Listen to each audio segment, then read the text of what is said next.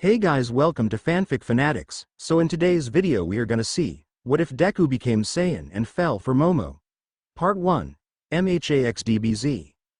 Before starting, make sure to hit that like button and subscribe if you are interested in MHA fanfictions. This story is Izuku Midoriya El Último Guerrero Z by Yunku-san. Now without wasting any more time, let's dive in. Nara Izuku. Musutafu, one of the most important cities in Japan. Why, you might ask? The largest hero academy in the world was located in Musutafu State, Japan. Great heroes had graduated from this, such as Japan's current top heroes and the symbol of peace, All Might, the hero who stands out above all others for his strength and the way he saves people no matter what.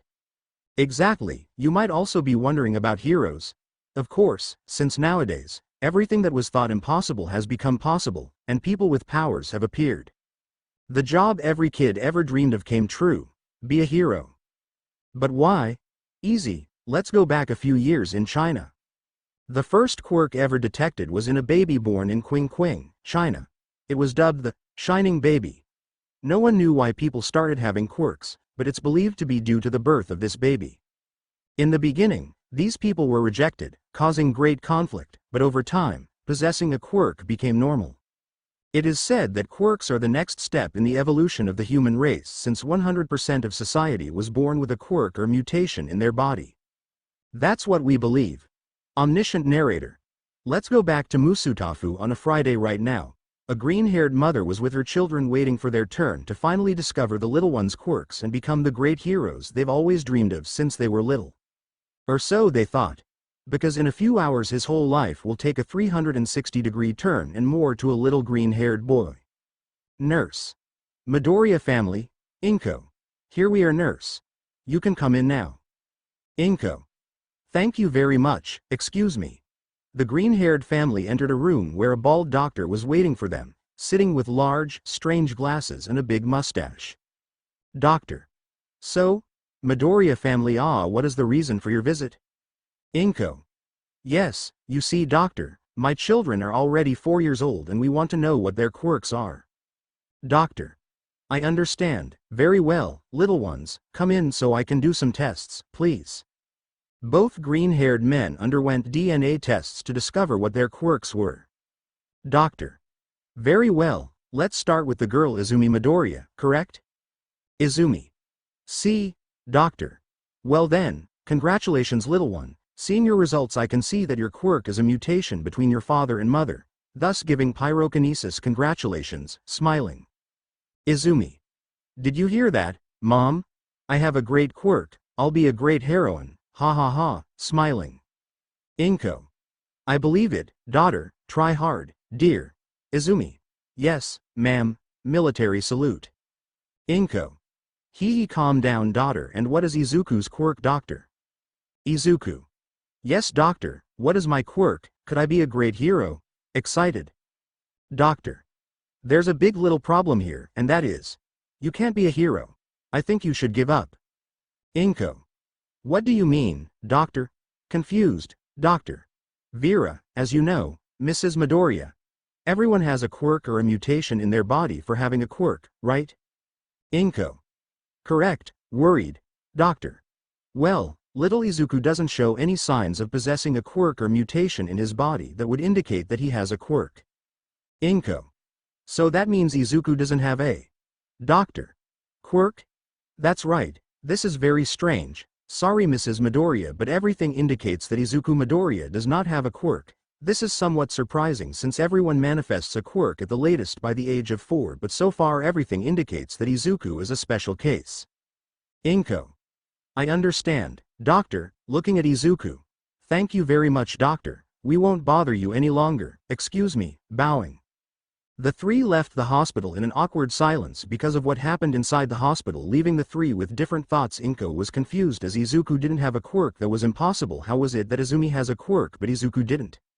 The boy's mother wondered. On Izumi's side, she was happy to have a great quirk, as at the same time she was angry at Izuku for being useless, for not being able to develop a quirk, and the poor boy went with a lost look while in his head echoed, "You can't be a hero." That made the boy sad because his dream was destroyed by a few simple words. He didn't have a quirk, he couldn't be a hero. Nara Izuku. The trip back home I didn't mention a word, I was just lost in my thoughts, although of course on the other hand my mom was talking to my sister Izumi about how she will be a great heroine. I didn't doubt it, I was glad that she has a very amazing quirk, but what about me? Will I no longer be able to be the hero I always aspired to be? What should I do now?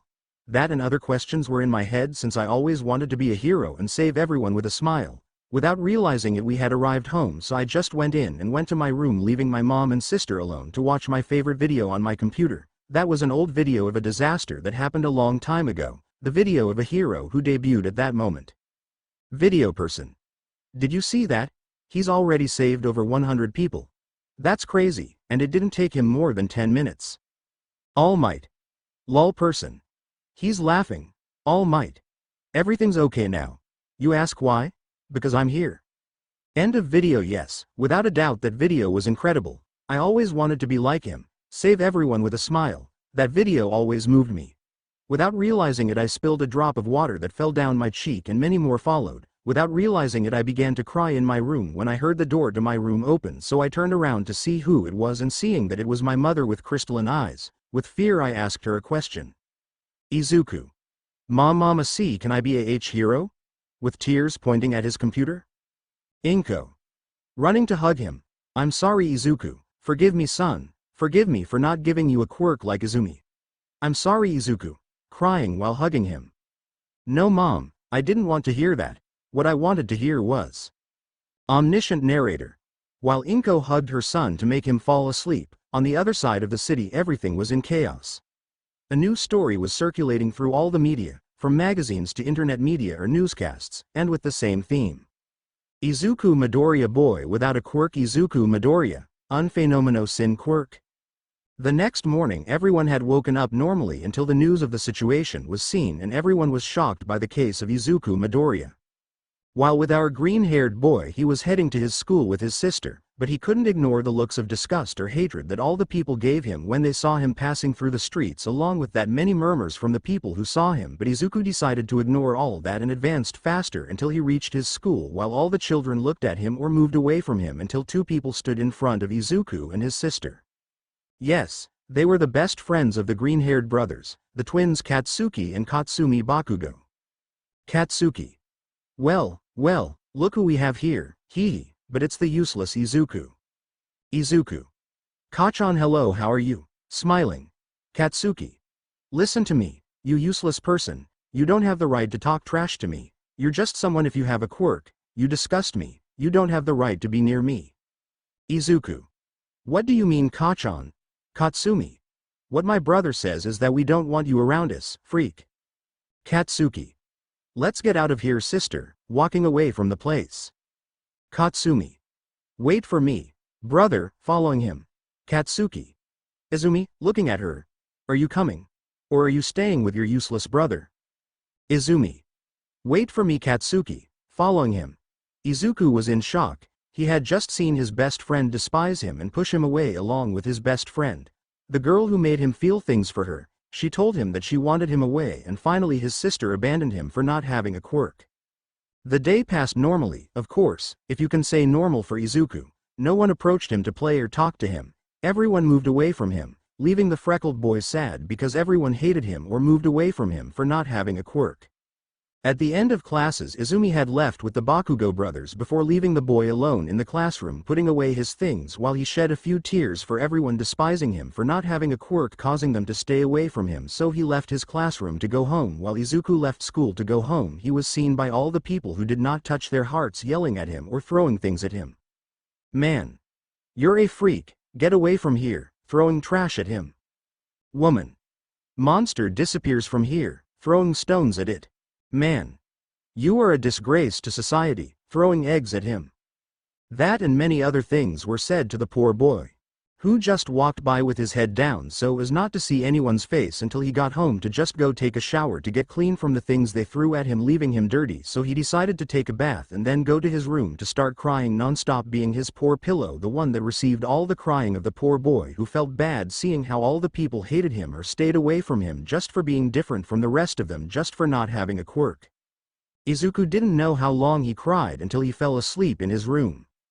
The next morning he woke up with red eyes, a sign of having cried a lot, and went to the bathroom to get ready for his new day, where he had a slight idea of what today would be like, so sadly he got ready, and when he was ready he went downstairs to see that there was no one there. His sister had already gone to school, and his mother was nowhere to be found, so he just served himself some cereal for breakfast, and when he finished he washed his plate and left to go to school. On the way everyone looked at him with hatred and disgust, making the boy feel bad because everyone saw him that way.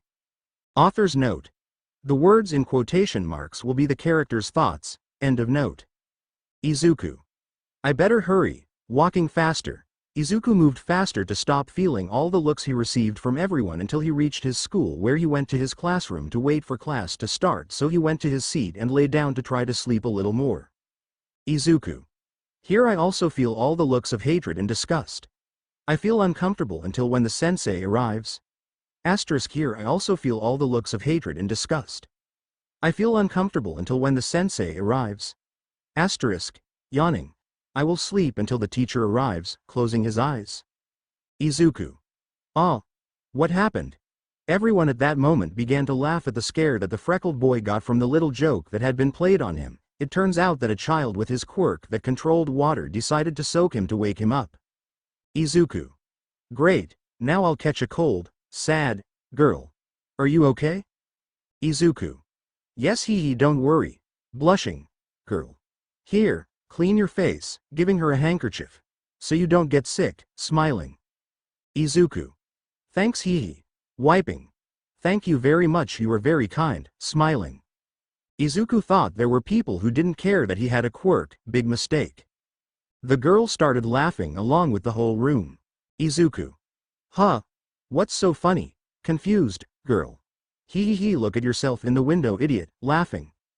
When Izuku looked out the window he saw that it was stained with ink, and when he looked at the handkerchief better he saw that it was full of ink. Izuku just grabbed his things while shedding some tears and ran out of the classroom, leaving everyone laughing at the poor boy and then putting on a smile of pride for having gotten rid of the quirkless from the classroom. While with Izuku running away he decided to go home while crying for what they did to those he once considered his friends. When Izuku got home he went to his room while still crying about what was happening and just for not having a quirk lying on his bed. Izuku: I just wanted to be a hero like you so I could save everyone with a smile, looking at a poster of All Might. But I don't have a quirk, what will I do now? What will my future be? Crying, will I be able to achieve my goal? Looking at the poster for the last time? Can I be a hero even if I don't have a quirk? Closing his eyes. Falling asleep because of all those questions that were going through his head, processing everything that happened since he went to the doctor. And only 2 days have passed without knowing that his life will be much worse from now on. Time skip: it's been 3 years since Izuku was diagnosed with being quirkless, so the teasing grew louder, along with looks of hatred and contempt, among others. A new day began and the sun entered through the windows of all of Japan, but we focused on the window of a little green-haired 7-year-old boy who made a face of annoyance because of the sun's rays that hit his face, making him yawn while rubbing his eyes to adapt to the brightness of the place. The boy did not want to get out of his bed since he had an idea of what his day would be like, so he reluctantly decided to get out of bed to take a bath and get ready to go to school. When he finished getting ready he decided to go down to eat something, but when he got to the kitchen he didn't see his mother or his sister. The first person was normal since his mother always left very early for work, but in the case of his sister he was surprised not to see her anywhere, so he deduced that she must have already gone to school. He decided to stop thinking about that and served himself some cereal for breakfast. When he finished eating he washed his plate and headed to school under the watchful eyes of all the people around him. The boy felt overwhelmed by all the looks of contempt, disgust or even hatred that people were throwing at him, so he decided to speed up his pace with his head down, but he realized that he had collided with a person. Izuku: ouch, sorry, are you okay, ma'am? Shaking her hand. Let me help you, okay? Smiling. Lady: don't bring your disgusting hand near me, freak. Rejecting his hand. Watch where you're going. Are you blind as well as stupid? Standing up. Izuku: please forgive me. Bowing. Lady: you despicable quirkless, walking away. The green-haired boy just lowered his head while shedding tears and walked towards his school to try to forget what had happened recently. When he entered his classroom he went to his seat to rest a little while his teacher arrived, but his plan was ruined by a little gray-haired boy. Katsuki. How are you useless? Don't you feel bad? Izuku. Kachan hello. Confused. What do you mean? Katsuki. Well, I saw how the lady you crashed into treated you and it made me laugh ha ha ha. Izuku just lowered his head sadly remembering what had happened with the lady, just remembering how she saw him made him panic for considering him a monster or even a phenomenon. Sometime later, the teacher arrived to start his classes. Time passed until it was time for recess, when everyone went to eat, leaving the boy alone in the classroom. He didn't want to leave to avoid being stared at.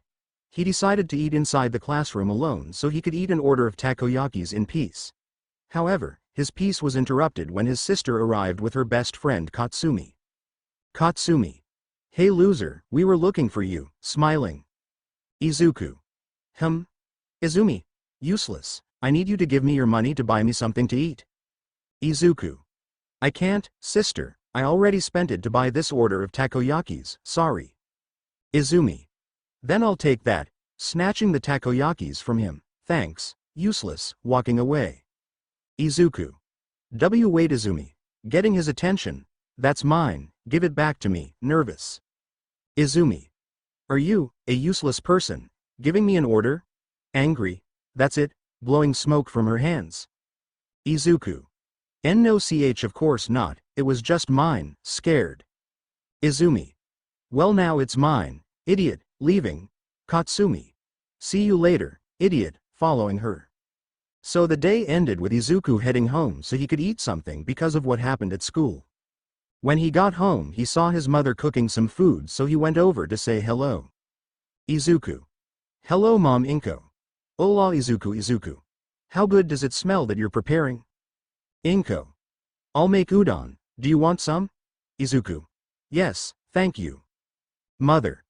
Calm Izuku down. When Inko was about to serve her son, Izumi appeared to ask his mother for something. Izumi. Mom, come, look at this. Pushing her away from the kitchen, you'll be surprised. Inko. Calma Izumi ya voy while both green-haired women left the kitchen leaving Izuku alone who lowered his head sadly. Izuku. He doesn't even care about me. Sad. Izuku ate some udon while eating in deep silence.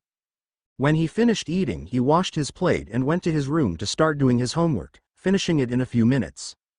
When he finished he decided to put on some more comfortable clothes and then lie down on his bed while slowly falling into the realm of dreams. When he opened his eyes he discovered that he was not in his room but somewhere else.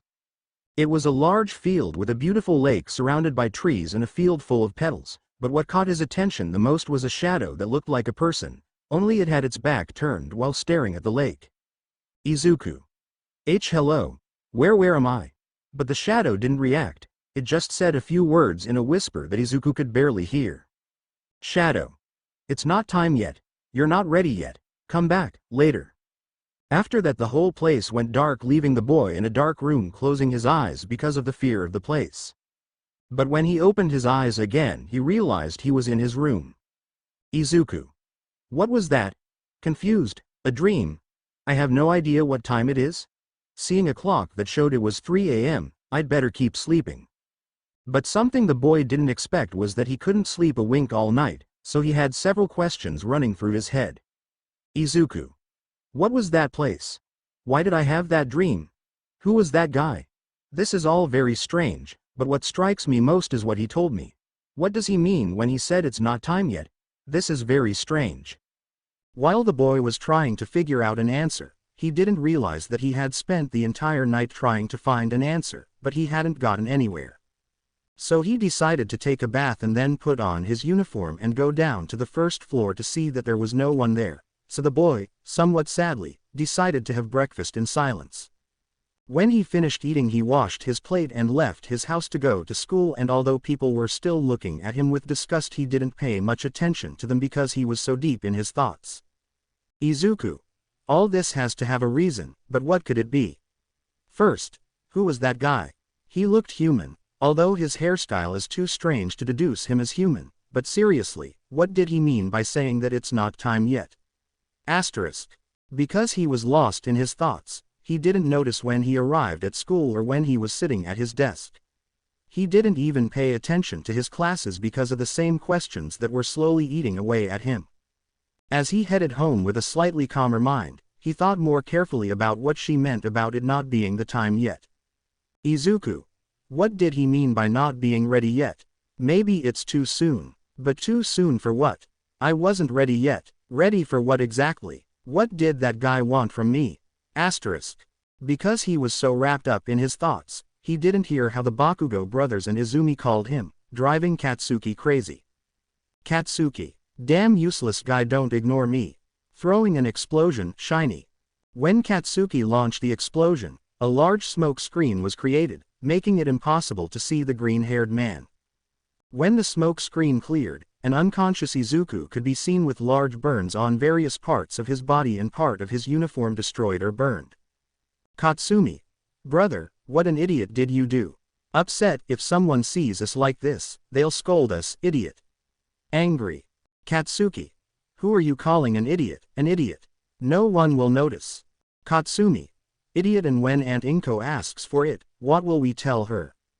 Izumi. Calm down, Katsumi. My mom won't even notice that she's not home, so there's nothing to worry about. Let's go. Passing by Izuku, weak. Katsumi just sighed and then relaxed her expression, following her friend and brother, leaving Izuku alone on the sidewalk unconscious.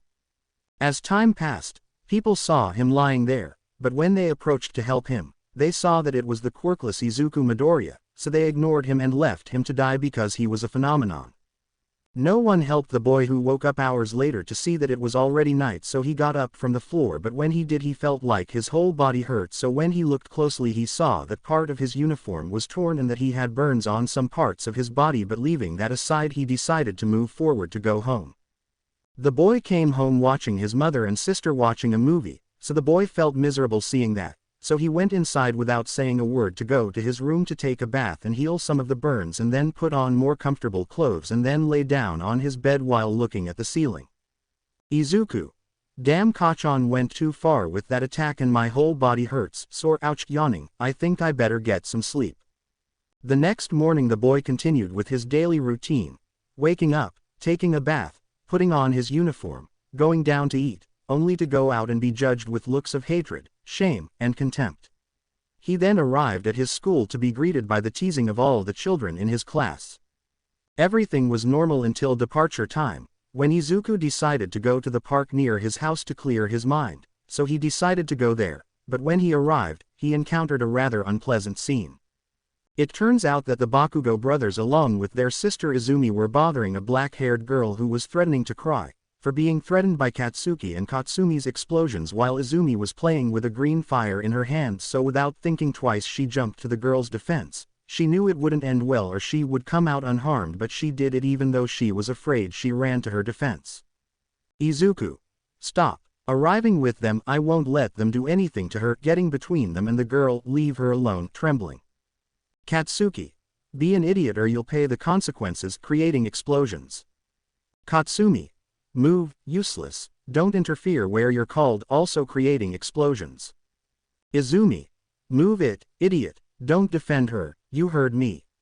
Angry, you don't even know her better, you idiot. Izuku. No, I won't do it, sister, I won't move. This girl didn't do anything wrong, this is wrong. This certainly surprised the three. Izuku spoke with confidence, not giving even a hint of nervousness or fear. Katsuki. Listen, useless, move, it's my last warning, if you don't I'll take it out on you. Angry, don't get involved where you're not called trash. But the boy didn't move, instead he got into a fighting stance while trembling with fear of facing his sister and his friends. Izuku. I won't do it, Kachan, that makes a hero save everyone even if they don't ask for help. Nervous. Katsuki. Damn useless move, you'll never be a hero. You're just a damn useless, now go away. But the boy didn't move at all. He was hurt by what he said to the person he considered his best friend. Izumi. Very well, idiot, you asked for it. Jumping in with her friends. After about 5 minutes, Izumi and her friends left, leaving the unharmed girl in front of an Izuku with bruises and burns on various parts of his body while he breathed heavily. Girl. Hey, are you okay? Shy and worried. Izuku. Why yeah, he you. It hurts to even laugh, smiling. Tell me, are you okay? They didn't hurt you, right? Worried. Girl. And no, nothing happened to me thanks to you, Shy. Izuku. That's good, I thought you were hurt before I arrived. Girl. Tell me, why? Izuku. Why what? Girl. Why did you save me? Why you don't know me? Izuku. Oh hee. Tell me something. Is there any reason not to have to save someone in danger? Girl. Thank you, Shy. Izuku. Don't worry either. Girl. Izuku. My legs moved by themselves, embarrassed. Girl. Thank you, crying. Izuku. Don't cry, okay. It's better to smile, hee, smiling with difficulty. Girl. Why yes, hee, tell me what is your name? Izuku. Oh, forgive me for what happened, I forgot to do it, hee, my name is Izuku Midoriya, it's a pleasure, smiling. Girl. Izuku Midoriya, you are the boy everyone is talking about, impressed, you are the boy who doesn't have a quirk. Izuku. Yes, that's me, sad. Girl. What's wrong? Why are you sad? Izuku. Oh, it's just. Nobody approaches me or wants to talk to me. I would like to be a hero but I don't have a quirk. Now you'll make fun of me, sad. Girl. What nonsense. Izuku. Girl. How I would make fun of the person who saved me. You know, I think there's nothing wrong with not having a quirk, to me you're great. And I think you would be a great hero, Shy. Izuku. Do you think so? Do you think he can be a hero even if he doesn't have a quirk? Girl. Of course. Izuku. Thank you, blushing. Girl. It's nothing, Midoriya-san. Izuku. Hey, now that I think about it, what's your name? Curious. Girl. Oh, excuse my manners, my name is Momo Yaoyorozu, a pleasure. Izuku. Un gusto Yaoyorozu-san. They were both about to continue talking, but then a middle-aged man in an elegant suit approached them. Sir. Miss Yaoyorozu, it's time to go back. Yaoyorozu. Oh, dejected, I have to go, Midoriya-san again, thanks, bowing. Izuku. It was nothing, hee, embarrassed, take care, Yaoyorozu-san, slowly walking away while limping. The girl only saw how the boy slowly left while showing signs of pain from the blows he received to protect her, so she only touched her chest and then watched him walk away from her sight. Yaoyorozu. Whispering, thank you, you're my hero, hee. When the boy walked away from the place while limping, he was happy to have protected that girl and that his sister and her friends had not hurt her. Izuku. Well, it hurts less than it seems, hee, ouch. Leaning against a wall, I better not laugh, ayaye, rubbing himself, it would be better to go home. When he got home, the boy only went up to his room to take a bath and heal some of the burns caused by his sister Izumi for having used her quirk against him. When the boy finished healing, he decided to go down to eat something, but when he arrived he saw his mother and his sister eating some rice together while they had a pleasant conversation while reading a book, but what hurt the boy the most was seeing how there was no plate for him. Izuku, after seeing that, felt as if something broke inside him. Inko, feeling the presence of her son, just looked up to see how his eyes were crystalline. Inko was surprised by that until she realized why the boy was like that, she had forgotten him. Just at that moment the boy felt a deep pain with the Bakugo brothers, those whom he considered his best friends when they could along with his sister Izumi. They made fun of him or even hit him for not having a quirk. It made the poor boy feel miserable who every time they could told him that he could not be a hero, but none of that hurt him more than seeing how his mother only paid attention to his sister. Inko. Izuku, hi son, sit down, I'll get you. Do you want some rice? Nervous. The boy just looked down as he clenched his fists while biting his lower lip. Izuku's pressure on his fists was so great that you could see his hands were shaking. The boy just turned around without saying a word to go to his room, but then he was hit by a book that hit him on the head by Izumi. Izumi. Hey idiot, mom's talking to you. Inko. Izumi. Angry. Izuku just decided to ignore this but decided to leave the house. When he was about to pass through the door, Inko spoke again. Inko. Is Izuku, it's too late to go out to where are you going? Izuku. I'll go for a walk, but I don't know why you're asking or why you're interested. Cold. Both Izumi and Inko were surprised by the boy's response, one by how he spoke and the other by feeling the coldness of his words. As Izuku walked through the streets, he couldn't stop feeling all the stares from the people. The boy no longer had to try to guess what they were thinking because he knew very well that everyone was looking at him with disgust, contempt, or even hatred. That's why the boy didn't decide to move faster as he always did. He just continued on his normal path, but with great pain accompanied by something surprising. Anger. He doesn't know how much time had passed since he left home, so seeing that it was already darker, he decided to go back home, but when he was crossing an alley he was greeted by a strong wave of air that almost made him fly. When the boy turned to see the cause of this, he found someone he never expected to see, because in front of him was the symbol of peace, the powerful All Might, arresting some thieves who were in that area. Izuku just watched in amazement as his idol caught all the thieves in a few seconds. The boy was impressed. The only thing he could say at that moment was, "Izuku. Wow, impressed." The symbol, upon hearing that, turned around and found a boy of approximately 8 years old who had an expression of astonishment. All Might, upon seeing him, only did what he does best towards a fan. "All Might. Ha ha ha, everything is fine now. You ask why? Why am I here already?" Izuku. All Might. Himself, smiling. Izuku. This is amazing, excited. All Might. Tell me kid, what's your name? Izuku. I am Izuku Midoriya sir, I am your biggest fan, nervous. All Might. Haha, it's an honor to meet a fan. Now excuse me, I have something to do. See you soon, charging the thieves. Izuku. Wait, approaching. All Might. Crime waits for nothing, kid. Keep supporting me from the cameras, about to jump. Izuku wanted to talk to him. He wanted to ask for his autograph, take a picture posing together and ask his idol many questions, but at that moment. I'm sorry Izuku. Forgive me son, I think you should give up. Izuku. That may all be true. But, still, those phrases came to his head, but he didn't stop and, determined, he spoke again with courage, asking a question that would change his destiny forever. Izuku. Can I be a hero? All Might. Izuku. Can I be a hero even if I don't have a quirk? Could a person like me be a great hero like you? He did it. He asked his idol if he could be a hero even though he was the only human who didn't have a quirk. All Might. Without a quirk. Forgive me but I can't just tell you. You can become a hero without a power. It would be dangerous, but you can become an officer. They are not as respected, but you can help people. Sorry kid. But you can't be a hero. You should give up. Izuku. No but, All Might. It's not bad to dream, but you also have to consider what's realistic. By jumping. I heard well. Did his idol tell him that he should give up? He couldn't believe it. The boy decided to walk away from the place while shedding tears. His idol, that person who showed and said that you should never give up, told him to give up. Izuku. Don't cry, you already knew it, right? It's reality. You knew it, that's why you tried so desperately, you deceived yourself into not accepting reality. He doesn't know when he arrived, but he was on Dagoba Beach.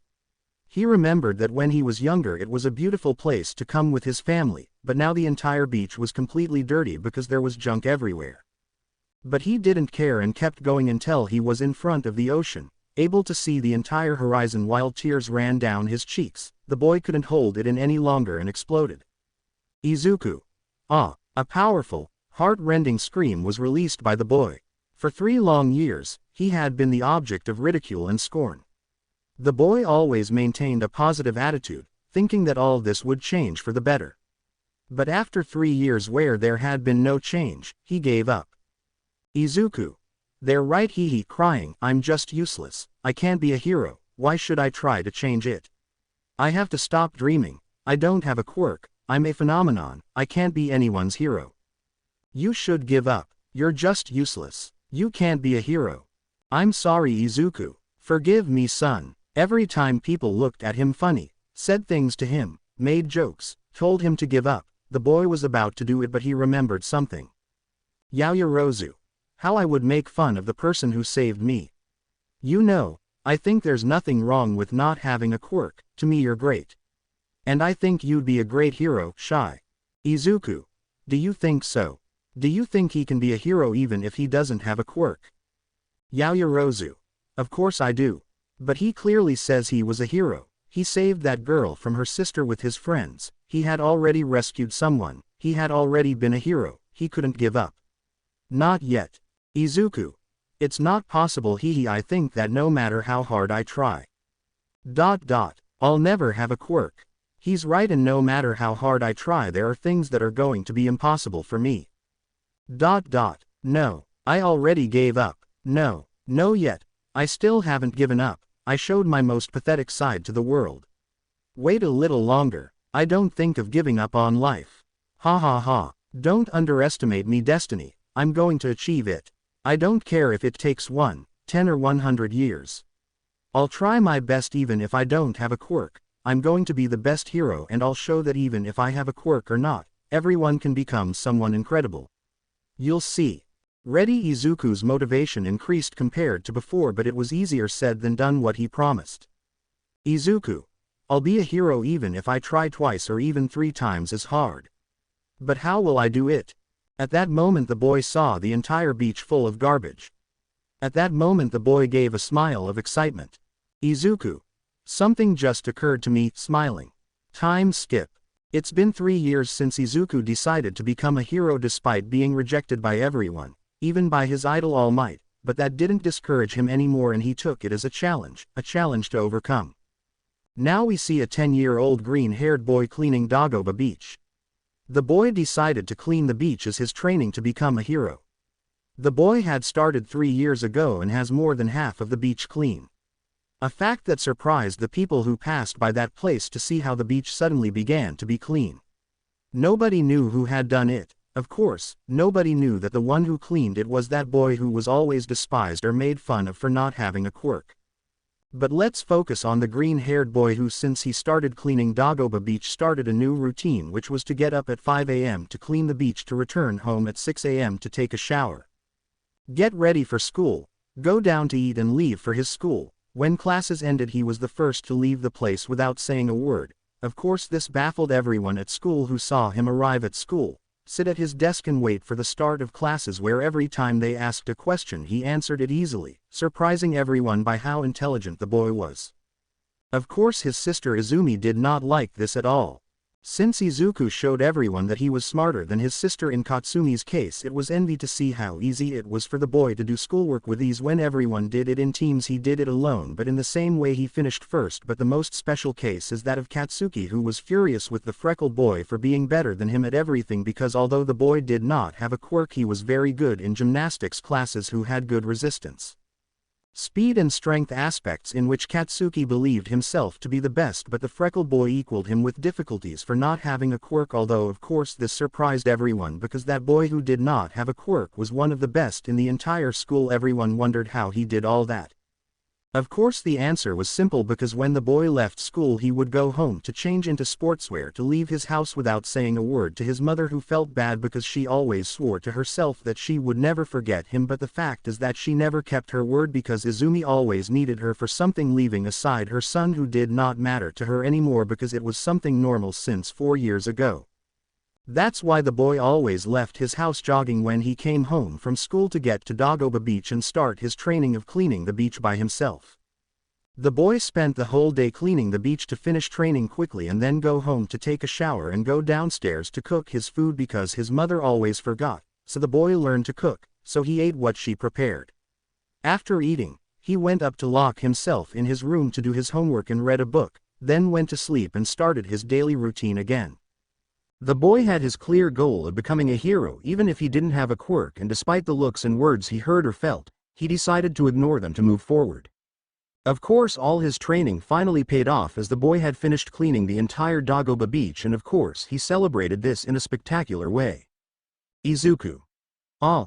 The boy was standing on an old refrigerator while he was shirtless, shouting victory because he had managed to clean the entire beach.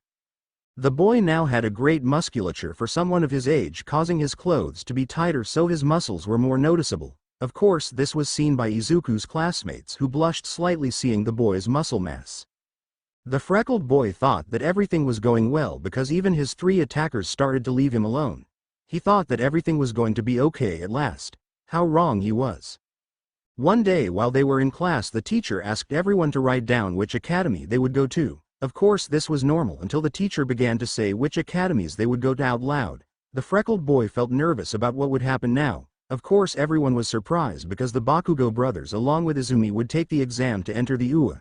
Of course everyone was surprised by it, but that went from surprise to mockery because the teacher continued talking. Professor. By the way, it says here that Izuku will also take the exam to enter UA. This went from surprise to mockery. Everyone made fun of the boy who just lowered his head in sadness as he listened to everyone telling him to give up. This of course was seen by 3 press who were angry with the freckled boy. At the end of classes, the freckled boy was putting away his things when someone snatched a notebook from him. When he turned around to see who it was, he knew he was in trouble. In front of him were his attackers. Katsumi. Damn Deku, you're just a hindrance, a damn stone in our path. Izumi. Deku, give up, damn you can't be a hero. Katsuki. Deku. Just give up already, damn it, you're just a damn hindrance. You can't be a hero since you don't have a quirk. Izuku was angry, he was already tired of everyone telling him what he could or couldn't do, so he just exploded.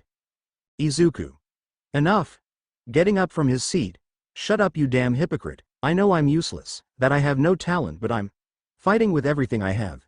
It's always the same, everyone making fun of me and putting me down. What's wrong with a kid? No one aspires to be stronger? Ready. The boy exploded. He spoke with force and firmness again, that facet that the 3 were surprised about because the first time they saw it was when he protected that girl from the 3 of them. Bakugo, angry, just gave him an explosion, making the boy fall to the ground and then turned to look at him while his hands smoked from his explosion. Katsuki. That's where you belong, on my feet, because that's what you are. You're a loser, with a sly smile. Izuku. With his head lowered. So that's the reason why I'm here. I must thank you. Besides, if a loser makes a lot of effort, he can surpass a distinguished hero. Katsuki only got angrier but decided to leave him alone and turned around ready to leave with the girls, but before leaving he turned around to see him one more time. Katsuki. You want that much from a hero, huh? Izuku only paid attention to his words. Katsuki. That's simple, jump off the roof and pray that in your next life you'll be reincarnated with a quirk, leaving the place. Did I hear him correctly? Was that the kind friend he used to laugh with as a child? The boy just got up and headed for the exit. On the way, the boy only remembered the words of his former best friend. Jump off the rooftop and pray that in your next life you'll be reincarnated with a quirk. The boy decided to go to Dagoba Beach to sit and meditate on things. When he arrived alone, he went to a lonely place on the beach where he sat under a palm tree while he closed his eyes in sadness for having heard what his friend told him. When the boy opened his eyes, he found himself in that mysterious place.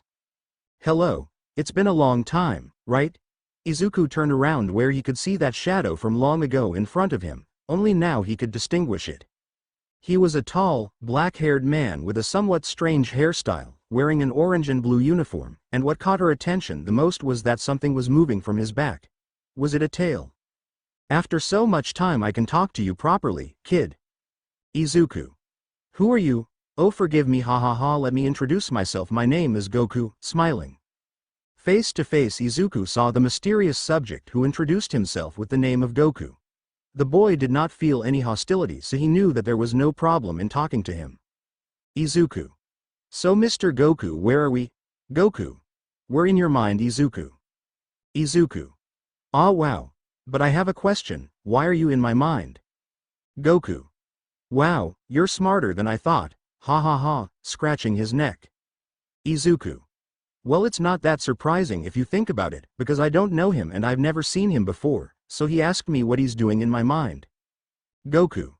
Okay, pay attention. Goku would tell Izuku about his adventures. How he met Bulma, how they became friends to get the Dragon Balls, how he met Krillin and Master Roshi, how he grew and became strong, how he formed a family with his wife Chi-Chi, his children Gohan and Goten, like Goku's brother. Raditz kidnapped Gohan and told him about the Saiyans and that he was one, how he became that legendary Super Saiyan, how he fought against the god of destruction until reaching the tournament of power where his universe won.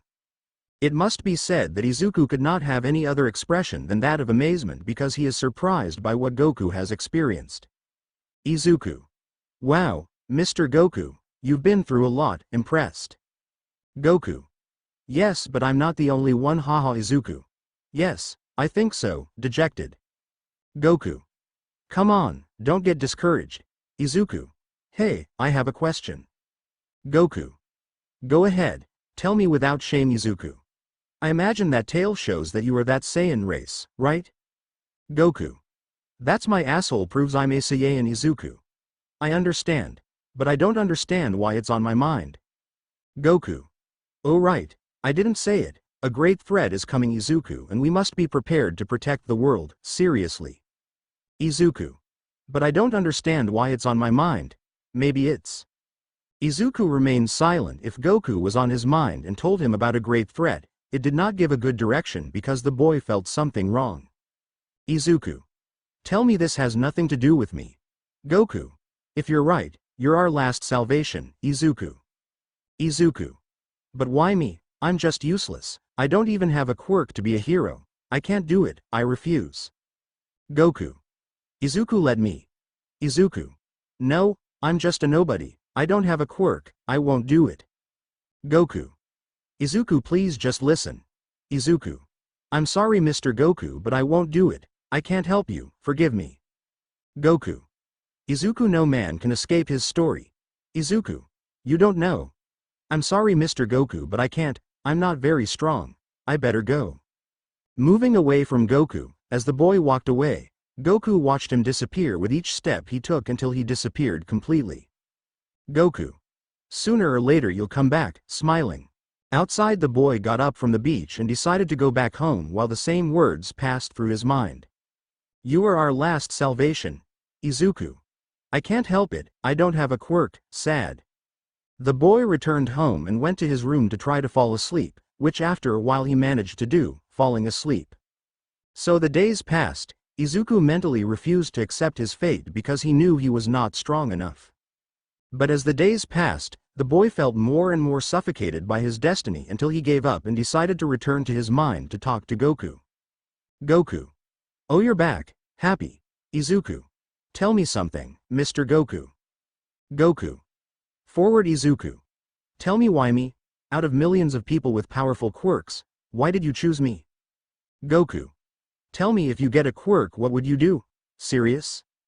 That surprised Izuku because during the time he spoke with Goku he knew that he was someone kind and happy, even carefree, but this new facet of Goku surprised him. Izuku. What do you mean? Goku. Tell me, if you get a quirk, what would you do with it? Serious? Izuku. That's obvious. I would become a hero who saves everyone with a smile and shows safety and protection to everyone. Goku. There's your answer, ha ha ha. Izuku. What do you mean? Goku. Easy, you have a pure heart and there is no one who would do what you do for society, who discriminates against you so much. The majority would seek revenge while the other part would just let them die, but not you. Your heart is pure, that is why you are my choice.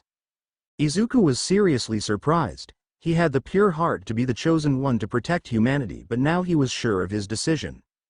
Izuku. Okay, I'll do it. Self-confident. Goku. That's the attitude, ha ha ha. Izuku. So how will I protect the world? Curious. Goku. You'll easily become a Saiyan. Izuku. And how will I do it? Goku. You'll easily fuse with my spirit. Izuku. Is it possible? Unsure. Goku. Of course. Then you're ready to be a hero? Extending his hand. Izuku. For protecting the world, holding his hand. Goku. Okay, listen, you have to go find my master Roshi, okay? Izuku. Okay, and where do I find it? Goku.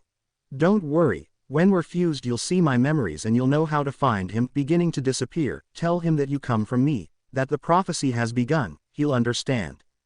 Izuku. Okay, Goku. Good luck, now you're a Z warrior, ha ha ha. Izuku. It will be an honor, he he he. Goku. By the way, don't be scared when your tail comes out, ha ha ha. Izuku. Wait, what? Goku. Ha ha ha, you're not a Saiyan for nothing.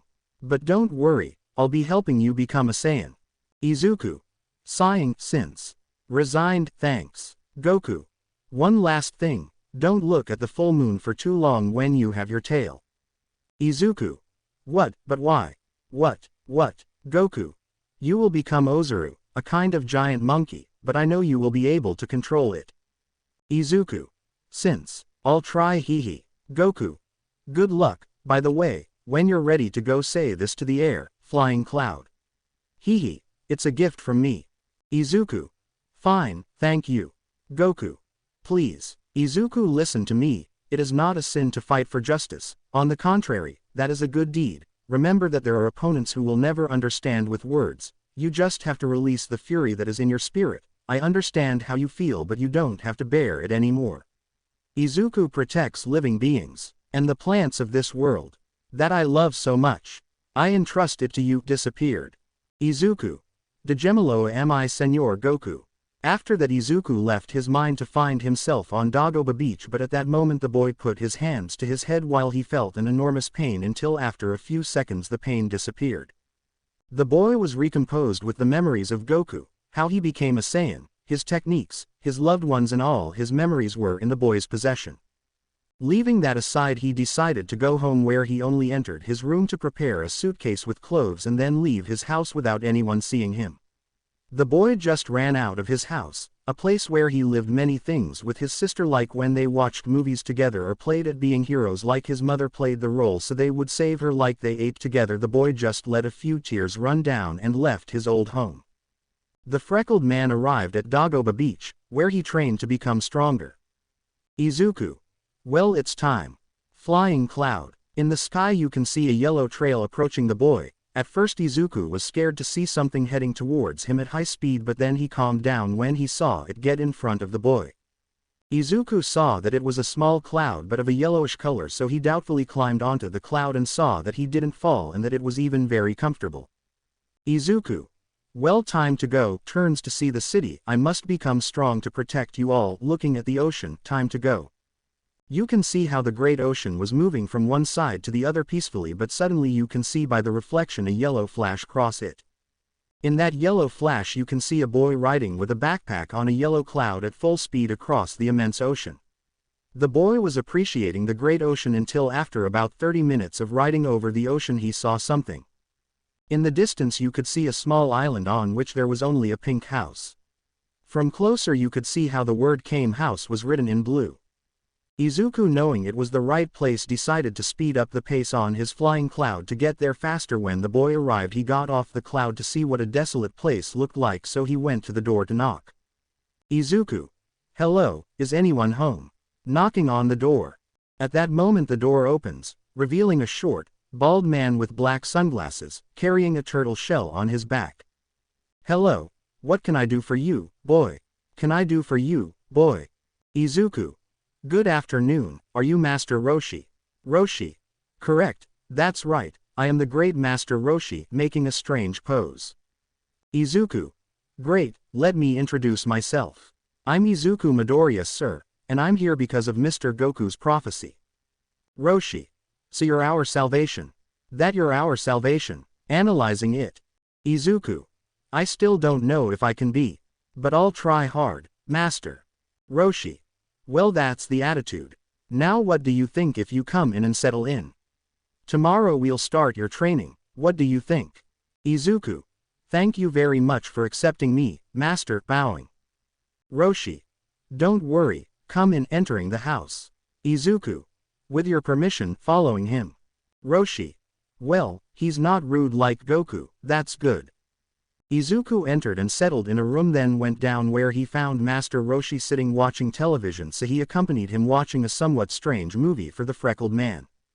When the movie ended, Master Roshi asked the boy questions which he answered without any problem until there was a question that confused him a little. Roshi. Tell me, Izuku, why do you want to be a hero? Izuku. I want to protect and save everyone from danger. Roshi. No, I asked you why you want to be a hero. Not so that. Izuku. Actually. I was born without a quirk. When I was little I always wanted to be a great hero, one who saves people from danger with a smile, one who smiles for others, one who stands in the way of evil to protect everyone. That was my dream, but unfortunately I didn't awaken any quirk, sad but. Master Roshi remained silent. He wanted to know the reason why he was becoming stronger, as it would help him because of the prophecy, but he did not want him to seek revenge on others because he was strong. Izuku. When I discovered I didn't have a quirk, my world fell apart. Everyone said that quirks were the next step in evolution, that everyone would manifest a quirk, but I didn't. Thanks to them I was a victim of mockery, beatings, abuse, and more. People saw me, but they saw me with a look of disgust, hatred, contempt. I always heard everyone's comments that I was just a phenomenon, useless. A Deku, shedding tears. Master Roshi felt bad for everything that had happened. The boy knew that this was something difficult to live with, so he tried to change the conversation. Roshi. What do you think if? Izuku. That's why I want to be a hero. The boy gave a scream that surprised the teacher, so he turned to look at him. Izuku. I want to be a hero, someone who stands up for others. I want to show the world that I can be a hero even if I don't have a quirk. Even if I'm useless, I want to show everyone that nothing is impossible. That's why I'll be a hero. I already gave up once. I don't want to do it again. I want to be a hero who inspires others, someone who shows that anything is impossible for those who fight. That's my reason for being a hero. Master Roshi saw him. He could see his gaze. That look of determination. The freckled man was not playing, and Master Roshi knew it, so he just sighed and spoke. Roshi. Sigh, rest. Tomorrow we'll start early. Get ready because I won't be bleeding. Smiling. Izuku. Yes. The next morning the freckled boy was surprised because he left the house to jog a little, but when he came out he saw that the island had expanded because there was even a large forest as well as a large volcano. A little further away he could see a few houses, so the freckled boy was surprised. Izuku. What the hell? Roshi. Good morning Izuku, follow me, training starts now. The boy followed the teacher until they reached a man who was carrying some boxes of milk, which disconcerted the boy a little. Roshi. Good morning, good man. Are these the boxes that need to be delivered? Sir. Oh yes, of course they are. All of these 4 boxes shown, but can they be done alone? Roshi. Don't worry, we'll make them. Okay.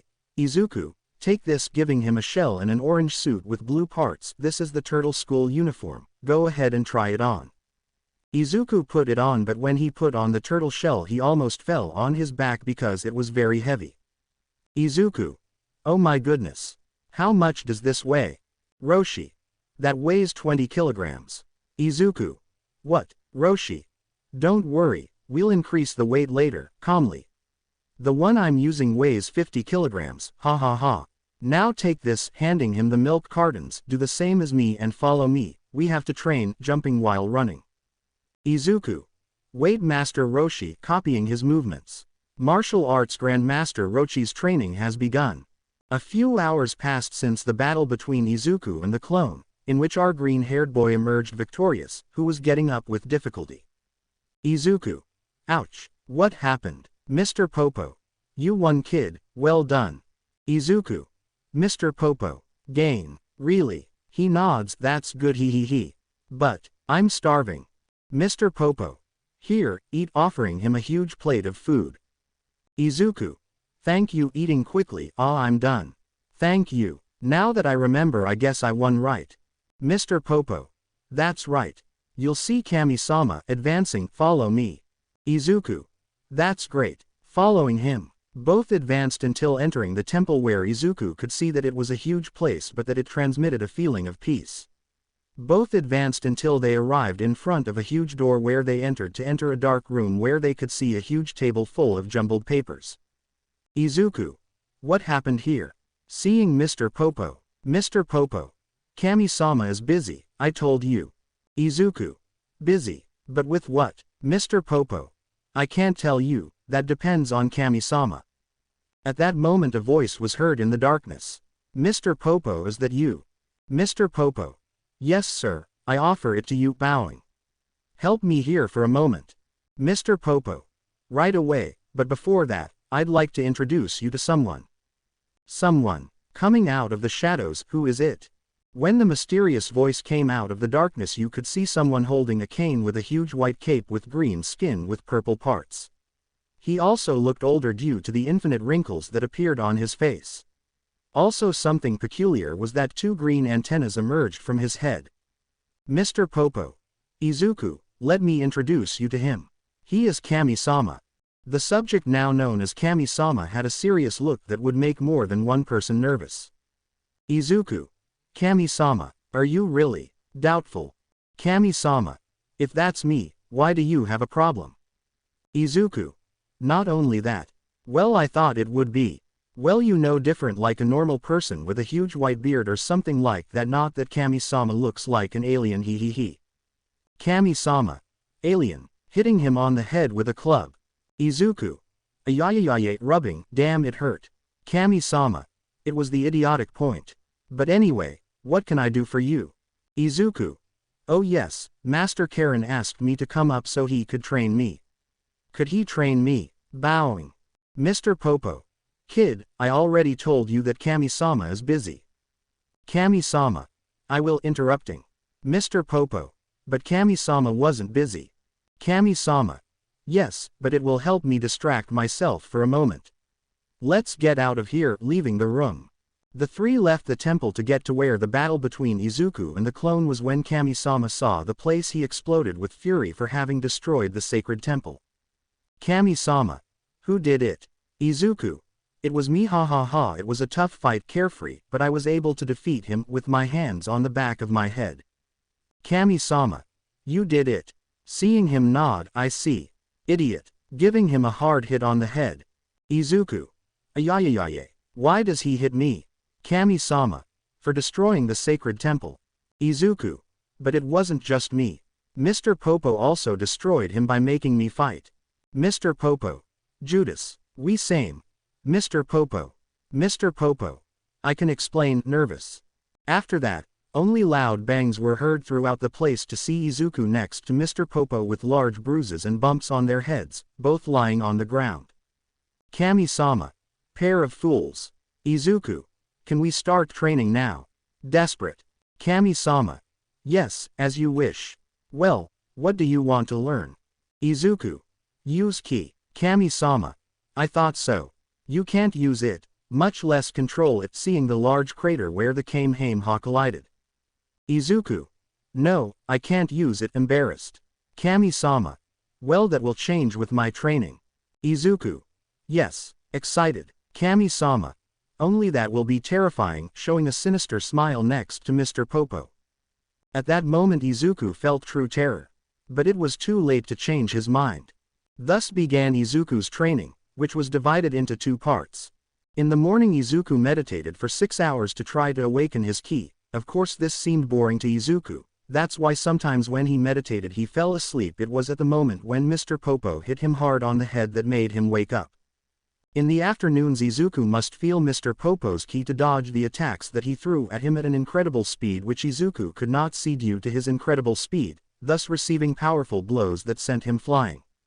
So the days passed in which Izuku could not use ki or feel it, something that frustrated him a lot. In training, Izuku tried to dodge Mr. Popo's attacks, but he couldn't, receiving a strong kick that sent him flying. Kami-sama. Again, Izuku stood up to be greeted by a strong punch to the stomach that knocked the wind out of him. Kami-sama. Again, Izuku got back to his feet to be greeted by an axe kick that embedded him into the ground. Kami-sama. Stand up. He stood up and was now greeted by a strong knee to the face that sent him flying. Kami-sama. You're levitating. He stood up again and was sent flying by a powerful kick that hit him in the chin. Kami-sama. What's wrong with you? Can't you do it? Mr. Popo. Whispering, Kami-sama. I think he's starting to go a little too far. Kami-sama. Come on. Stand up. Or what? You can't do it anymore. Stand up. Izuku. No, I can't. Still not standing up. I can't do it. I'm just useless. I'm a Deku. Crying. Kachan was right. I can't do anything. I'm just a damn stone in the road. Frustrated. Wi-sama. Nino. Izuku. No, don't say anything. Standing up. I just want to be alone. Walking away from the place. Mr. Popo. Wait. Kami-sama. No, Mr. Popo, leave him alone for a moment, watching him walk away. We read a green-haired man on the shore of the sacred temple sitting on the shore with his feet in the air watching the clouds. Izuku. Damn. Crying, I can't use ki. I'm so pathetic. Really, Kachan was right. Really, I'm a Deku. While Izuku was crying, he couldn't feel someone slowly approaching the boy who was just staring into space with tears in his eyes. Kami-sama. So you were here. Izuku. Kami-sama, surprised, how did he find me? How did he find me? Wiping away his tears. Kami-sama. Child, I have lived here for many years. Izuku. Oh, you are. Kami-sama. May I sit down? Izuku. Oh, claro. Kami-sama. Thank you, sitting next to him. Ah, this is good. Tell me, kid, what is that Deku thing? Izuku. Nothing important, he. Kami-sama. Come on, don't take me for a fool. When you shouted it, you were furious to admit it. Izuku. Sighing, it all started when I was 4 years old. My mother and my twin sister visited the doctor to find out about our quirks. My sister inherited the power of my mother and father, giving life to pyrokinesis, but... Then they told me that I did not have a quirk. Crying, being the first human without a quirk, people started to see me differently.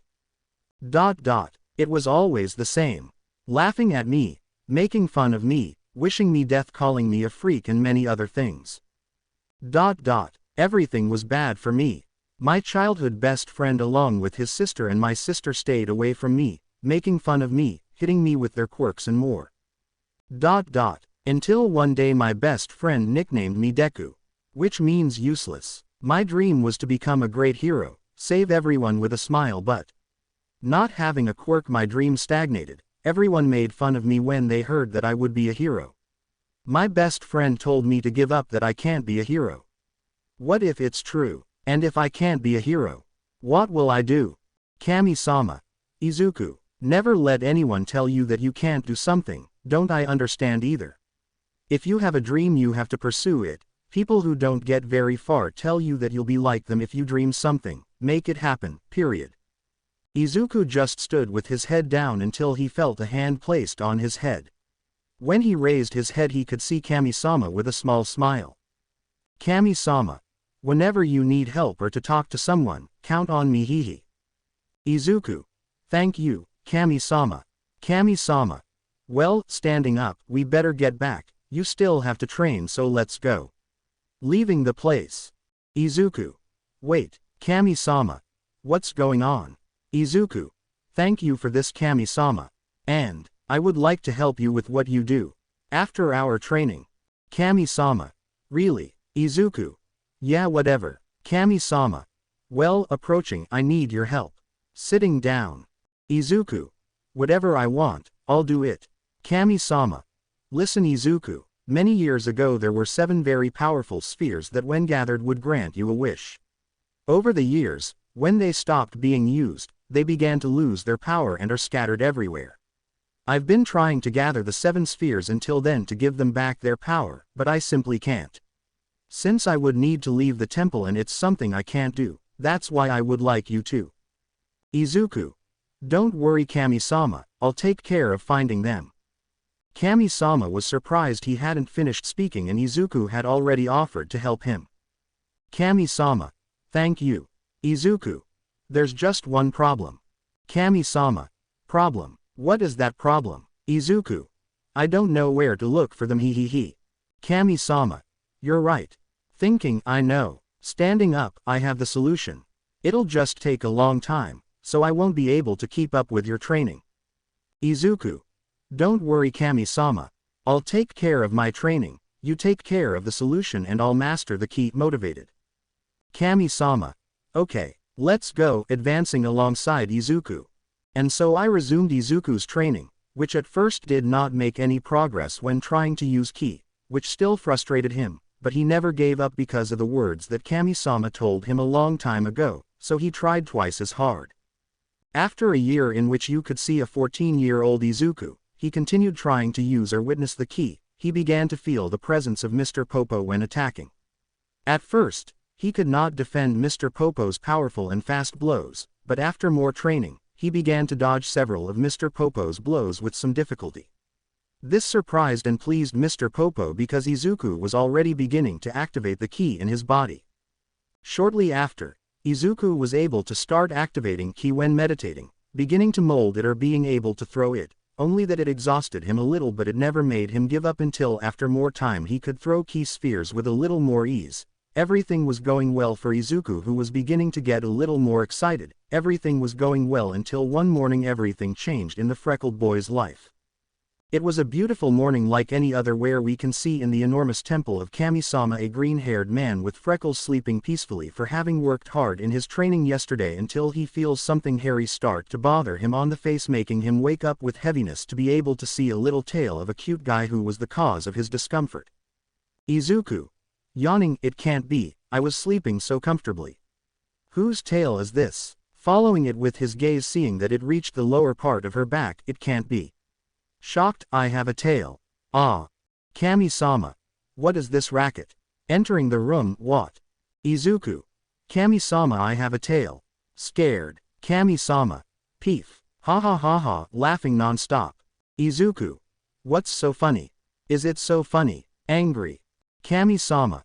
Ah, holding his stomach, now who is it that looks like an alien, huh? Ha ha ha.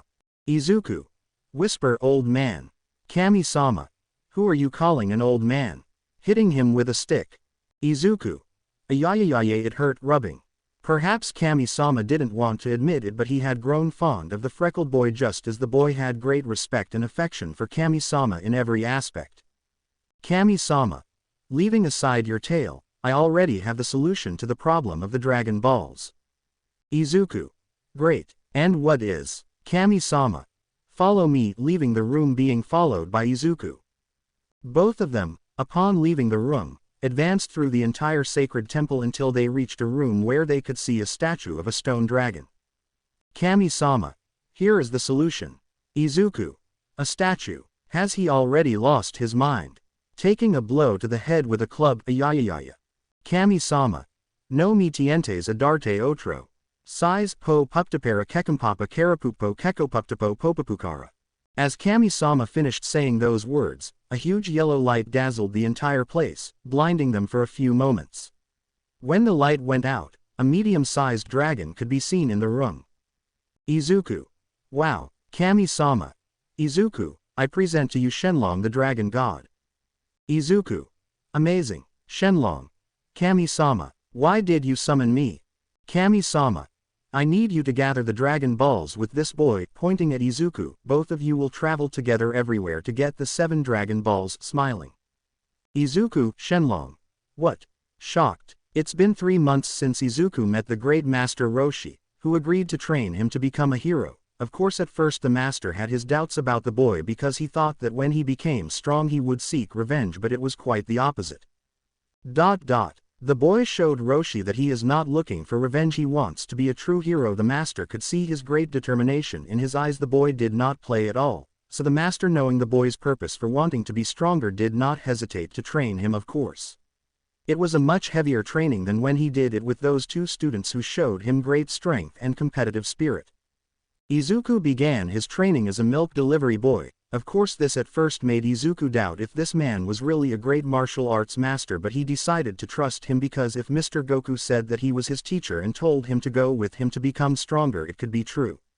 He left that aside, so he accepted the training because he thought that this job would be useful for something, that it had to be for something, so he decided to trust him. Of course, he did this every day before the sun came up. At first it was hard for him to adapt to the training, but after a few days of training he managed to keep up with his master. Of course, Master Roshi was surprised because in a few days he was already following him very closely. Not even Krillin or even Goku caught up with him so quickly, so he decided to put more weight on his turtle shell. The boy did not refute anything because he knew that if Master Roshi put more weight on his turtle shell, it was because he was doing well in training. So instead of seeing it as a punishment, the boy saw it as a gift of effort for his training that little by little was bearing fruit. We can see how Izuku and Master Roshi were lying on hammocks while they felt the fresh air of the place. It was a beautiful moment of peace. Izuku. Maestro. Roshi. What's going on? Izuku. Why are we doing this? Curious. Roshi. Why not? It's a good time. Calm. Izuku. I understand. Wait, what? Upset, it can't be. Standing up. Roshi. What's wrong? Curious about his sudden attitude. Izuku. Master, there's no time. If I'm the person in that prophecy, I don't have time for this. Shouldn't I be training non-stop? Worried. Roshi. Relax, kid. Izuku. No, I can't do it. Everyone will be at risk and I'm their last salvation, but instead of getting stronger I'm resting. I can't do it. I'll go inside, leaving. Roshi. Child waits. Izuku. No, I won't do it, master. I have to become strong, walking away. Roshi. If you leave, I won't train you anymore. Standing up. Just hearing those words the boy stopped dead in his tracks. Did his teacher really mean it? Izuku. Huro. Roshi. I mean it, kid. Now come and relax, settling down. The boy only did what was asked. When the boy lay down he saw the sky turn orange, implying that the sunset had already begun. The boy appreciated it slowly while he looked out of the corner of his eye at his teacher who seemed relaxed, too much. Roshi. Listen Izuku, you have to work, you have to learn, you have to eat, you have to rest. And you also have to play. Those are the bases of Master Roshi's training to be in good condition, is that clear? Izuku. Yes, master. Sorry for getting upset, sorry for your action. Roshi. Don't apologize, I know how you feel. Izuku. Really? Curious. Roshi. But of course I'm not your teacher for nothing, ha ha ha. Listen Izuku, I understand that you must feel stressed, worried or desperate to become strong and be able to protect the world, but a lot of the good is bad. That's why it's okay that you want to become strong soon, but remember this. There are no shortcuts, just hard work. Train hard and be patient. It will pay off. Izuku. Okay master, relaxing, thanks. Falling asleep. Roshi.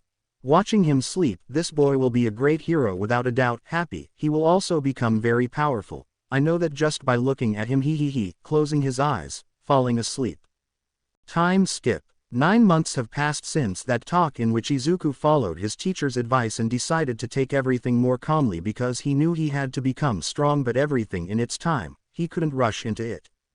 As time passed, the training also increased in difficulty because apart from Izuku having to carry the milk crates everywhere, his turtle shell weighed more, currently weighing 65 kilograms, an overwhelming weight but one that Izuku could move with a little ease because all the training he did served to make him stronger.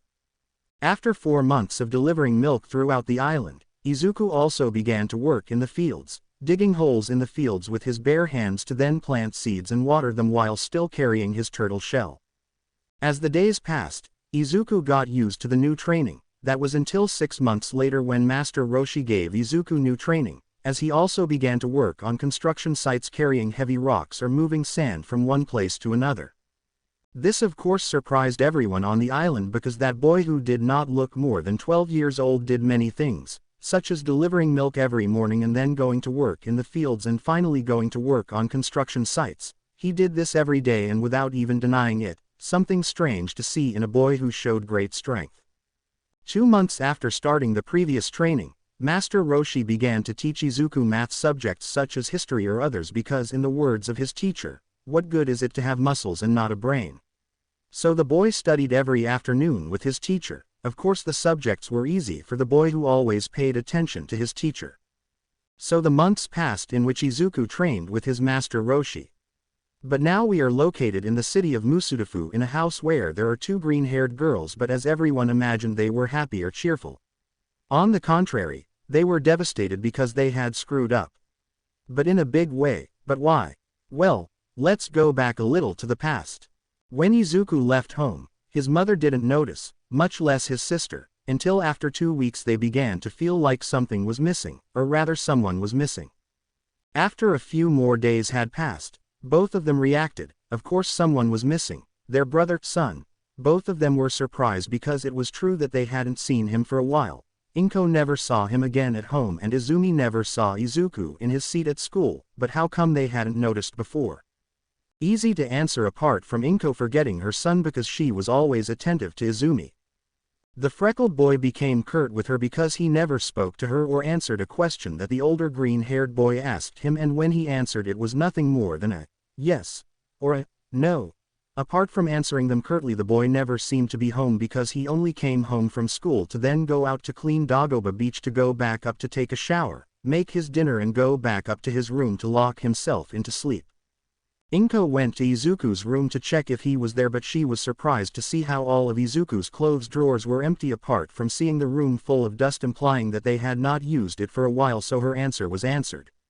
Izuku had left. Months passed and the news sold like hotcakes because it was another story of that boy who was different from everyone else because he didn't have any quirk, something rare in today's society since everyone had a quirk, so being news about that special boy made them more popular.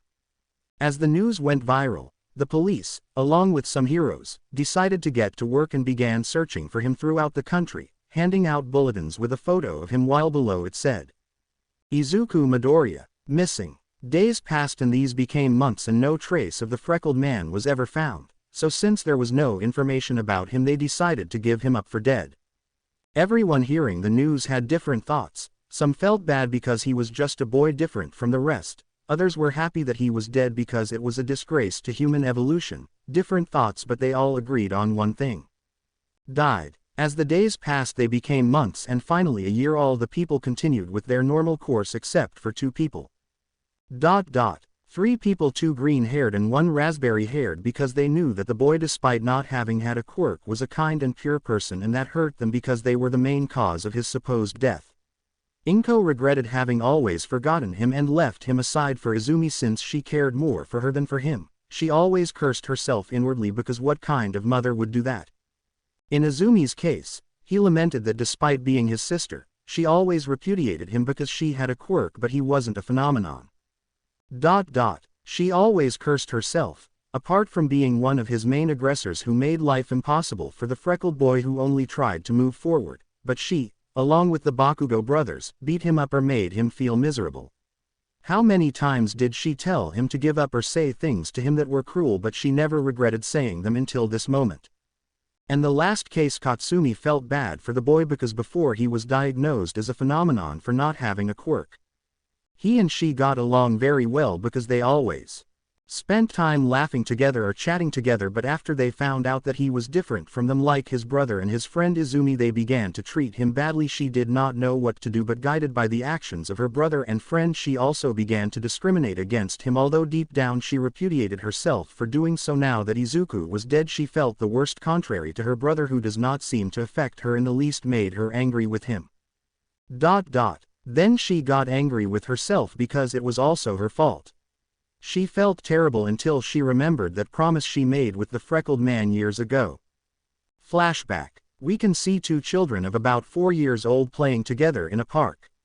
Both seemed very happy playing at being heroes until, due to fatigue, they decided to rest a little. Izuku.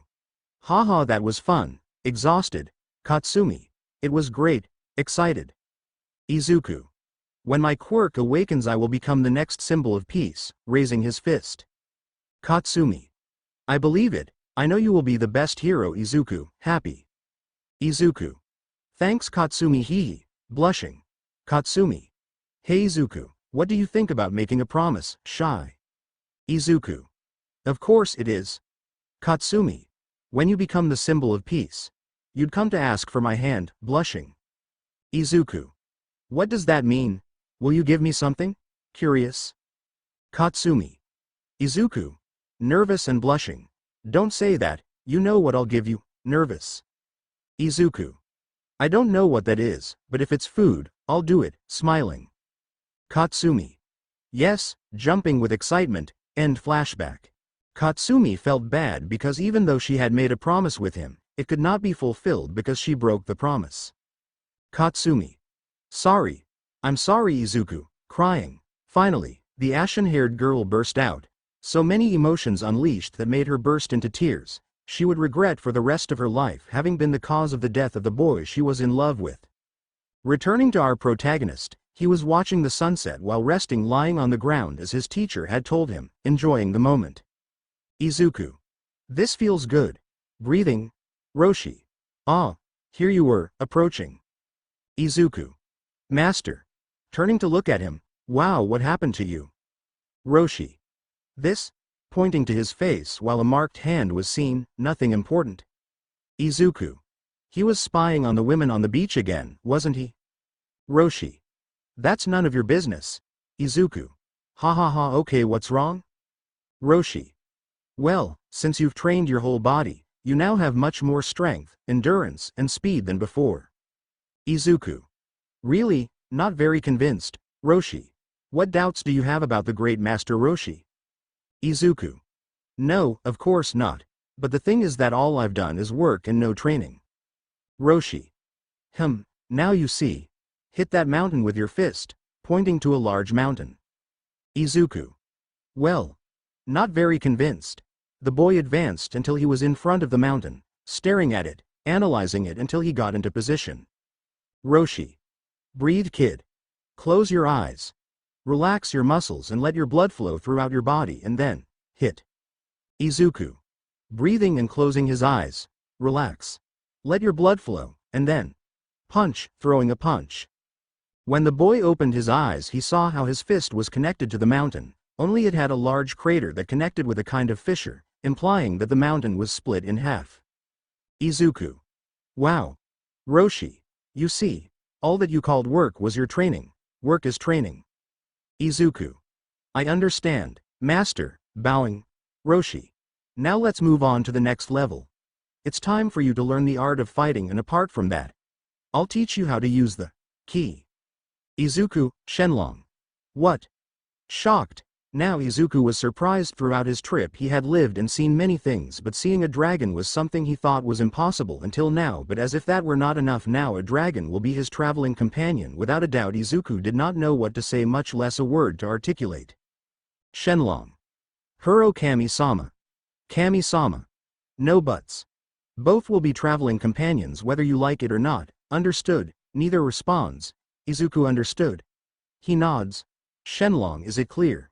He reluctantly accepts. Well, since this is settled, I'll leave you two to get along, smiling and leaving the room. Neither of them said a word. They were in an environment that felt heavy and tense at the same time. Izuku wanted to speak, but Shenlong got there first. Izuku. Oh. Shenlong. Now. I'm only doing this on Kami-sama's orders. If it were up to me I wouldn't go anywhere with you. Izuku. Since. Sighing. Hey, how are we going to do it? Shenlong. Don't worry about that. I can feel the power of the spheres, so we'll be fine in that regard. Izuku. Well, that's one less thing to worry about, but I was saying that because of your manner. Shenlong. What's wrong with that? Confused, Izuku. I don't know. Maybe it's because it wouldn't be normal to see a dragon in the city. Shenlong. Now that you mention it. You're right, sighing. Well, I have no other alternative, starting to be surrounded by a light. That light blinded Izuku for a moment, but when he could see again, he could see a green-haired girl with honey-colored eyes with good attributes of Izuku's height. Only there was a small problem, and that was that the girl had no clothes, which caused Izuku to blush a lot. Shenlong. It's been a while since I used this form. Seeing Izuku blushing. And now what's wrong with you? Confused. Izuku. Why you don't have any sea clothes, blushing. Shenlong. Blushing, looking down to see if it's true, oh no. Covering herself, hey. Did you see? Angry. Izuku. Covering his eyes, it wasn't intentional, I swear. Shenlong. You're a pervert, slapping him hard. Izuku. Sorry Shenlong. Here, giving him his shirt. Shenlong. Pervert. Taking the shirt and putting it on, thanks. Just tell me Shen, starting to leave the room. By the way. Stopping, this never happened. Izuku. What? Confused, I saw you naked. Realizing what he said, oh. Seeing Shen slowly approaching. Forgive me, I beg you. Shen. Idiot. Blushing, slapping him again. Outside the temple were Kami-sama and Mr. Popo waiting for Izuku to continue training. After a few minutes Izuku came out accompanied by a green-haired girl, but something peculiar was seeing Izuku without his shirt but with 2 hand marks on his face. Kami-sama. What happened? Izuku. Well. Looking sideways at Shenlong, who just crossed his arms and looked away angrily, nothing important. Mr. Popo. If you say so, let's get on with the training.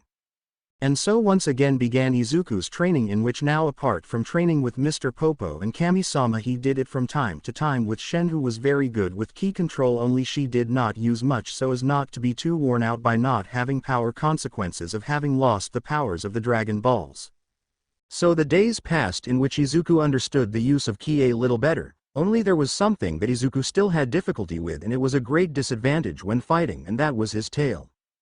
Flashback in a training session in which Izuku and Mr. Popo were in a small fight that was witnessed by Kami-sama and Shen. You could see a Mr. Popo attacking Izuku with great speed, which Izuku dodged with some difficulty. Mr. Popo. Not bad, kid. You're making good progress. Izuku. Hee, thanks, confident. Kami-sama. Hey idiot. Izuku sees him. Don't be too confident, angry. Izuku. Don't worry, Kami-sama, I don't have any weak points. Mr. Popo. Are you sure? Then let's check, throwing himself at Izuku. Izuku. Come on, getting into a fighting stance, but something Izuku didn't know is that Mr. Popo didn't launch himself at him but rather his tail, which he grabbed with one hand, lifting him up. Mr. Popo. You lost. Izuku. What happened? I lost all my strength, holding his tail and falling unconscious. Shen. What happened to him? Surprised. Kami-sama. He's a Saiyan. Shen. A Saiyan. Impacted. Kami-sama. That's right, the Saiyans are one of the most powerful races, only they have two disadvantages. Shen. 2. Kami-sama. The first is the moon. If a Saiyan observes it closely, it transforms into a very powerful and destructive form called Ozaru. When transformed, he loses all use of reason and becomes a machine of destruction. And the other is his tail, as you can see. Seeing Izuku unconscious. When held tightly by it, the Saiyan loses all his strength, losing consciousness. Shen. I understand. Showing a small smile, thinking of a way to annoy Izuku.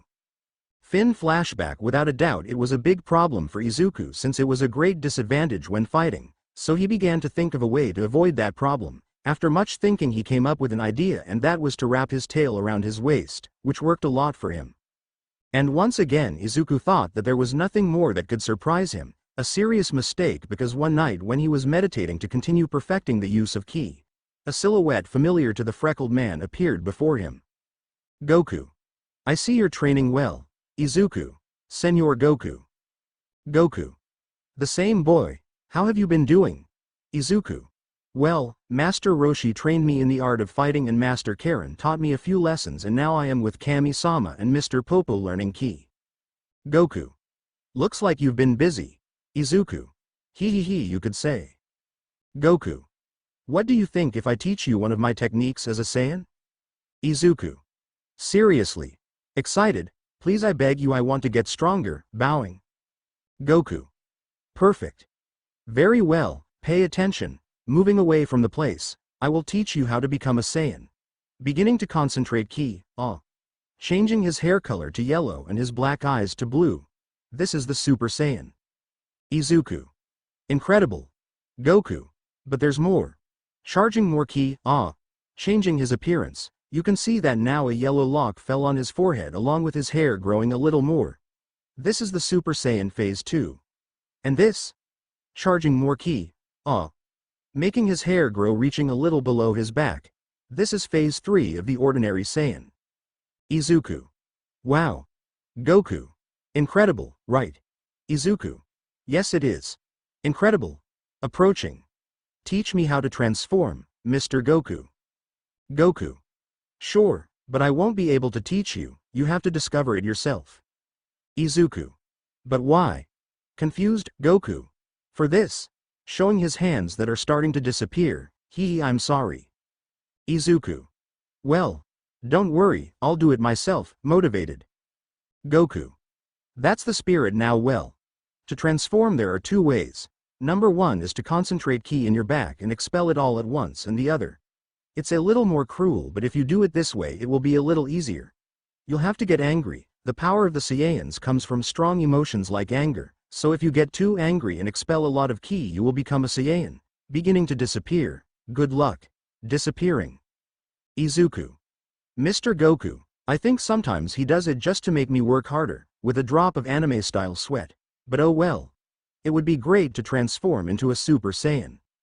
After that talk, Izuku continued with the practice of using ki, in which he already mastered it better, but it still weakened him if he used it a lot. After 2 months, Izuku began to try to transform into a Saiyan, which apparently was not very complicated for him since he already had a little more experience with the use of ki, which is why he meditated to be able to transform. Izuku. Meditating, Mr. Goku said I had to concentrate my ki on my back and expel it all at once. Izuku was trying to concentrate too much ki on his back just like Goku said, so he went into a meditation pose gathering ki on his back. While that was happening, in the distance he was observed by 3 subjects who were Mr. Popo, Kami-sama and Shen, who were doubtful of what he wanted to do. Kami-sama. And now what are you supposed to do? Confused by the green-haired man's actions. Shen. Well, he asked us to leave him alone to meditate and test an idea. Mr. Popo. But he's been there for so long, he hasn't even moved. Should we stop him? Doubtful. Shen. I don't think so. He'd better keep doing what he's doing. I feel like he's about to break his limits, with a small smile. Returning to Izuku, he continued trying to transform, but it didn't work. After a few minutes he gave up, so he got up from the ground in the position he was in. Izuku. It doesn't work. I'll have to do it the other way. Sigh, here I go. At that, Izuku closed his eyes to be able to concentrate, while in his mind he lived all the words that were said to him when he was a child, the blows that he received from Katsuki and his gang, how his mother always forgot him, how everyone saw him with disgust and hatred, along with the time that everyone made fun of him in his dream. So at first he was sad, but this quickly changed to anger. Outside, the 3 people who were watching Izuku were surprised because Izuku began to raise his ki like they had never seen before. The ground where he was located began to crack, while a white aura that surrounded Izuku's body began to change to a yellow one with lightning around it. Kami-sama. Hey. Could it be that? Shocked, Mr. Popo. He will. Surprised. Shen. Looks like he's going to become a Saiyan. Nervous and excited. Again with Izuku, when he remembered all those things from his past, he was angry. So when he opened his eyes, he began to raise his ki even more, along with a loud scream of fury. Izuku. Whisper, you'll see. I'll be a hero. Ah. Releasing all his ki at once. After having released all his ki, you could see an Izuku with yellow hair, along with his eyes that stopped being green and became blue, along with his muscles having increased a little more. Izuku. How strange. So this is the power of a Saiyan, huh? Not bad, he. Kami-sama. Not bad. Approaching. Izuku. Great, right. Anyone want to see my new power? With a challenging smile. Shen. Why not? Let's have a fight. Izuku. Fine, getting into a fighting stance. Shen. Attack whenever you want, copying the Saiyan's action. Izuku in a blur of speed threw herself at Shen, who was able to dodge with some difficulty due to her incredible speed to react quickly, throwing a strong kick at the freckled man, who reacted by covering her to throw a powerful punch in the face that Shen stopped with both arms in an X shape, but could not react to a kick she received from Izuku that threw her far away. Izuku. I'm exhausted, falling unconscious. Kami-sama. Not bad, kid. Are you okay, Shen? Shen. Don't worry, approaching, although that blow did hurt me, rubbing the blow. After a few minutes Izuku woke up confused. Izuku. Where am I? Mr. Popo. You woke up. Izuku. Mr. Popo, who won? Shen. Draw arriving. Izuku. Damn. Well, it will be for next time, excited. Kami-sama. But that will be later, now you have to keep training. Izuku. Yes, standing up, let's continue please. Once again Izuku's training began, and finally, without any surprise, after a few months, the 2-year period that Izuku had to train with them had been fulfilled. After 2 years everyone had grown fond of the freckled boy. Only Kami-sama and Shen wouldn't admit it, but both grew fond of the green-haired boy. For whom they didn't want to say goodbye, but they had to, only there was a problem. The boy didn't want to leave at first. He made the excuse that he wasn't ready, but Kami-sama and Mr. Popo knew the real reason for this, so they told him it was time. The Saiyan, knowing he had no choice, asked for a moment alone. Moving away from the 3 after a few hours, Izuku didn't come back, so Kami-sama decided to go look for him. While that was happening, Shen was confused. Shen. Mr. Popo, what's going on? Mr. Popo. It's nothing, Izuku was just nervous about going back home. Shen. But why? Confused. Mr. Popo. I'll tell you. And so Mr. Popo explains about the past to Shen, who was surprised by everything the boy had been through and at the same time angry at society and knowing the treatment of her sister and mother who lived the freckled day to day. Mr. Popo. Nobody would want to go back, but there is no option. Shen. Poor Izuku. Mr. Popo. I would like to ask you a favor, Shen. Shen. What thing? Mr. Popo. Protect Izuku, I beg you. Shen. Don't worry, leave it to me. Smiling. With our freckled one, he was in that place where he once was when he was frustrated for not being able to use ki. Kami-sama. Here you are behind him. Izuku. Kami-sama, do I have to go back? Nervous. Kami-sama. You have no choice, son, I'm sorry. Izuku. I have to change, right? Kami-sama. Oh, change is good. Izuku. Yes, but it's not easy. I know what I have to do, but if I go back I'll have to face the past and I've been running away for so long. Receives a blow from the cane. Why did you do that? Rubbing himself. Kami-sama. It doesn't matter, it's in the past, ha ha ha. Izuku. Yes, but it hurt. Rubbing himself. Kami-sama. Oh yes, the past can hurt, but as I see it you can run away from it. Learn. Throwing a blow with his staff that Izuku dodged. Ha ha ha. See, and what are you going to do? Izuku. I'll take your staff away first, taking the staff from him and throwing it away. Kami-sama. No, no, no, no, my staff. Picking it up to see Izuku run. Hey, where are you going? Izuku. I'm coming back. Running. Kami-sama. Come on, hurry up. Returning with Shen and Mr. Popo, they were still waiting for Izuku, who they saw running towards them. Izuku. Shen walking, running past them. Shen. What? Wait for me, following him. Izuku. Bye Mr. Popo, thanks for everything. Without stopping running. Mr. Popo. Good luck. Waving goodbye. Shen. So now what? Catching up. Izuku. Simple. First we pick up my sacred staff and then straight to Ua, smiling. Shen. Well, I like the idea, but how will we get there? Doubtful. I can't fly like this. Izuku. Don't worry, trust me. After both of them got down from the temple, Izuku picked up the sacred staff. Izuku. Okay now, flying cloud. At that moment a small yellow cloud came to them so that Izuku could climb on it and extend his hand to Shen. Izuku. Come on, get in, offering his hand. Shen. Taking it and getting on. Good walk. And so the cloud began to travel quickly to reach the Ua as soon as possible. While that was happening from the Kareem Tower, the teacher saw the cloud moving away. Karen. Good luck Izuku. Happy. Roshi. Now let's move on to the next level. I'll teach you the art of fighting. Aside from that, I'll teach you the ki. Izuku. Teach me ki. Roshi. That's right, you will know the ki. Izuku. But wasn't it supposed to be a legend? Curious. Roshi. What? A legend? You'll see. Follow me. Advancing to the beach. Izuku followed him silently to go to the beach. When they were already there he saw how he took off his turtle shell along with his shirt to only remain in his shoes and pants. Roshi. Well, kid, tell me, what is the so-called ki? Izuku. Ki is a kind of energy that all living beings have, right? Roshi. You are correct. Izuku. But I don't understand, what good will it do me to learn how to use ki? Roshi. The child ki, apart from being an energy within us, we can use and mold it to use techniques that are needed from them. Izuku. Techniques with ki. Is that possible? Not very convinced. Roshi. Watch and learn. This is a technique that took me 50 years to perfect. Pay attention. Bending his knees a little and putting his hands together on top of his knee. Ka-mi. Ha-mi. Ha. A huge blue sphere came out of Master Roshi's hand, advancing across the ocean, splitting it in half. Was that ki? Izuku. That was amazing. Surprised. Roshi. He right. Unfortunately I'm too old to do a more powerful attack. Izuku.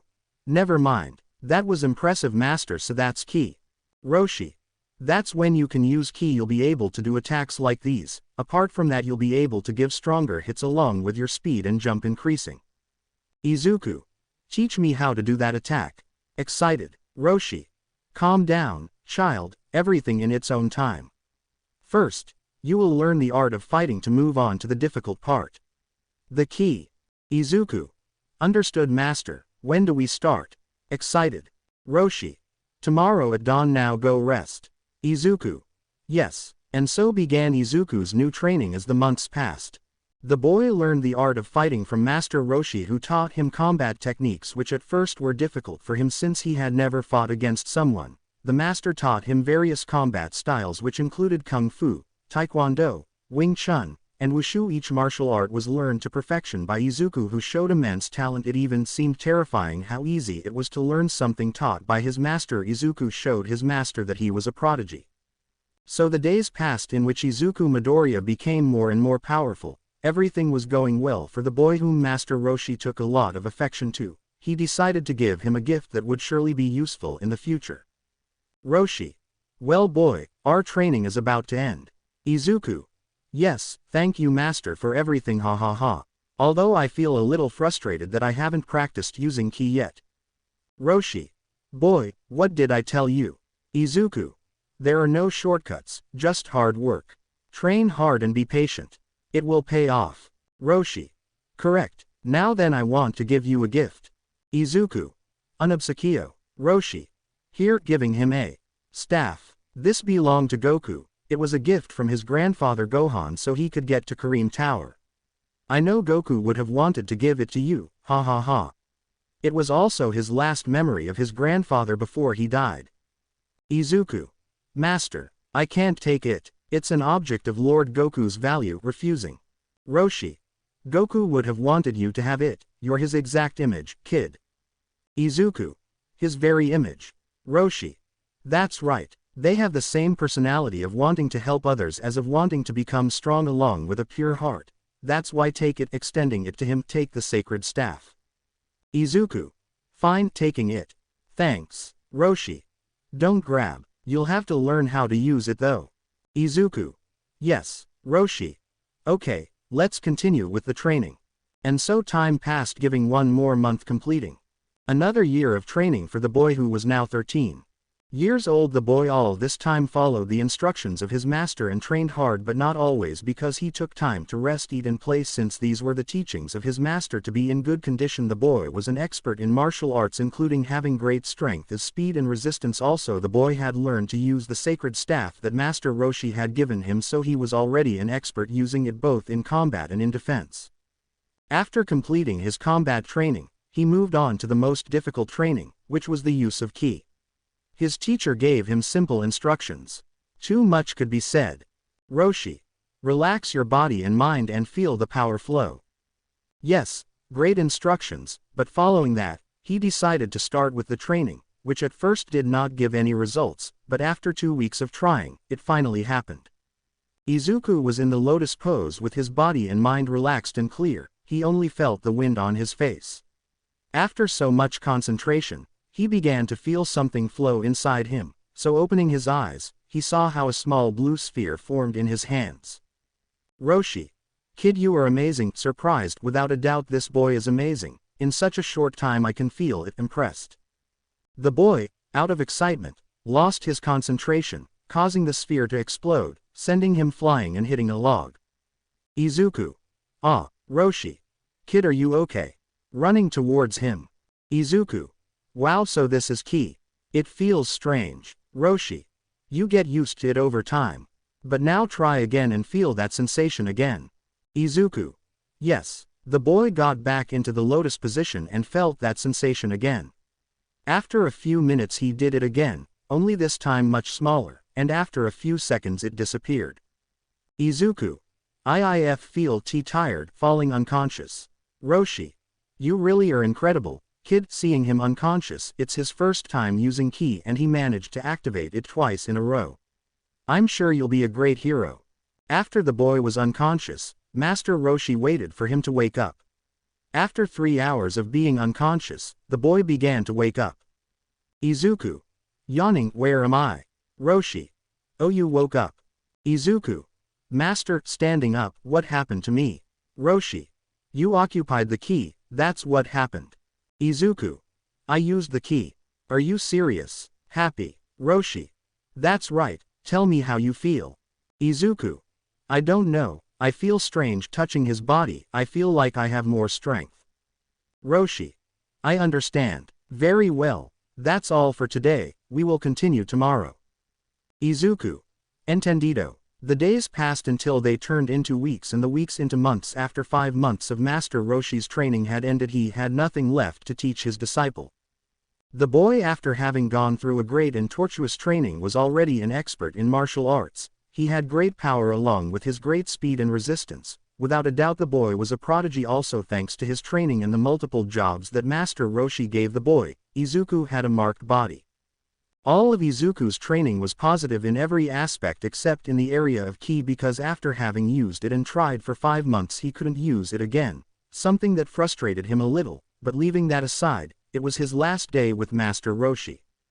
We can see how Master Roshi is sitting on a stone on the seashore, all this while watching Izuku doing fighting moves by throwing them into the air. Roshi.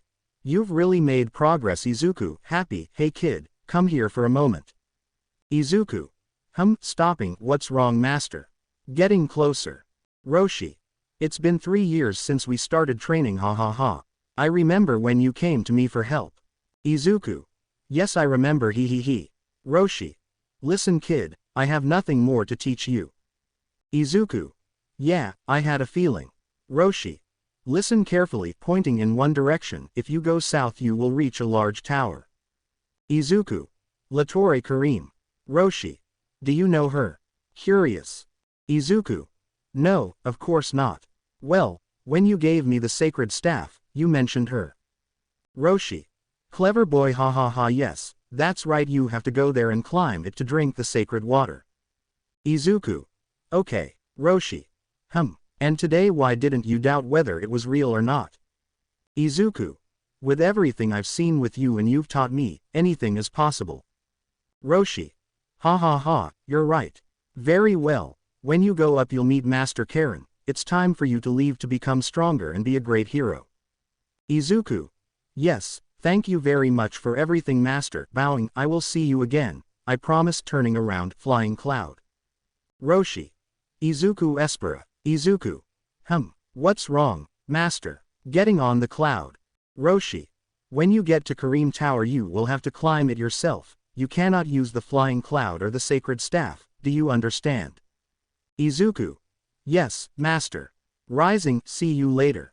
Falling away at full speed. Roshi. Good luck kid. Waving goodbye. We can see a small yellow cloud moving at great speed through the sky. Above this cloud is a green-haired man in a meditation pose trying to use ki. Izuku. Damn, nothing's happening. Frustrated, like I did last time. I just relaxed and then. Scratching his head in frustration. I don't remember how I did it. Damn, with arms raised anyway. I'd better focus on getting to the other Karim first. Now where is the Karim Tower? Searching the surroundings, can I find it in this big forest? Totally true. Izuku was flying over a huge forest. He was searching for a long time until in the distance he saw a small white structure. Izuku. Is that it? I'll have to check it out. Heading to the place. The closer he got, the larger the white structure became until it was very close and he could see it better, seeing that it was an enormous white tower that surpassed the clouds. Izuku. Wow, surprised. I'm sure that's it. Okay, let's go down. When Izuku was close to the ground he jumped from his cloud to walk closer to the tower. Izuku. Well, according to Master Roshi he ordered me to go up without the flying cloud or the sacred staff. But why would that be? Could it be some kind of training? Well, whatever it is, we have to do it. Excited. Let's go to Kame House where we can see Master Roshi standing looking at the ocean. Roshi. How long will it take Izuku to get it? He'll do it in less time than I did, that's for sure. But he'll do it in less time than it took Goku. Whatever it is, I know you'll get it, Izuku. Asterisk. Returning to the Karim Tower we can see a green-haired guy climbing the Karim Tower from the outside at a good pace. Izuku. How long have I been climbing? If I called the flying cloud I would climb quickly. But, no, I won't do it, I will climb this way no matter what it costs me. After 4 hours of climbing, I managed to see a kind of sphere, implying that it looked like a room, implying that I had reached the top. Izuku. Great. Excited, I did it, starting to go faster. When Izuku reached the top he entered through a hole in the ground, so upon entering he could see a normal room with a bed and many vases.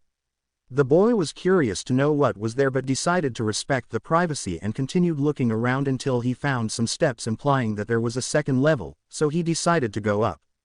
When he reached the next floor he could see a huge place with nothing around it except in the center since there was a strange structure suggesting that it was a fountain with a kind of small vase on it, so he decided to go closer and see. Izuku. Hello, is anyone here? Looking around there won't be anyone. I guess I can drink the sacred water. Getting closer, I hope whoever lives here forgives me. When he was about to take the vase someone spoke to him. Hello. Izuku, upon hearing the subject speak, was very surprised because there was no one around him, so he nervously turned around to see who was speaking to him. When he turned around he saw a small, fat white cat holding a cane that was taller than the. Izuku. Excuse me, but who are you? I am Grandmaster Karen. Izuku. Oh great, wait, what, Karen? I am Master Karen who lives in this tower yum, scratching his mustache. Izuku didn't believe it, in front of him was Master Karen. But Izuku had another doubt. Perhaps, that guy was Master Karen. You can see a beautiful blue sky along with a small amount of clouds, all normal if it weren't for the fact that you could see a small yellow cloud moving at great speed towards the city where you can see 2 green-haired guys riding on it. Shen. So, what are we going to do now? Izuku. First we enter UA and then we begin the search for the Dragon Balls. While becoming stronger, motivated. Shen. Okay, but how will you do it? Doubtful. Izuku. What do you mean? Confused. Shen. I don't know. Maybe, because of your appearance, since I don't think you want everyone to recognize you.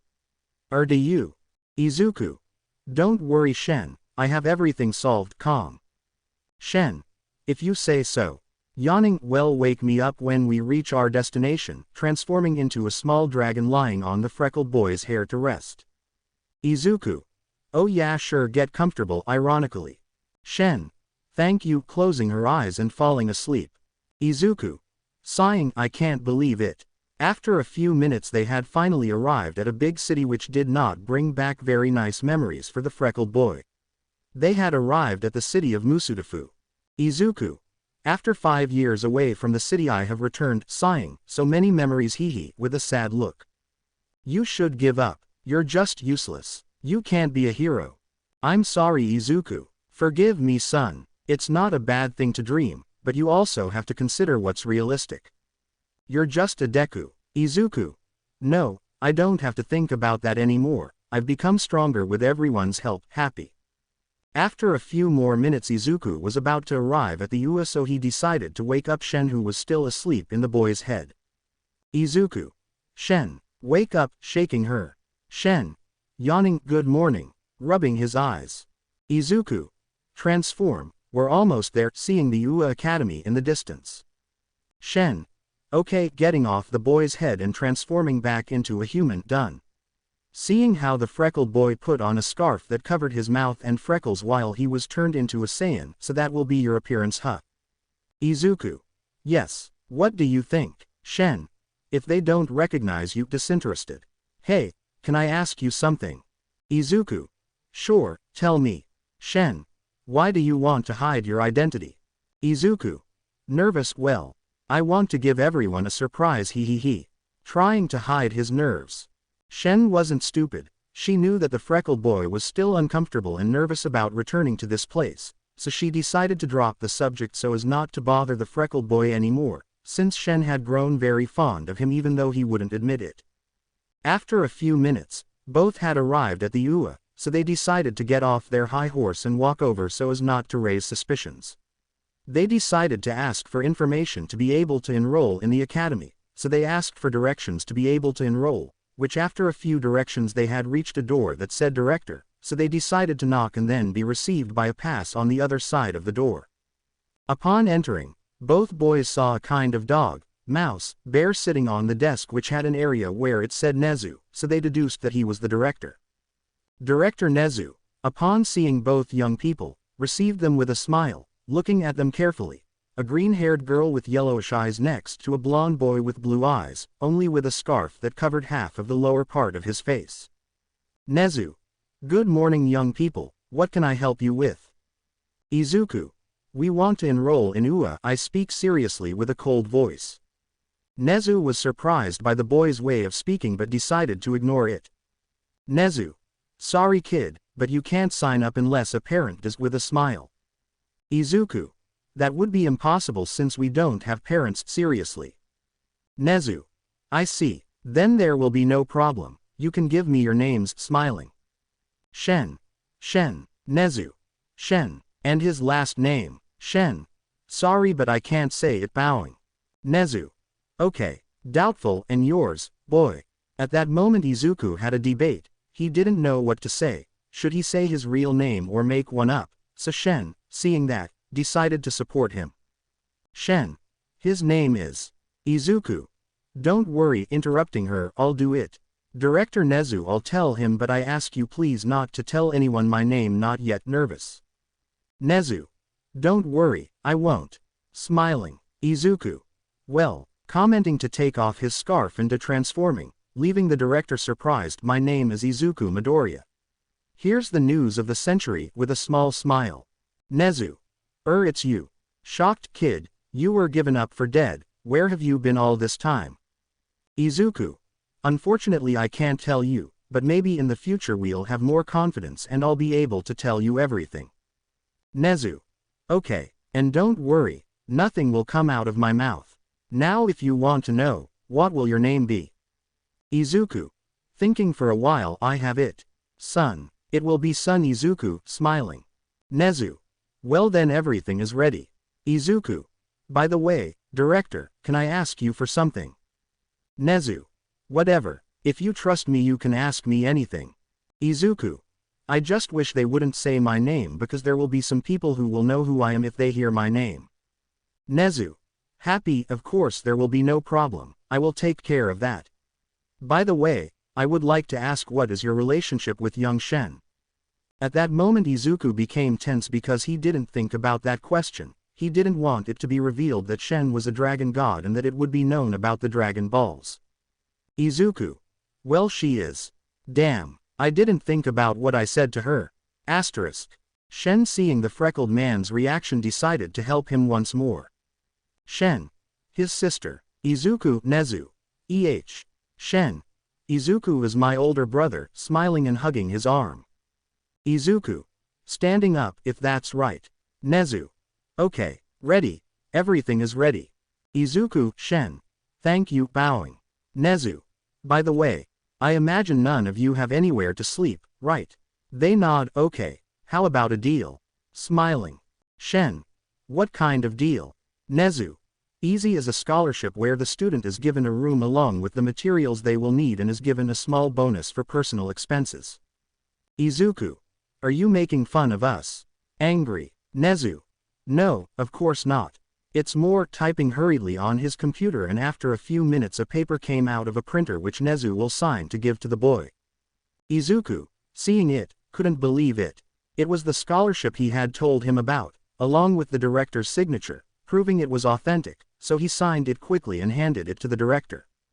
Nezu. Well, now that everything is ready, if you like, wait here while they bring you your keys. Izuku. Shen. Thank you. While they waited for their keys, Director Nezu chatted a little with the freckled man since Shen had fallen asleep due to boredom. Izuku discovered that the director was a trustworthy person. After a few minutes, a knock on the door was heard. Nezu. You better get changed. Watching Izuku put on his scarf and his hair changing from green to yellow. Go ahead. At that moment the door opens, revealing a black-haired family. Nezu. The Yaoyorozu. It's a pleasure. How can I help you? Mr. Yaoyorozu. We came to enroll our daughter at UA Academy by recommendation, giving her a sheet of paper. Nezu. Oh, what incredible grades! Looking at the sheet, of course she will be able to enter by recommendation. It will be a pleasure to have her with us and thank you for trusting in our safety for your daughter. While they were talking, Izuku was able to recognize the girl. It was the same girl who told him he could be a hero, so she only showed a small smile that could not be seen because of her scarf but because of her eyes. Shen, who had woken up at the time the Yaoyorozu had trained, saw the freckled boy's face, so she decided to play a little joke on him. Shen, whispering, "You don't even know her and you're already in love, huh?" Joking. Izuku, blushing and whispering, "Shut up." But when it was time to talk, the Yaoyorozu noticed the presence of both young people, so they paid attention to them. Mr. Yaoyorozu. Excuse me, who are you? Shen. Excuse me, my name is Shen, bowing. Mrs. Yaoyorozu. And you are? Addressing the boy. When he saw that they were talking to him, he turned to see the director, who looked away because he didn't know what to think. Izuku just decided to talk. Izuku. Sighing, "I'm not anyone important, I'm just here to be a hero and that's it, serious." Mr. Yaoyorozu. You know, kid, that's no way to talk to your elders. Have more respect for us, brat. Angry, don't you know who we are? Izuku. If I'm honest, no, and I'm not even interested, responding coldly. Nezu. Entering the conversation, Mr. Yaoyorozu was all you needed. Mr. Yaoyorozu. If that's all, we'll go, thank you, director, leaving the place, followed by his wife and daughter. But the girl, as she began to leave the room, turned around to see Izuku and wave goodbye, an action that the green-haired boy copied, which made the girl smile and reach out to her parents. Nezu. Well, that was one of the most complicated conversations. Izuku. I noticed, hehe. They both laughed a little and, after a few minutes, the keys of the Now brothers arrived and they were directed to a huge building that said High Alliance, entering to observe a gigantic room next to an immense kitchen full to be able to make their food. After seeing all that, both brothers went to their rooms, which were next to each other, and when entering you could only see a bed next to a piece of furniture to store your clothes next to a small desk with some books next to a chair. Nezu. Sorry if it's small, embarrassed. Izuku. It's perfect, thank you, director. Nezu. I'm glad, but what will your sister think? Izuku. As long as he has a bed in his room, he won't care about anything else. Nezu. Well, I'll leave it for the exam to be installed, it starts in a week, I hoping that you pass. I like you, young Izuku, good luck. Izuku. Thank you, Principal Nezu. Once Director Nezu left, Izuku transformed to rest a little, since using that form was still exhausting for him since he didn't know how to master it, but it also served as training, so he decided to rest a little in bed and fell asleep. After a few hours, Izuku woke up and saw that it was already night, so he left his room to go to the kitchen for something to eat, but when he got there he could see Shen eating some cereal. Izuku. What are you doing here? Shen. Isn't it obvious? How come I'm really hungry? Izuku. If ya noticed. Shen. Izuku is my older brother. Izuku remembered what Shen said to the director, so he decided to play a little joke on her for what she had done earlier with the Yaoyorozu family. Izuku. By the way, Shen. Shen. What's up? Izuku. I didn't know you saw me as your older brother, with a mocking smile. Shen. Blushing, will you shut up? That's the only thing I could think of. At that she hears Izuku's mocking laughter. You're not safe, idiot. Didn't you have everything sorted out, huh? Izuku. Well, I didn't think about that question, with his hands on his neck without giving it importance. Shen. You're a huge idiot. Angry. Izuku. Relax, little sister, don't get angry, smiling mockingly. Shen. Blushing at how he said it, sometimes you're the worst. Izuku. Don't worry, putting his hand on his head, I love you like a sister, Shen, and I won't let anything bad happen to you, smiling at him, but in a sincere way. Shen just lowered her head, blushing and embarrassed for loving her like a sister, so she gave a small smile that our Saiyan couldn't see. Shen. In an inaudible whisper, thank you, little brother. Izuku. Did you say something? Shen. Nothing. Embarrassed. Izuku. Well, I'll eat some cereal too, heading to the kitchen, do you want more? Shen. Yes please. Izuku. Okay, entering the kitchen. When Izuku entered the kitchen, Shen could only let out a smile along with a tear of happiness that he quickly wiped away. Izuku. I love you like a sister Shen and I won't let anything bad happen to you. Shen. I love you like a brother too, smiling. Izuku. Leaving the kitchen, here's a plate for you, handing him a plate with cereal, and another one for me, sitting next to him, enjoy your meal, starting to eat. Shen. Enjoy your meal, copying the green-haired boy's action. Izuku. Get ready Shen, he sees it, in a week is the exam and we have to enter with the highest grades, determined, let's be stronger and gather all the Dragon Balls, extending his fist together. Shen. Bumping fists with the green-haired man, together, smiling. After finishing chatting and eating, they both went to their rooms to rest. A week had passed and it was the day of the entrance exam where we can see two brothers, one a green-haired one next to a blonde one, both were in front of the entrance of the UA. Izuku. Are you ready Shen? Shen. More than ready. Izuku. Okay, let's go in and get stronger, extending his fist. Shen. Bumping his fist with the green-haired boy, let's do it together, Onachan. Karen. I am Master Karen yum yum, scratching his mustache. Izuku couldn't seriously believe it, the cat in front of him was Master Karen. Izuku. Excuse me, are you seriously Master Karen? Karen. Of course, I don't live here for nothing. Izuku. Okay, not very convinced. Karen. What are you doing here, kid? Izuku. What am I doing here? Right, excuse me for intruding, but I wanted to ask permission to drink the sacred water. Karen. Ah, so that's it. Good, drink it, that's it, pointing to the pitcher in the living room. Izuku. Great, thank you very much, bowing. Izuku approached and took the jug, but when he was about to drink it, it disappeared from his hands. Izuku. What? Where is it? His question was answered when he saw how Master Karen had the jug on his cane. Izuku. Hey, why did you do that? Karen. Make that. Go on, take it. Izuku approached Master Karen to take the jug, but when he was close the master disappeared again. Izuku. But what? Karen.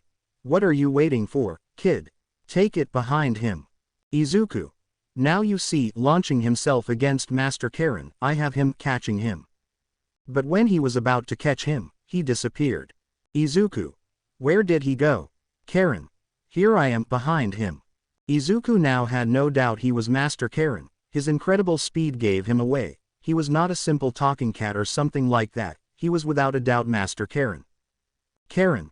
Come on kid, take it, moving the vase, I'm going to get older, hurry up. Izuku. He's very fast. But I can catch him, jumping towards him. But again Master Karen managed to dodge it, Izuku always tried to catch him but never succeeded. Karen. Come on kid, or what, don't you want to drink the holy water? Izuku. Well if it's like that then. Getting into a fighting stance, here I go. Jumping again. Master Karen managed to dodge it again, only now with a little more difficulty. Karen. Her speed has increased more, dodging it well, she's definitely trained well. Let's see how this goes, starting to split. Izuku.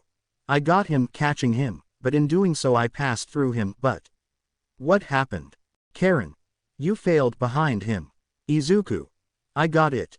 Turning around to catch it, but when he did he saw how there were more than 10 Karen teachers. What happened? Shocked. Karen. Come on kid, come for me. Karen too. What are you waiting for? Are you tired? Izuku. But what did he do? Surprised. Karen. This is a multi-image technique called Zanzoken. Zanzoken. The technique involves moving so quickly that the user's image is left behind, making it impossible to see them clearly for attacking. It's often used to dodge an attack and then counterattack, or to confuse the enemy. The illusion possesses the same key as the user, preventing the opponent from discovering who the real user is. Izuku. Incredible, surprised, but I have a mission to accomplish, and that is to take away the sacred water. Here I go. Launched. Again Izuku launched himself at his teacher, but he always dodged or made a mistake. After a few minutes Izuku was on the ground taking large gulps of air. Izuku. Catching his breath, what's going on? Why am I having trouble breathing? Karen. You're at a great height, kid, that's why it's hard for you to breathe. Totally true. Being in a high area made it more difficult to breathe properly, which is why the freckled man couldn't breathe well. After Izuku caught his breath, he stood up ready to launch himself at Master Karen, who was waiting for him to continue dodging him, continuing like this until nightfall. After Izuku had been trying to take the sacred water away from Master Karen for several hours, he fell exhausted again. Izuku. It's definitely amazing, Master. Exhausted. Karen. He, thank you. Leaving the place. After a few minutes, Izuku was able to stand up and follow the teacher to the place he was going to. It was already nighttime, so he assumed he could take the sacred water away from the teacher when he got distracted or even when he fell asleep. When Izuku arrived where the teacher was, he saw him getting ready to sleep, so he approached him. Karen. You can sleep wherever you like. Feel at home lying down to sleep. Izuku. Thank you, bowing. After Izuku found a place to sleep, he lay down and waited for Master Karen to fall asleep to take the sacred water from him. After a few minutes he began to hear snoring from the teacher. Izuku was surprised how quickly he fell asleep, but he was more surprised that he let his guard down so easily, so he smiled and stood up to approach him silently. When Izuku was in front of Master Karen, he could see how he was still holding the staff that had the jar of sacred water. But at that time he was in an internal conflict. Izuku. I have it right in front of me, it will be easy to take it away. But, damn. Frustrated, I can't do it. Or can I? Getting closer. But at that moment the teachings of his teacher came to his mind. Roshi. Listen Izuku. You have to work, you have to learn, you have to eat, you have to rest. And you also have to play. Those are the bases of Master Roshi's training to be in good condition, is that clear? Roshi. There are no shortcuts, just hard work. Train hard and be patient. It will pay off. Izuku. No. Moving away from Master Karen, I'll be able to take it off. Lying down again, I'll do it right away. Falling asleep. Karen. He looks just like you. Goku. Yawning, I better keep sleeping. The next day Izuku tried again to take the sacred water from Master Karen, who managed to dodge all of Izuku's attempts to catch him. Karen. You're slow dodging it. Izuku. I know. Sighing, you are too fast for my master. Karen. It's not that. You doubt your movements. When you make a movement you doubt it, and that's why you become slow. Izuku. I doubt my movements. Looking at his fists. Karen. Breathe calmly and control your resistance, so that you can react to your opponent's movements. Mentally visualize your opponent's next move. Izuku. I see. Well, here I go then, getting into a fighting stance. They continued like this for several hours, in which Master Karen saw how Izuku began to put him in trouble. Karen. Without a doubt he is very strong and fast dodging it, but she still doubts his movements a little. He is truly talented. After a few hours Izuku fell exhausted and without any energy. Karen. What's wrong, are you giving up? Izuku. Lying on the ground. Never. Raising his fists. Karen. Then stand up. Izuku. It's easy to say, but I haven't eaten or drunk anything.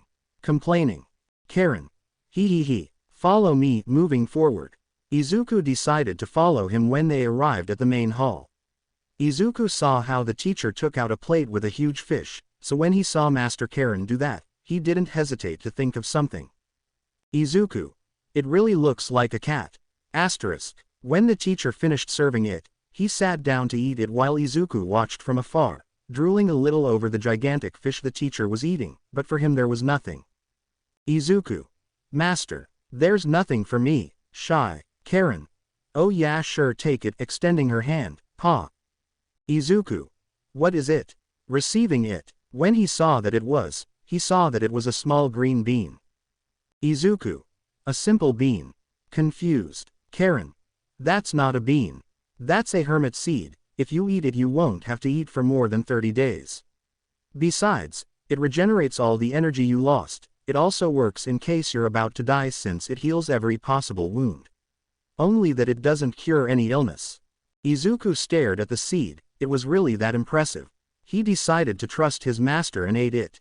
When he did it he felt like all his strength was recovered, and at the same time he no longer felt hunger or thirst, so he was very surprised. Izuku. Amazing. Karen. I think so. He. Finishing eating. Well, it would be better to take a nap. Yawning. Rest. Falling asleep. Izuku. He's already asleep, with a drop of sweat. Well, since lying down on the floor, I'll rest a little, closing his eyes, and then I'll take away the sacred water, you'll see. Falling asleep. Upon awakening he was able to observe Master Karen inspecting the sacred staff. Izuku.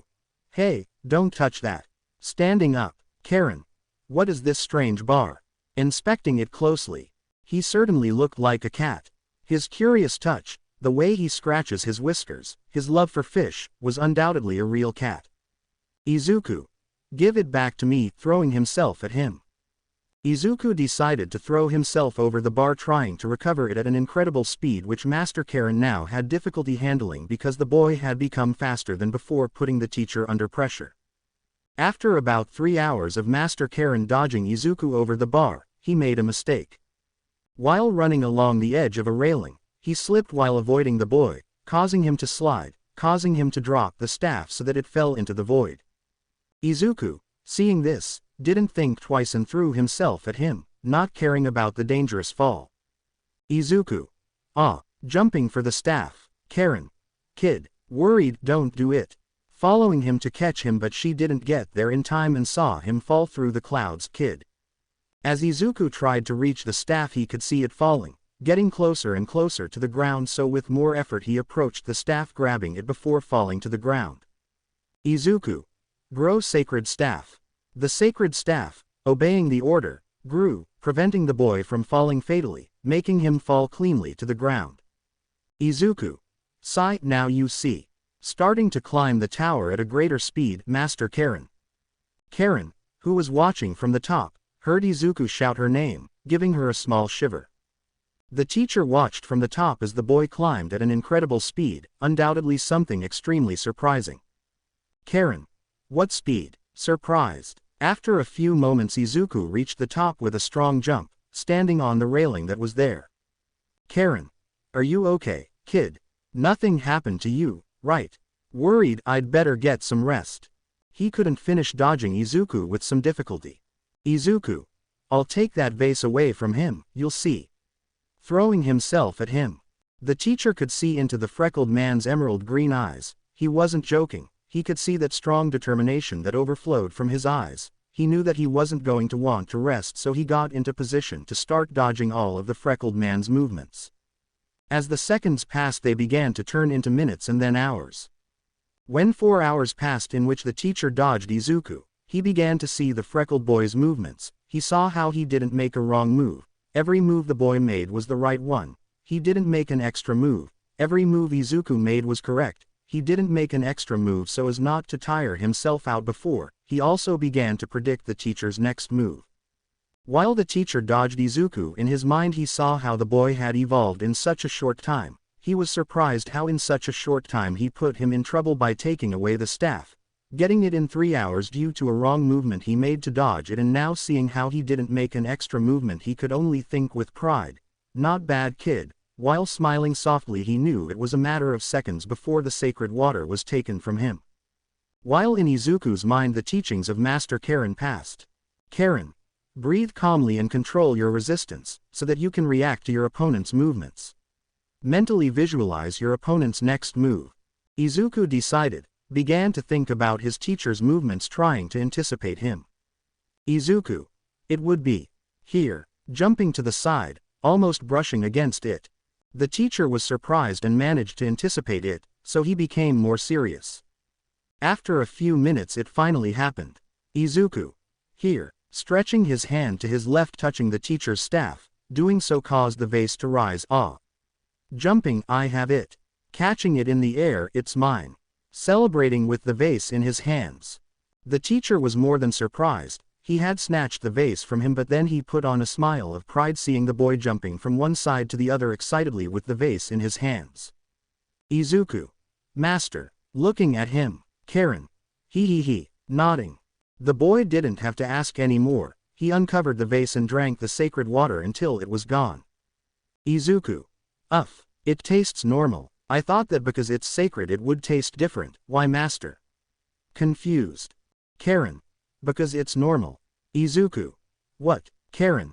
As you heard. Pay attention. The teacher explained to the freckled boy that it was nothing more than ordinary water, which did not make him strong at all.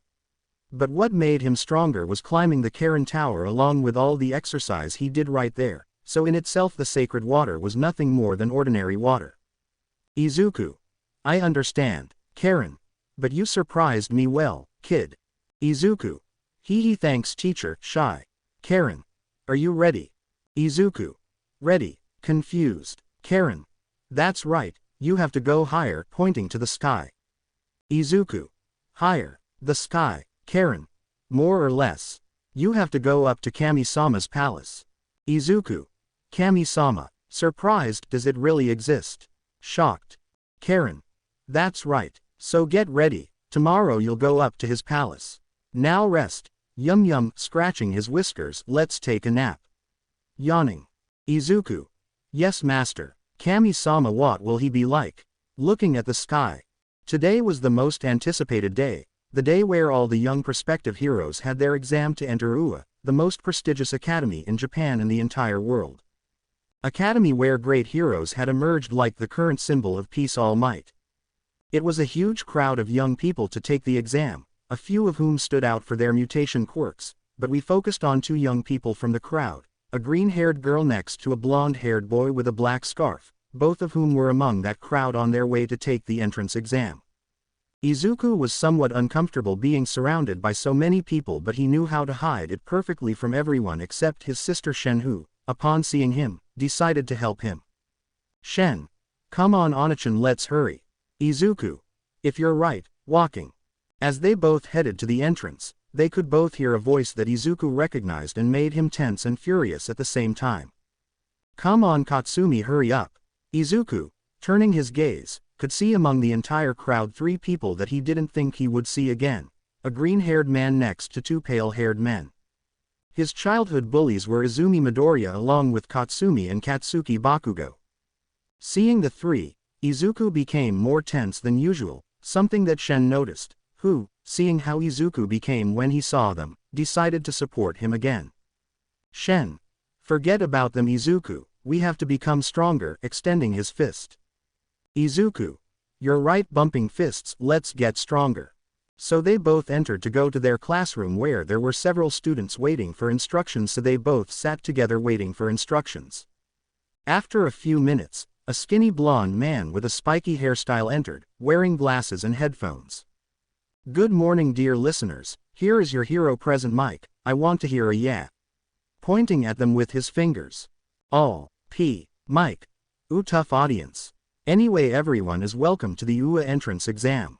Exclamation mark. First I'll explain what it consists of. First, the exam will be divided into two parts, in which the first will be a written exam and the other practical, in which your objective will be to destroy robots. As you can see in your brochures, in that everyone sees the brochures, the practical exam consists of 4 robots which are divided in this way, showing a screen behind it in which 4 robots were seen. The first robot has the value of 1 point, following with the second, which has a price of 2 points to finish off the 3-point robot. But the last robot is the most gigantic and dangerous, which is why it has a price of 0 points. That's right. This robot is more of an obstacle than anything else, which is why I recommend you avoid it at all costs. If you don't have any more questions, let me tell you the UA motto. Go beyond plus ultra. And so began the UA entrance exam, in which our Saiyan did not have any trouble with the written exam compared to Shen, who had a little more difficulty but managed to answer all the questions. So everyone finished the written exam to begin the practical exam, which started in a few minutes, but Izuku had a question he wanted to resolve. Izuku. Hey, approaching preset Mike, can weapons be used in the exam? Mike. Of course. We have many weapons here, showing all available weapons, choose the one you like the most. Izuku. No need, I have mine here already, showing his sacred staff. Mike. If that's what you want, there won't be any problems. Izuku only returned to his sister to wait for the test to begin. Izuku.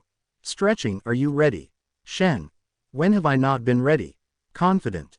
Izuku. Ha, then let's make a bet. Shen. You have my full attention now. Izuku. Whoever gets the most points in this test prepares dinner for a week. Shen. You tempt me, smiling. Let's do it, you'll see how I end up first. Izuku. That will be impossible, that position belongs to me. It should be noted that all this was heard by all the young people who got angry with them for speaking so confidently about finishing in first place, something they did not take well. Hey, approaching him, Shen. What's going on? Who are you? Lita.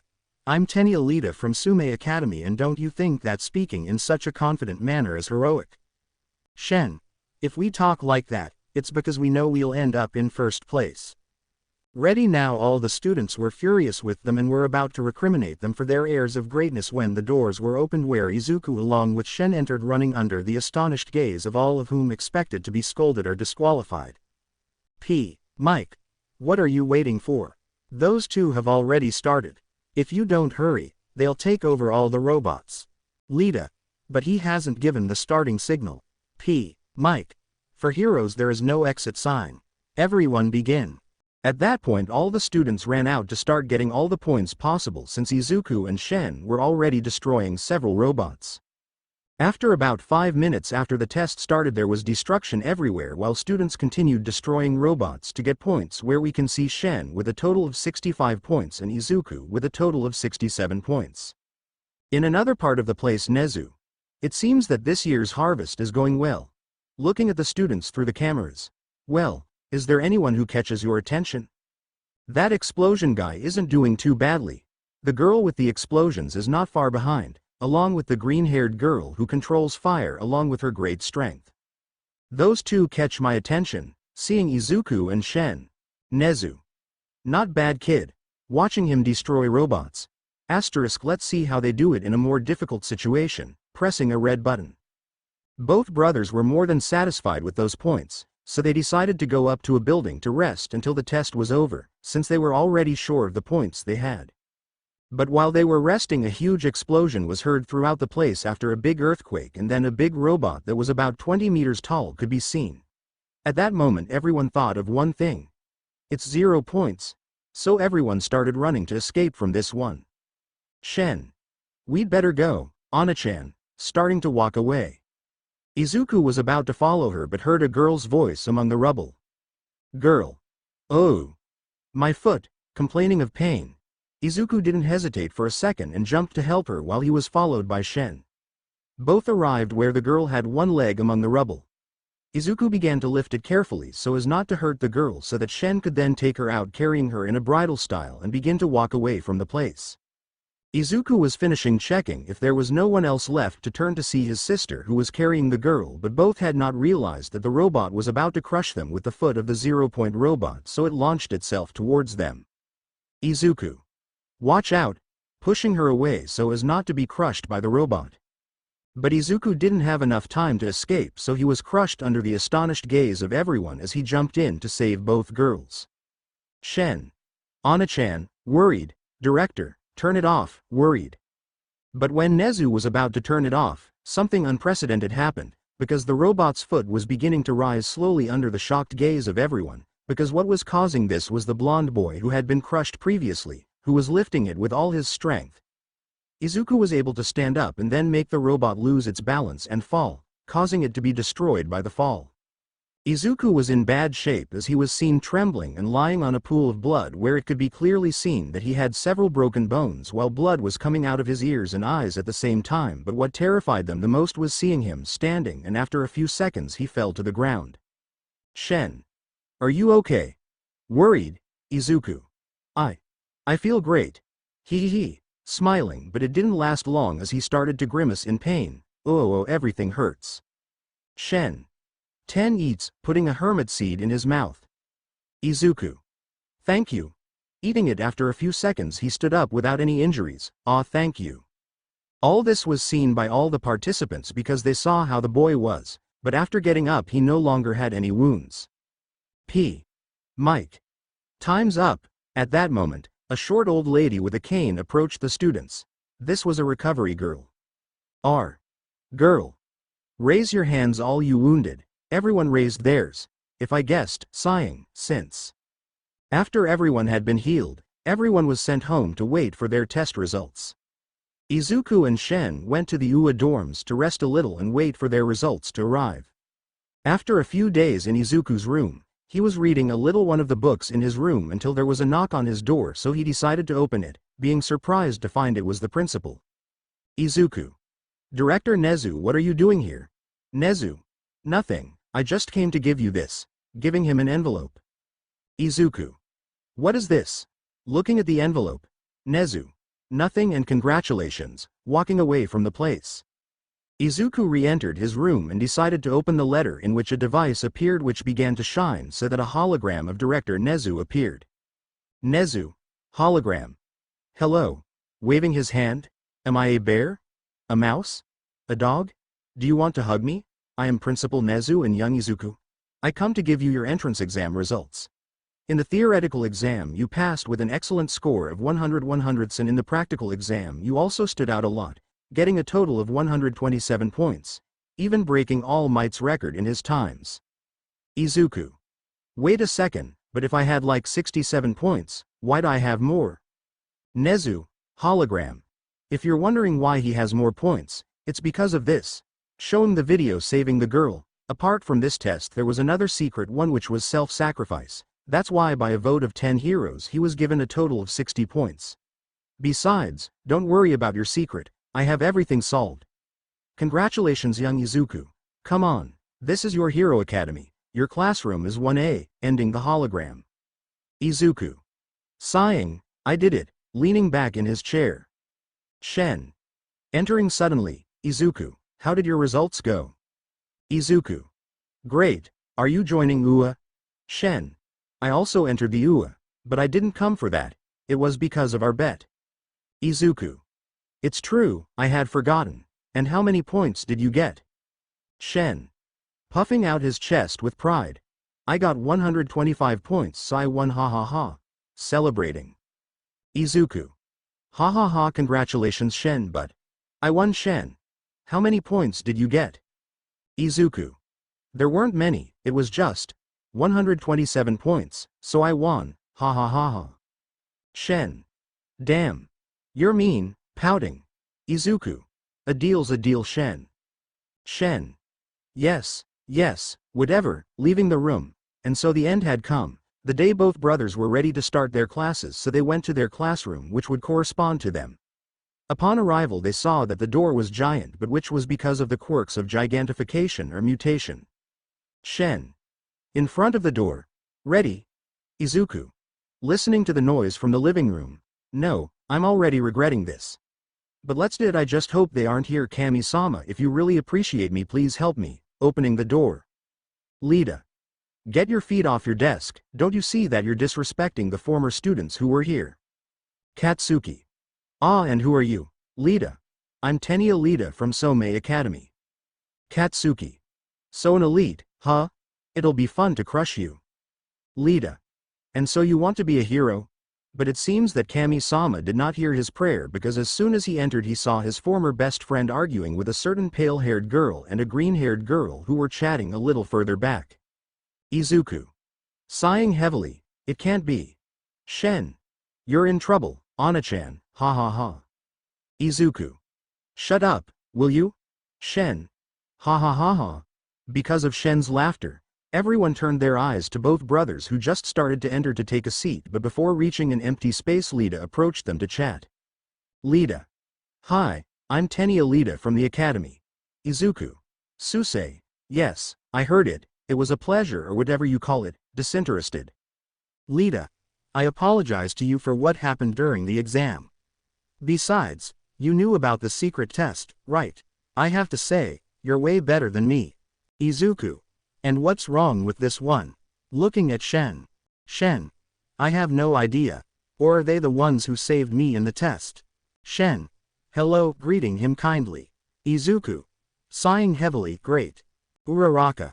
Me presento soy Ochako Uraraka. Izuku. Yes, hello. But it would be better if everyone sat down. Sitting next to his sister, the sensei has been waiting for a long time. Those words left everyone in doubt because there was no student, or so it seemed. So you noticed me, kid. At least there might be people worth it. That's right, I've been waiting a long time for them to finish talking, getting out of a sleeping bag. My name is Shota Aizawa and I'll be your private teacher. Lita. Good morning, sensei. We are your new, Aizawa. Yeah, anyway, I know it's sudden, but put on these physics uniforms and I'll wait for you at the Gamma field. Everyone was confused until they saw Izuku leave with Shen to change, but there was something that bothered them, and it was that when Aizawa interrupted Lita, the blonde laughed softly, something that everyone heard.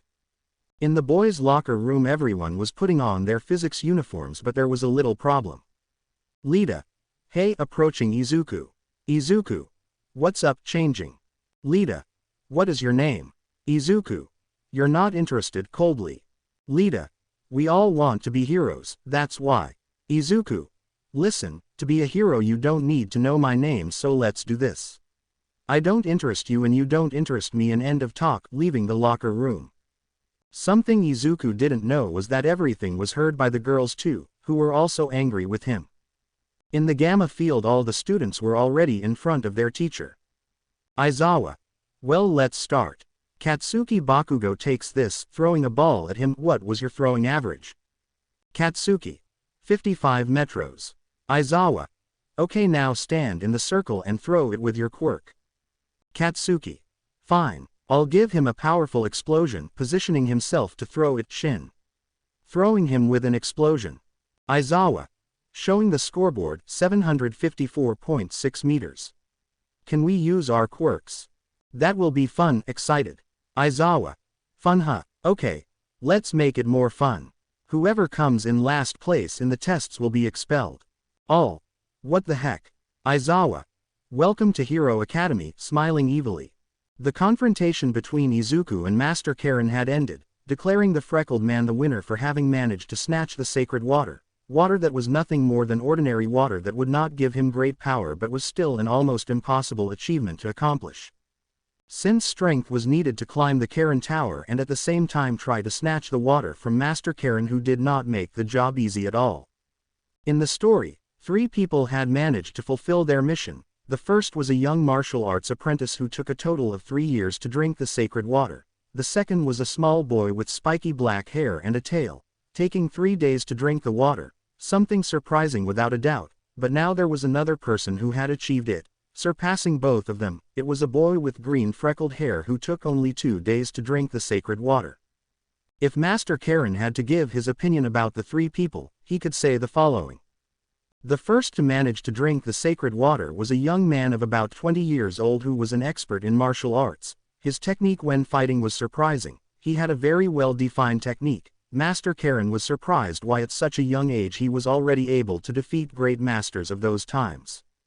The second to be able to drink the sacred water was that little boy with a tail who had great speed along with good technique. Perhaps he was not as good as the first subject, but without a doubt he was a great fighter. Something that Master Karen knew, he would be a great fighter in the future, and so it was that boy with a tail became a great fighter. And finally this green-haired boy who, despite not having a great fighting technique like the first subject or an incredible speed like the second individual, was not far behind. Because despite not being as good as those 2 individuals from the past, the master could assure that if he continued training he would surpass them sooner or later with great ease. But something that surprised him about this boy was that he had a great analytical mind, something with which he could defeat a great rival with difficulty. The master knew that he would be a great warrior in the future and was happy for him.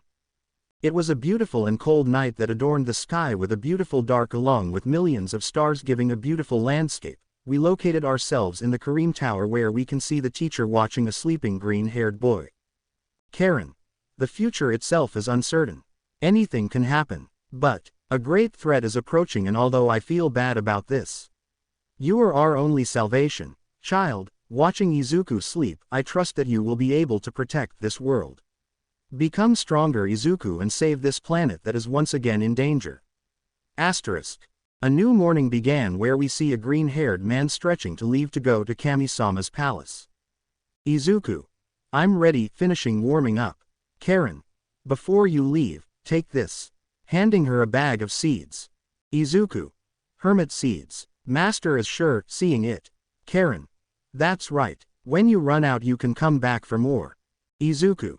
Thanks. Saving them, good time to go. Climbing a railing. Karen. Curious about what he'll do. Izuku. Flying cloud. Karen. Oh, surprised. Did I hear correctly? This boy just asked for the flying cloud. But he was even more surprised when he saw a small yellowish cloud heading towards the green-haired boy. Karen. Awesome, tell me kid, where did you get this flying cloud? Izuku. Mr. Goku gave it to me. Karen. I see. Did you know that only people with a pure heart can ride them? Izuku. I really didn't know. Going up to the cloud, it was a pleasure, master. Karen. Hey kid, aren't you missing something? Izuku. Something. Not that I know of. Oh, how did I get to Kami-sama? Karen. He. I see you noticed. Izuku. Master, how do I go up with Kami-sama? Kareem. Easy, number 1, you can't go up with the flying cloud. Izuku. I understand, coming down from the cloud. Karen. Second, you have the key to go up. Izuku. The key. Karen. Your staff, pointing at it. Izuku. Seriously, taking it. Karen. You have to climb to the top of the tower. Izuku. Okay. Karen. Then place the staff right in the center and make it grow until it reaches the palace, understood? Izuku. Understood. Thank you master, bowing, I'll see you later. Starting to climb the tower further. Karen. Good luck kid. When Izuku reached the top of the tower, he could see where he had to place the staff, so he positioned himself well and then introduced the staff into the space. Izuku. Well, here I go, taking a breath, grows sacred staff. The staff obeyed the freckled man's order and began to grow towards the sky. Izuku. Wuju. Excited. As the staff continued to grow, the boy grew taller, and at the same time, his excitement grew as he rose higher into the sky, disappearing among the clouds. Izuku. This is so much fun. After climbing for a long time, he began to see the enormous temple. Izuku. Brilliant. After the staff arrived at the temple, the boy began to raise it with excitement to see Kami-sama with his own eyes. After reaching the top, he managed to see a large temple, but he didn't see anyone around, so he decided to explore it. Izuku. Hello. Is there anyone? Exploring, how strange. There is no one. As Izuku continued exploring, he advanced until he reached the temple, seeing how everything was empty, only a statue could be seen in front of the temple. Izuku. It won't be found. Arriving where the statue is, hello, greeting the statue, do you know where I can find Kami-sama? I can even talk to statues, I can't be worse. Statue. What do you need it for? Izuku. Great, I'm crazy. Shocked, even the statues talk here. Statue. I'm not a statue, moving. Izuku. Jumping a little. Statue. You can call me Mr. Popo. Izuku. Oh. Yes, recovering, my name is Izuku Midoriya. Just Izuku. Mr. Popo. Well, why do you need Kami-sama? Izuku. Yes, Master Karen ordered me to come up so he can train me. Mr. Popo. I see. But, he can't train you. Izuku. What? Why? Mr. Popo. Kami-sama is too busy to even train you. So I ask you to leave. Izuku. No, I won't. I went up here and I won't leave without being trained, moving forward. Mr. Popo. I order you to stop getting in front. Izuku. Even beside Mr. Popo, I have to see Kami-sama. Mr. Popo. No, I won't. Izuku. Fine then, I'll force my way through, pushing him. But in a quick movement, Izuku was on the ground while being held by Mr. Popo. Mr. Popo. Are you leaving now? Releasing him. Izuku. What speed? Surprised, I didn't see him move at all. That was surprising. How did he do it? Teach me how to do it. Mr. Rooster. Number. Izuku. Please teach me. Mr. Rooster. Number. Izuku. Even if we have a fight. Okay. Mr. Rooster. Number. Izuku. Come on please. In fact, if you beat me I'll leave without refuting, but if I win will you let me see what Kami-sama says? Mr. Popo. Sighing, okay. Izuku. Great. Excited. Mr. Popo. However. Izuku. Mr. Popo. You won't be facing me, but someone extremely strong. What do you say? Do you accept? Izuku. Is he stronger than you? He nods. I will do it. Mr. Popo. Okay. Warm up a little. Wait for me here. Entering the temple. Izuku. Okay. Starting to warm up. After a few minutes Mr. Popo came out of the temple again, but this time he had someone behind him who had a mask. Izuku. He will be my opponent. Mr. Popo. That's right. He will be your opponent. Izuku. But I don't see him very powerful. Inspecting him. Are you sure about this, Mr. Popo? He couldn't respond because Izuku was sent flying by a kick. Izuku. Oh, who was it? Mr. Popo. The fight has begun. Izuku. What? Dodging a kick, but what? Izuku saw how the mysterious subject was in front of him in a fighting pose. Izuku. Fine. If that's what you want, getting into a fighting stance, that pose looks like mine. Who is this guy? I shouldn't let my guard down. Here I come. Lunging against his rival. Both began to give powerful blows which were evaded by both. Izuku threw an axe kick, but the subject managed to dodge it easily and then attacked Izuku with a sledgehammer blow, but Izuku was able to block it. They both continued fighting for a while until Izuku saw an opening in his defense, which he took advantage of to give him a strong punch in the mask that sent him flying. Izuku. Ha ha ha, what did you think of my hit? The masked man didn't respond. He just stood up, revealing his face, which surprised Izuku. Izuku. Ah, it's me. But how? Mr. Popo. He's just a clone. Don't worry, he has the same strength, resistance and speed as you. Not counting your fighting styles, hee. Izuku. I see. That's why his fighting pose seemed similar to me. Getting into a fighting pose. Let's go. I'm waiting for you, hee. The clone stood up to get into a fighting stance again, to launch himself at Izuku at an incredible speed that he couldn't avoid receiving a kick in his stomach, knocking the wind out of him and sending him flying. Izuku. Coughing. Damn, I was just careless for a second. The clone lunged at Izuku again, sending him an axe kick that Izuku was able to dodge with difficulty to get to his feet and launch himself at the clone, throwing a punch that the clone managed to defend by putting his arms in an X, but the impact caused him to be dragged a few meters back. Izuku. He has the same defense as me. How do I beat him if he has my moves? Asterisk. But he couldn't keep thinking because he was trying to dodge a ki attack. Izuku. What the heck? He can use ki. Damn, I hate not being able to use it yet. Izuku again dodged another ki attack with difficulty, but it was all a distraction for the clone to approach Izuku and give him a powerful kick that sent him flying and crashing into some trees in the area. Izuku. Panting. I can't use ki. My only option is to get close to him and hit him with my martial arts. Hee. It sounds easy to say, but how do I get close without getting hit by his ki attacks? Asterisk. The clone launched itself at Izuku again, who dodged it with great difficulty. The clone lunged at Izuku again, throwing punches and kicks at him, which Izuku dodged or blocked with great difficulty. Izuku. Damn, his strength and speed have increased even more. How did he do it? Wait a minute. Seeing the clone surrounded by a white aura, he's using ki to increase his strength and speed. Asterisk. Izuku dodged a strong kick again and was then sent flying by a punch from the clone that sent him flying. Izuku. I'm in trouble. Standing up, but this excites me, hee. Mr. Popo. What will you do now, kid? Asterisk. The clone attacked Izuku again with a strong axe kick that Izuku dodged by throwing a punch to his face, which did not have much effect on the clone who stared at him. Izuku. Forgive me. Ah. The clone grabbed him by the head to crash him into the ground and then kicked him hard in the back, leaving him embedded. Izuku. Oh, that really hurt. Standing up. The clone grabbed him by the shirt and threw him into the air, then received him with a strong kick, sending him flying and falling heavily to the ground, causing some cracks to appear. Mr. Popo. That's all you got, huh?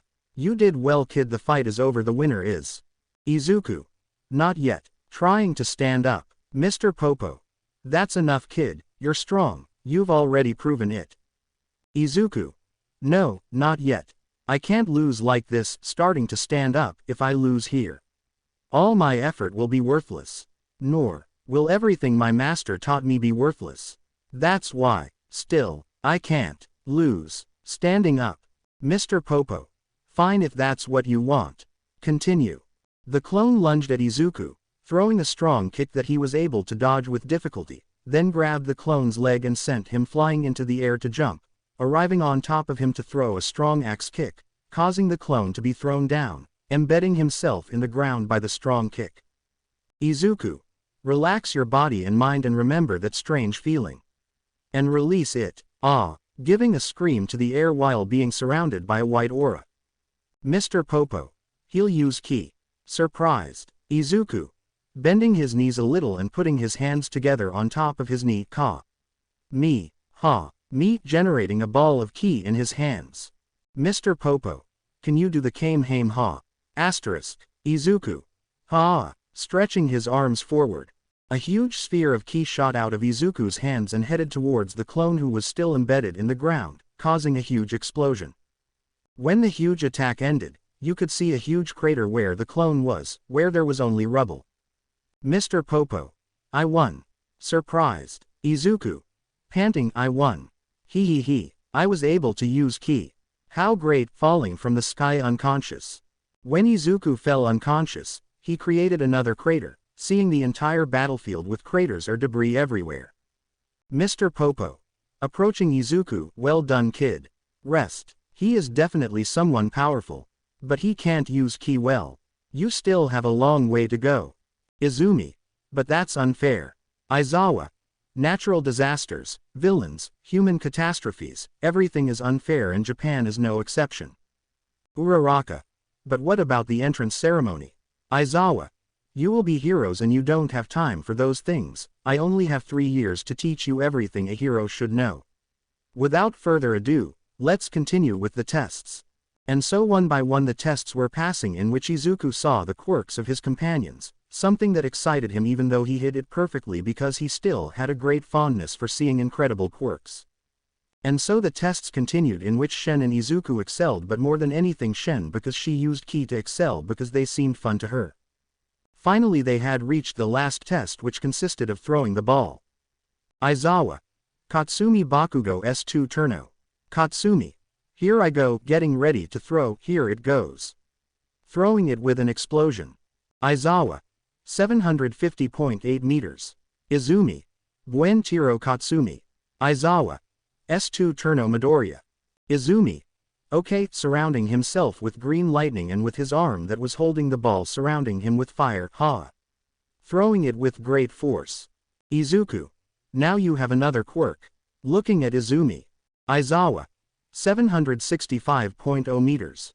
Katsumi, Genial Izumi, Felice. Aizawa, okay Shen, it's your turn. Shen, here I go. Izuku, Shen, be a little happy, seriously. Shen, don't worry Onachan, I'll do it, smiling innocently. Izuku, sighs, it would be better if everyone moved away. Moving away a little. But nobody moved, everyone looked at him strangely. Katsuki, don't give us orders, idiot. Izuku, I warned you. Shen, okay, I'm ready, surrounding herself in an aura of ki, and there it goes, throwing it with great force. The ball flew out at great speed while everyone was pushed by a strong air pressure. Izuku, Shen, I told you to hold back. Shen, but I held back, laughing nervously. Uraraka, did he really hold back? Lita, sensei, how much was it? Aizawa, showing the marker, 950 meters. All, what a force. Aizawa, well, only one more left. Everyone at that moment knew who he was referring to, so they thought they would finally know his name. Big mistake. Aizawa, it's your turn kid, looking at Izuku. All, what? Katsuki, damn it, it's about time that bastard stopped being so mysterious. Angry. Aizawa, silence, he will say his name when the time comes, now take it, throwing him a ball, and throw it. Izuku, taking the ball, yes, preparing to throw, here I go, throwing it hard. Aizawa, showing the result, 450 meters. Katsuki, he's just a weakling, talking down. Aizawa, throw again, angry, and this time use your quirk. Everyone, he didn't use his quirk. Aizawa, I've been watching you the whole time, you haven't used your quirk at any time. Aizawa earned an annoyed look from the blonde. Now everyone was surprised because in all the tests he never used his quirk, Despite this, he always did well in all the tests. Izuku. Sighing in annoyance, it's not worth it for me to use my quirk in such simple tests. Aizawa. Oh, so we have a talker, huh? Well, if you think these tests are easy, why don't you use your quirk to break the record? Izuku. How much is the record? Aizawa. 2 kilometers. What do you say? Or what are you going to say that you can't do it? Shen. Oh, this is bad. Worried. If Shen knew something that wasn't good with Izuku, it was challenging him to something or calling him an idiot. Izuku. Angry. Okay. I'll do it. But that smile terrified Aizawa a little because it wasn't a normal smile, so a chill ran down his spine. Izuku. This will be easy. Preparing to throw. Shen. Now everyone move away. Worried and moving away. This time everyone listened to Shen because they saw her face, which looked worried, so they didn't think twice and followed her. Izuku. Breathing calmly. Here I go, surrounding himself in a yellow aura. Throwing it with force. When Izuku threw the ball, a powerful air wave sent some students flying, leaving them with their mouths open due to its great strength. Izuku. Well, how much was it? Aizawa. Showing the marker, 3.5 kilometers. Izuku. Looks like I broke the record, sensei, returning to his initial position. Aizawa. This kid. Smiling. And so the tests had finished. Everyone was nervous waiting for their results, which after a few minutes were shown so everyone could see their result, which was like this. 1. Child. 2. Shen. 3. Katsuki Bakugo. 4. Shoto Todoroki. 5. Momo Yaoyorozu. 6. Izumi Midoriya. 7. Katsumi Midoriya. 8. Lita had. 9. Ochako Uraraka. 10. Eijiro Kirishima. 11. Tsuyu Asui. 12. Mezzo Shoji. 13. Kyoka Jiro. 14. Fumikage Tokiyami. 15. Mashiaro Ojiro. 16. Honta Siro. 17. Rikido Sato. 18. Electricity. 19. Mina Ashido. 20. Toru Hagakuri. 21. Yuga Aoyama. 22. Minoru Mineta. Everyone was a little angry at not knowing the blonde-haired boy's name yet, but they couldn't think any further because Mineta. No. Crying comically, I couldn't touch any breast. Aizawa. By the way, the expulsion thing was just a lie. Izuku. It was to be expected. Yaoyorozu. It was obvious if you thought about it, he only did it to bring out our potential. It was a little white lie. Seeing Izuku, that's what you meant, right? Izuku. Sighing, not exactly. Aizawa-sensei is known at UA for having expelled an entire class saying they had no potential. But it seems that this time he did see a little potential in us. Aizawa. You're informed, kid. Izuku. Only an idiot would think it was a white lie. Yaoyorozu. You know that's why everyone thinks you're an idiot or a conceited villain for feeling superior. Izuku. I don't feel superior. I'm just stronger than you and that's all. Walking away from the place. Mina. How can it be so annoying? Tsuyu. Shen, he's your brother, right? Hiro. Shen. Not exactly, but he is my older brother. Lita. What do you mean? Shen. He's not my brother, but I love him like an older brother, just like he loves me like his younger sister. Embarrassed. Tsuyu. Could you tell us his name? Shen. I'm sorry, but he's the one who has to tell them. Hehe. Tsuyu. I understand, Kiro. Mina. But why is he so mysterious and sharp? Angry. Shen. He's not like that. Getting the attention of the whole class, he's someone great. He's strong, kind, cares about others before himself and always tries to protect everyone no matter if he has to sacrifice himself. Uraraka. But why are you acting like this? Shen. I can only tell you that he doesn't like being here. But don't get him wrong. It's just that he had a tough childhood in this city, so when he comes back here he feels a little uneasy and insecure. That's why he acts like this. I only ask that you have a little patience with him because he may seem conceited, but it's just because he feels insecure about coming back here. He's afraid of integrating into society because of his past. But anyway, enough about him. Let's get back to school.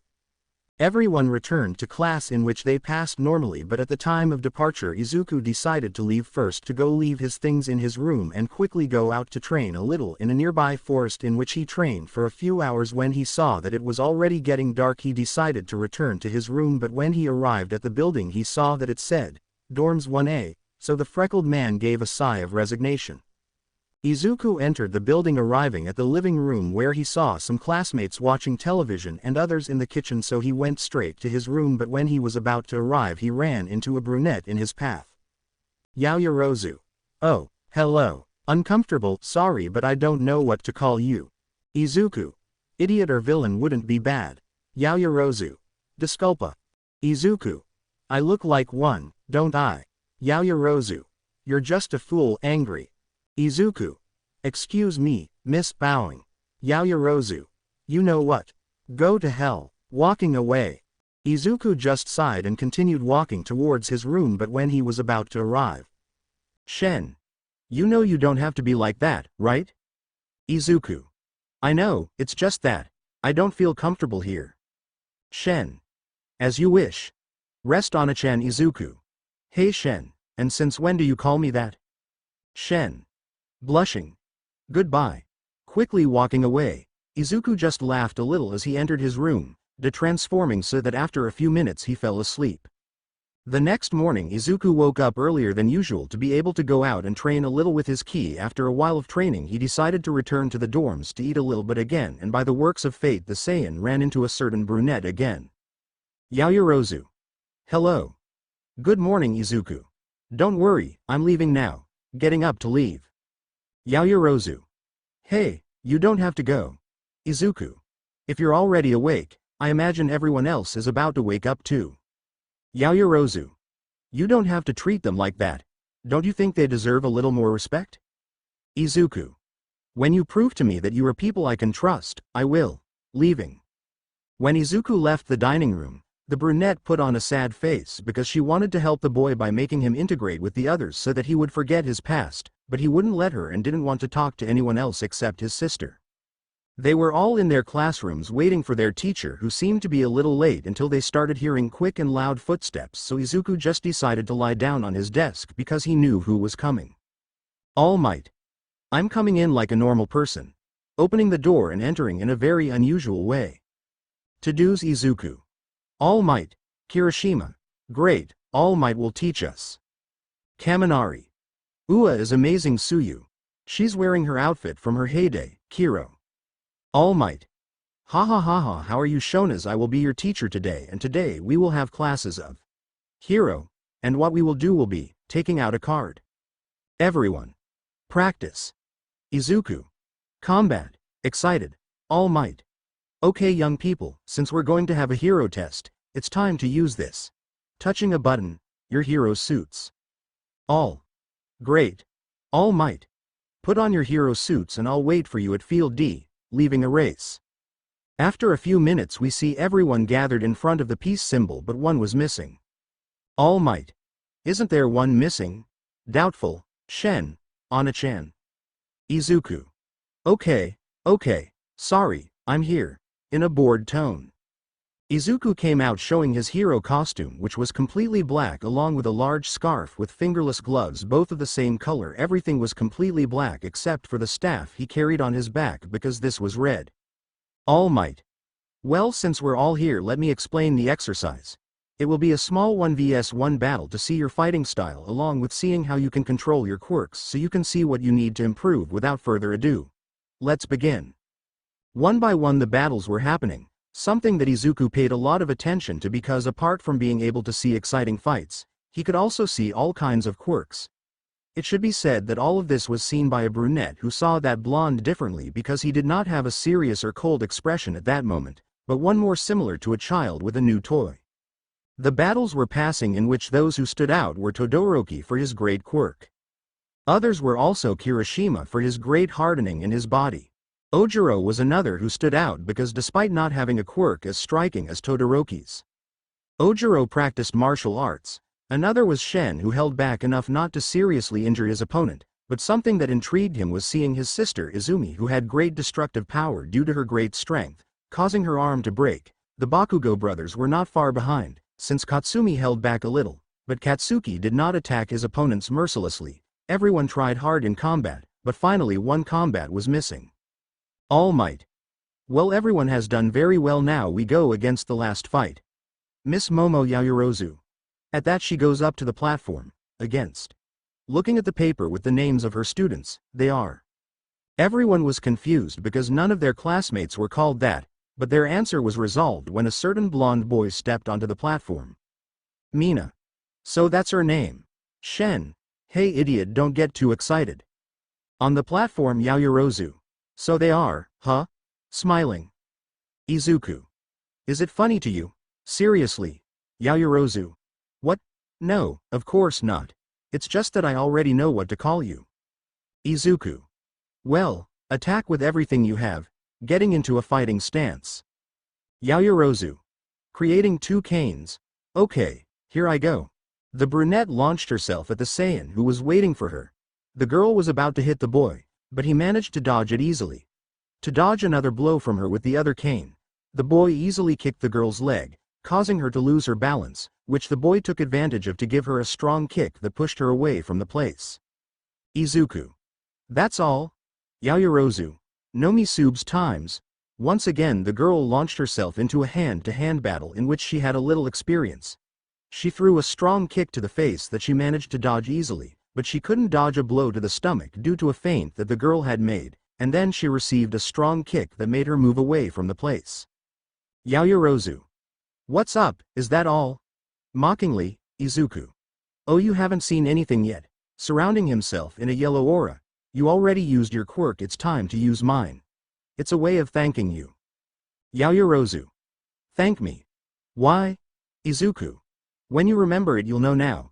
Here I go. Stretching his arms, Sokidan. Throwing 2 key spheres. Sokidan. The attack consists of the creation of a ball of energy that is controlled by precise movements with the fingers, so that it can chase the opponent until it hits them. It is a difficult technique to dodge, given its average speed, and very powerful when it hits the opponent. 2 blue spheres went against the girl at an incredible speed which she dodged with some difficulty, but something that made the girl worry was seeing how the protagonist moved his fingers, so she turned to see the attack to see how they returned to her, which she dodged again but now with more difficulty. Yaoyorozu. You can control and direct them, huh? What a great quirk. The girl dodged the attack again, but after dodging them she created a shield which she put up to stop the attack. Izuku. You lost. What happened? A loud explosion occurred, causing everyone to worry so that the injured girl could be seen after the smoke cleared. Shen. Idiot. I told you to hold back. Angry, Izuku. Sorry, I got excited. Anyway, Shen, give me a seed. Raising his hand. Shen. He can't be that stupid. Here, throwing a seed at him. Izuku. Taking it, thanks. Approaching the girl. Hey, are you awake? Yaoyorozu. I lost. Disheartened, Izuku. If that's right. You got too confident, you fool, sighing. Eat it, it will get you back, giving him the seed. The girl ate it with a little mistrust, but after eating it she got up to everyone's surprise because she was no longer hurt, much less tired. All Might. Well, after these fascinating fights that's all for today. Go back to your dorms, leaving the gym. Everyone listened to their teacher and went to the dorms. The brunette wanted to thank the boy for curing her, but she couldn't. As soon as they all arrived at the dorms, he left without saying a word to his room, an act that made the girl feel a little bad for not being able to thank him. Shen. Don't worry, Yaoyorozu, he's like that, he doesn't like to be thanked for helping someone. Yaoyorozu. I understand. By the way, Shen, you were right, he is someone who cares about others. Smiling. Shen. That's right, we'd better rest a little. Rest. Walking away. Yaoyorozu. You too. What did she mean by thanking me? Asterisk. A new day began at the UA Hero Academy. In the 1A dorms we see a blonde boy eating a bowl of cereal next to a green-haired girl. Shen. Hey Onachan, can I ask you a question? Izuku. Which one? Shen. How do you feel about them here? Izuku. Not at all peaceful. Shen. If I guessed it. Izuku. But they haven't tried to talk to me, so for now it's fine. Shen. And what will you do when they know the truth? Izuku. I don't know, what do you want me to do? Shen. I want to know what you will do. Izuku. Hit them until I get tired. Shen. Plan B. Izuku. Honestly, I won't do anything, I no longer have any connection with them, but I'll still hit them. Shen. If I guessed it, sighing, you just like to fight. Izuku. It's not my fault, it's because of my Saiyan blood, I can't control myself, sad. Shen. I believe it, but try to control yourself a little. Izuku. I don't promise anything. Shen. Ha ha ha. Izuku. Eggs. While they were both having a quiet chat, everyone started to arrive at the kitchen for breakfast, but when they entered they saw both boys laughing together, so they approached to say hello, but when they were about to arrive. Izuku. I'm leaving, standing up and moving towards the exit. Lita. Good morning Shen. Shen. Hello, good morning everyone. Suyu. Hey, what happened to your brother? Will he be okay? Shen.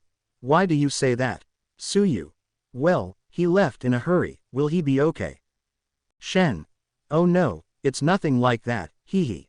Please forgive him, bowing slightly, but he saw you and that's why he left. Katsuki.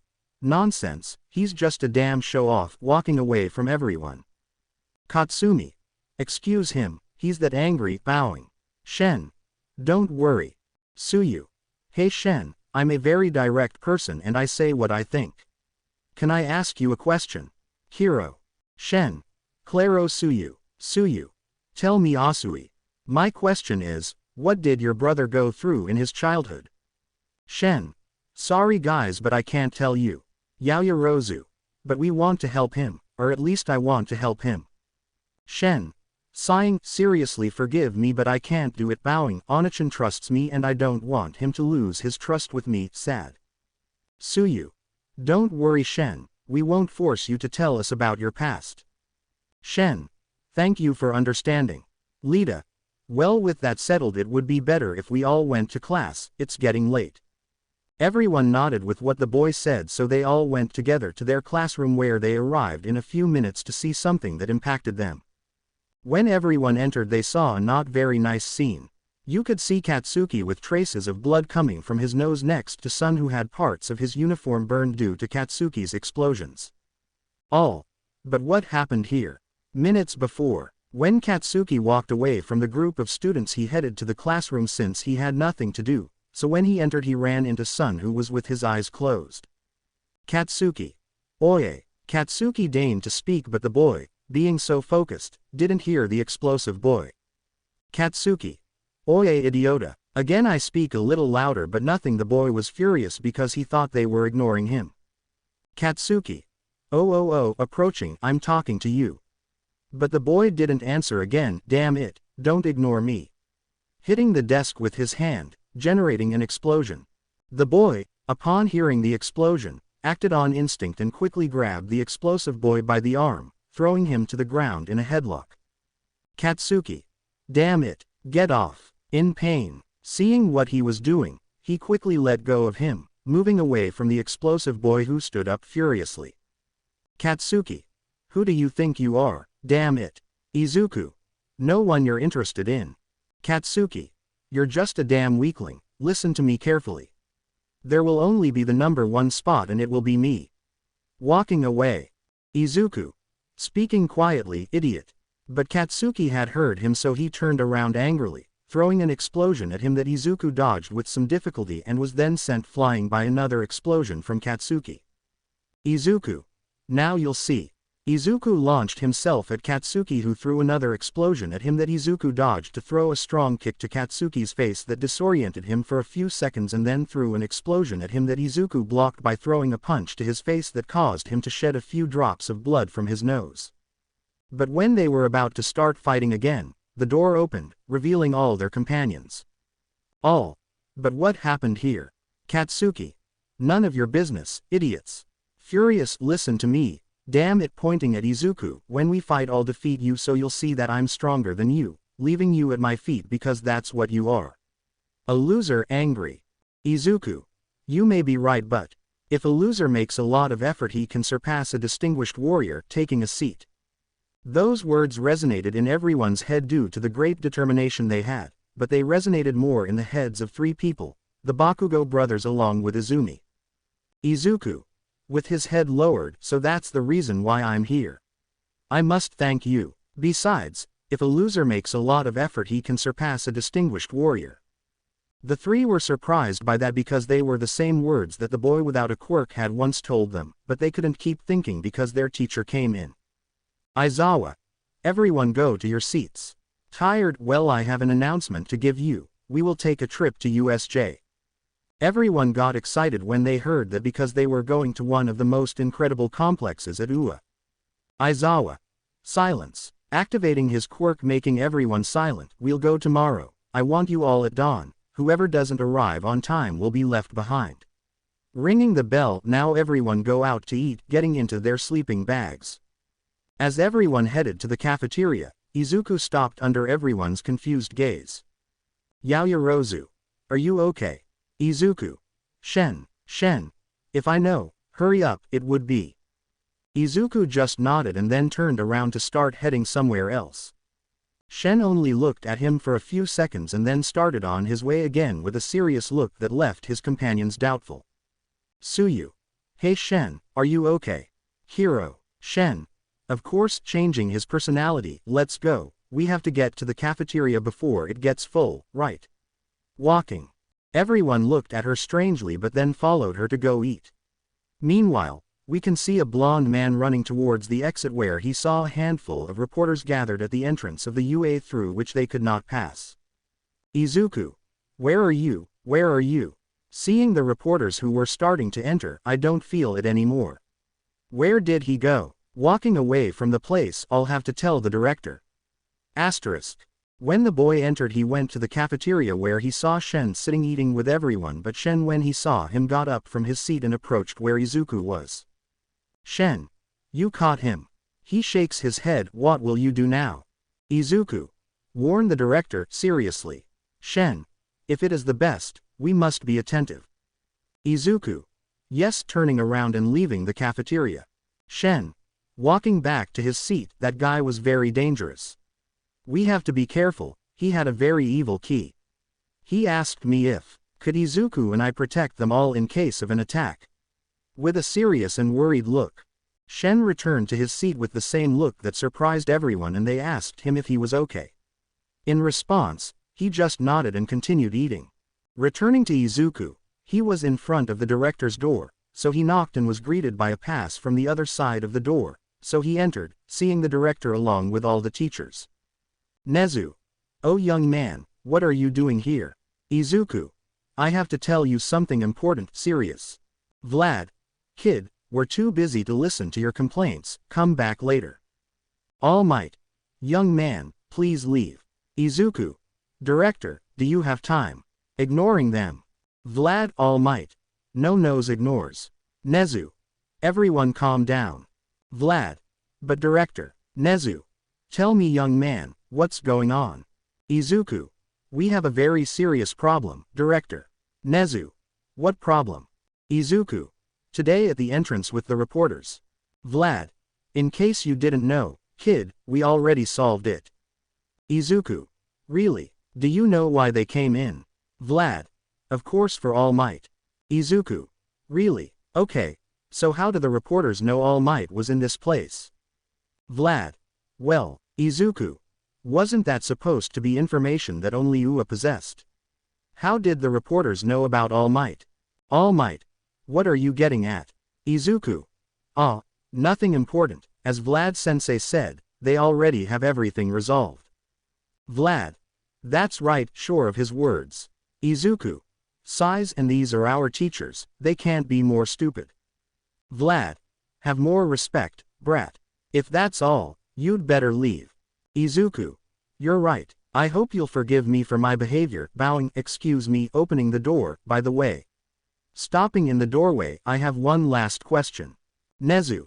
What is that young woman? Izuku. Easy, I understand that the UA has incredible security, right, director? Nezu. That's right, Izuku. So, how the hell did some reporters manage to bypass security and enter UA easily? Could it be that someone helped them get in? And if so, then that person managed to get in here, what did they come to do? Maybe they just came to bypass security. Or did they come to steal something? All the teachers opened their eyes. They hadn't thought of that possibility. The Saiyan saw this, so he just gave a sigh of resignation, calling the teacher's attention. Izuku. Idiots. Leaving the place. When the door closed, the place went silent. They didn't know what to say. A child had just insulted them and demonstrated a big mistake they had made. Nezu. Okay, everyone pay attention. I want you to start investigating and find out if there's anything missing. Teacher. Yes, Nezu. Then go. Returning to Izuku, he was already in his classroom waiting for Aizawa to continue with the classes. Shen. Did you manage to talk to the director? Izuku. No, he was in a meeting. Shen. What shall we do now? Izuku. We have to be prepared. Shen. Yes, I think you're right. Aizawa. Everyone to your seats and be quiet. Everyone take their seats. Well, open your book on page.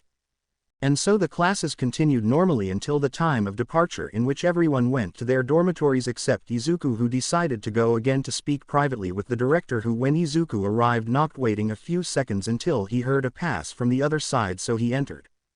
Nezu. Oh, young Izuku, come in please. Izuku. Thank you. Entering and transforming. Sorry for my behavior this morning, director. Nezu. Don't worry, young Izuku. He. Thanks for the help. Izuku. It was nothing, but we have to solve that problem. Nezu. You're right. By the way, how did you know about this incident? Izuku. For the key. Nezu. Izuku. He is the internal energy of a living being. Nezu. I see, then you can feel it through your quirk. Izuku. That's right, my quirk makes me feel other people's ki along with their emotions. Nezu. Interesting, so you can feel everyone's presence here. Izuku. That's right, but apart from the presence and emotions of people, I also feel different kiss. Nezu. Differentes. Izuku. That's right, there are different types of ki. There is the ordinary ki that any person who does not have bad intentions has. There is also the ki of people who cannot feel. A clear example is you. Nezu. Yo, Izuku. That's right, I can't feel his ki at all. Nezu. I understand. Izuku. And finally there is the evil ki. Nezu. Malvado. Izuku. Yes, seriously, a particular type of ki that manifests in beings with evil hearts. Nezu. Then, Izuku. That's right, the person who made the reporters come in was the guy with that ki. Nezu. What do you recommend we do? Izuku. For now, be alert to his next move and be prepared. He has a dark ki, it is very dangerous. Nezu. Okay. Izuku. Okay, I'm leaving. Nezu. If he rests. This kid is amazing, smiling. The next morning everyone was already waiting for the bus at the same time as their teacher. Lita.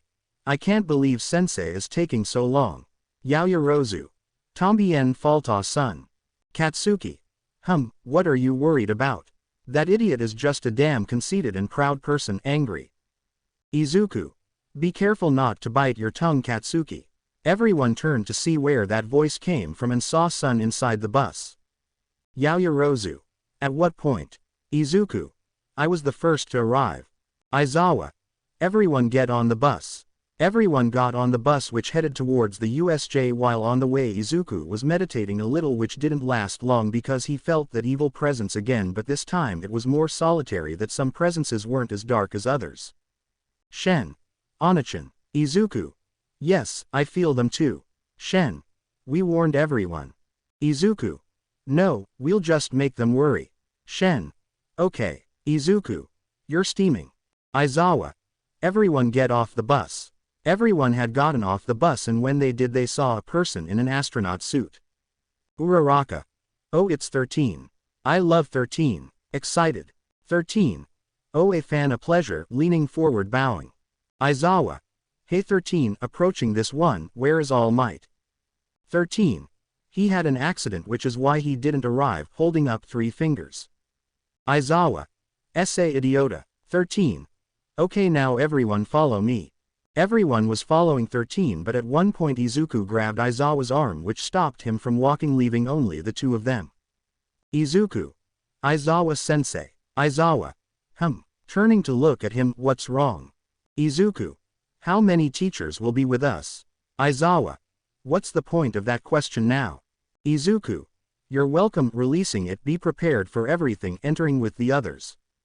Aizawa only stared at him for a few seconds before entering, seeing that 13 had already explained the place and the correct use of his quirks, as they could kill. 13. Okay, now that that's all cleared up, let's get started. He couldn't continue because Shen and Izuku stood in front of the entire class along with the teachers who looked at them curiously. Aizawa. Hey brat, what are you doing? Izuku. Aizawa-sensei, prepare yourself, throwing a small key sphere near a fountain. Aizawa. Enough, son, come back to your. Izuku. Hey idiot, are you going out? Interrupting him. Everyone looked at him curiously and thought he was crazy until a small purple spot began to come out of a fountain which grew larger. So you discovered us. Not bad, brat. The purple stain expanded, making a large portal through which 3 subjects entered. A blue-haired man who had hands all over his body, along with a purple shadow dressed as a bartender, and behind them a muscular being with a chicken head and his brain exposed. Kirishima. Great, UA is amazing, it even has fake villains. Izuku. Idiot. Getting everyone's attention, they're not fake, getting into a fighting pose with Shen, 13 and Aizawa. We came to kill All Might. But I don't see him. Where could he be? Shadow. I don't know. Love Shigaraki. Tamura. Shigaraki. Well, if he's not coming we can destroy his pride, and what better than with his students, right? Kurogiri, you know what to do. Kurogiri. Yes, expanding on why too many villains came out. 13. How many will there be? Shen. There are 50 villains. Izuku. 100. But the ones I'm most worried about are those 3, seeing Shigaraki, Kurogiri and the beast. Shigaraki. Kill them. Pointing at the students. Izuku. Here they come, he spoke with a touch of emotion. Prepare yourselves, smiling as he got into a combat stance, taking out his sacred staff. Shigaraki. Prepare yourselves, brats. Pointing at the students. All the villains launched an attack on the students along with the teachers, which caused the students to panic. Aizawa. 13 protects the students, about to jump but is stopped by a red staff. What do you think you're doing, brat? Izuku. Saving his life. If he rushes into battle it will be useless, his quirk is not for long-term combat, he would only jump to his death, we need a plan. Aizawa. Well, do you have a plan? Izuku. Thanks for asking, smiling, listen everyone. Exclamation mark. Getting everyone's attention, Lita runs to UA and asks for help, tell them that we are being attacked by villains. 13 Sensei helps the students since he is not specialized in combat, he will not be able to do anything. Let's stay together, I don't think they will let us escape. Shen protects everyone until then. Aizawa Sensei stays with everyone to protect them from being attacked by the shadow villain who seems to be able to create portals if he gets close. Use your quirk so that he does nothing. The others follow 13 Sensei to evacuate from here, understood? Nobody said anything. They were surprised by the boy's quick reaction because he had already devised a plan, but nobody moved a muscle, only the villains who were closer, which worried Izuku. Izuku. Understood. Aizawa. Coming out of amazement, if everyone has already heard Lita, run and ask for help. Lita. But Sensei, I can't leave you here. Izuku. Damn Lita, you are our only salvation, so hurry up. Lita. Ah, yes. But when he was about to run in front of him, the villain shadow appeared, blocking his way. Kurogiri. Good morning, sorry to have interrupted you, but let me introduce myself. We are the League of Villains and we are here to kill All Might, but I see that he is not here. Excuse me, but could you tell me if he has been delayed or something? Katsuki. We won't tell you anything, idiot. Shine. Launching himself along with Kirishima to attack him. Izuku. Don't do it, idiots. But both students passed through the shadow and fell to the floor. Kurogiri. Sorry kids, but my job is to separate you, starting to expand but suddenly stops doing so. But what? Aizawa. I won't allow it with his quirk active now. Lita.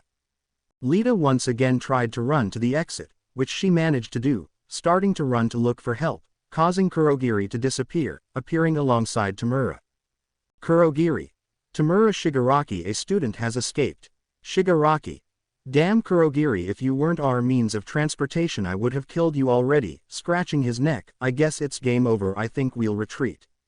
All the students were happy when they heard that because they thought they were saved, but there were two who knew otherwise, Shen and Izuku. Shigaraki. But first let's kill some children, smiling like a psychopath. Izuku. Aizawa-sensei already knows what to do. Aizawa. Okay, let's all continue with Sun's plan. Understood. Everyone nods. Okay, turns to look at Izuku and sees him warming up and stretching. Hey, wait, what are you planning to do? Knowing the answer. Izuku. Finishing warming up, isn't it obvious? Excited, I'll give Lita time. Aizawa. Kid, that's dangerous. Shen.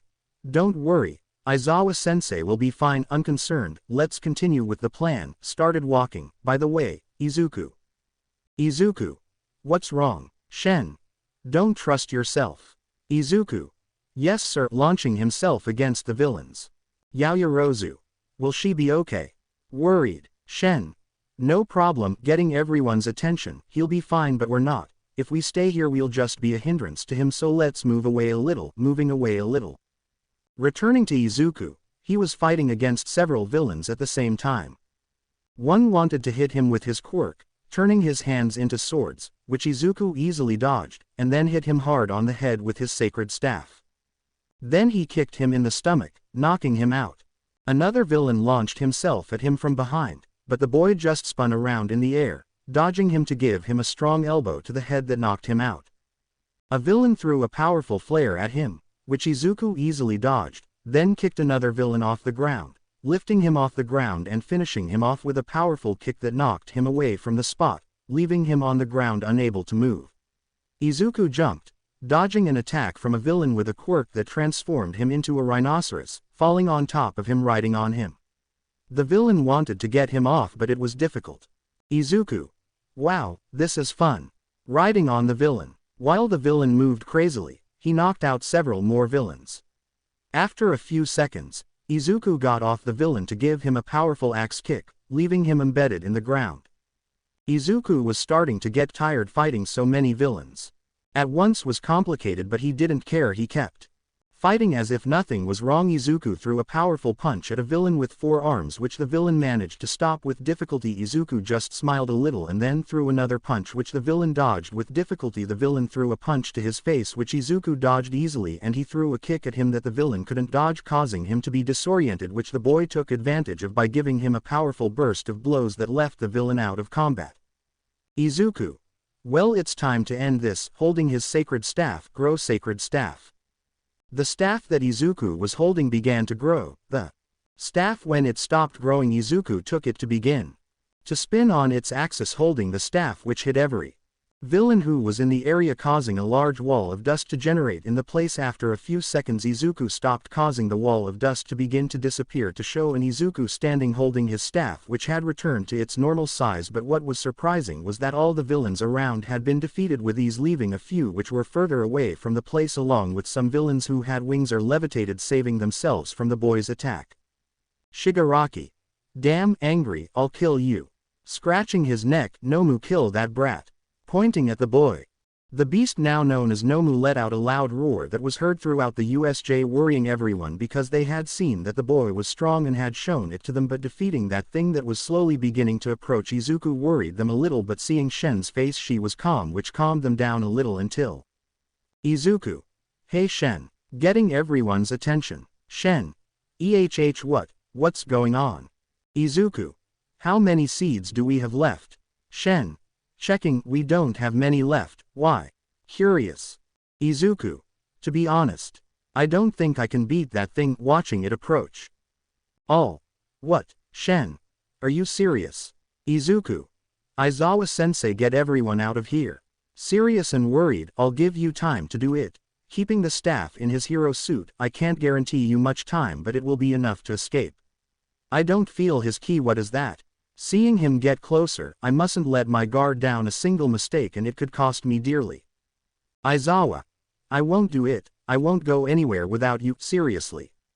The Nomu rushed at Izuku at an incredible speed, which the boy managed to dodge with some difficulty. Izuku. He's very fast. Surprised. The Nomu attacked again with a punch at Izuku, who managed to dodge it, causing the Nomu to hit the ground, cracking it. Aizawa. Wait there, about to jump in to help him. Izuku. No, don't come. Stopping him from doing so, get everyone out of here, dodging another blow from the Nomu. Aizawa. It's very dangerous to be down there alone, but he doesn't want to put us at risk. Is he suicidal? Asterisk. Izuku. Damn, sensei. I don't think I can fight this thing. I'll give you time, but get out of here, worried. Aizawa. For that reason. Izuku. For that reason he has to go away. Angry, I'll give them time. I'll be fine, I promise, calm. Aizawa. Hold on, boy, reinforcements are coming.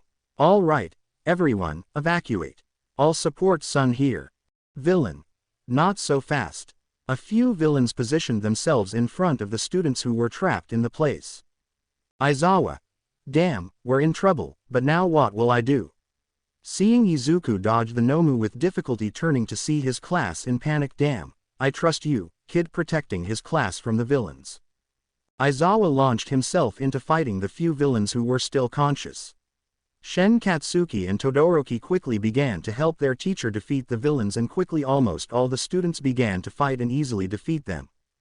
But when all the students were already with their guard down, a villain stood up and rushed with his quirk that consisted of creating scissors in his hands and launched himself to kill the closest student, who was Izumi. Aizawa. Careful. But when everyone realized it, no one would arrive on time, but at that moment Izuku launched a key sphere that hit the villain and left him unconscious, but when the Nomu was distracted, he managed to hit the boy in the stomach, who spat out saliva combined with a little blood to fly away, crashing against a mountain in the place, generating a great tremor and making the mountain collapse. All. Son, Onichan, worried. Aizawa. Damn, running to help him. When Aizawa arrived, he found the boy barely conscious, so he quickly approached to see if he was okay. Aizawa. Brat, are you okay? Izuku. Yeah, catching his breath, I just got careless. Aizawa. Come on, let's get away from here, carrying him. As they both left the mountain, the Nomu rushed towards them, but before hitting them, they were both protected by an immense wall of ice that turned into an igloo coming from Todoroki, protecting them. So Aizawa left the boy on the ground to rest while all the students arrived with them. Todoroki. Sensei, how are you? Aizawa. He's fine, he's just exhausted. Shen. Here, take it and eat it, giving him a seed of the hermit. Izuku. Thank you, eating it and recovering his energy, as good as new, getting up. Shen. What shall we do now? Izuku. If I'm honest, I feel like beating that thing is almost impossible. Shen. But, Izuku. No, there isn't any, but that thing is very fast and at the same time very strong. A little carelessness and that thing could easily kill us. Mineta. Kill us. Scared. Kirishima. Then let's escape from here. Mina. It would be best if we escape and wait for the heroes, supporting the idea. Shen. That would be impossible. Todoroki. Why do you say that? Izuku. The best thing would be to escape, but I don't think we can do it. That thing will catch us, not to mention that the guy from the portals is there too. Katsuki. It's just nonsense, just destroy that stupid shit called Nomu and that's it. Izumi. Kachan, calm down, we can't do that. Katsumi. She's right, we can't fight that. Juro. Not to mention that it was made to kill All Might. Shen. I hate to admit it, but Izuku. It's the best option. All. Really, Aizawa. That thing is very fast and strong, it will catch up with us if we escape. The best option would be to try to hold it until help arrives. Izuku. Well, those are our only options, stretching a little. Sensei, you order us to escape and pray that he doesn't catch us or hold him off long enough until the cavalry arrives. Aizawa. Very well, listen. You escape, we will make time to hold him and wait for help. Izumi. Did he say, we will? Aizawa. Let's walk, son, let's wait for them to reach the exit and wait for reinforcements. Todoroki. Sensei, let me help. Shen. And me, Katsumi. I'll help. Izumi. Count me in. Katsuki. Me too, I want to destroy that damn Nomu shit, furious. Aizawa.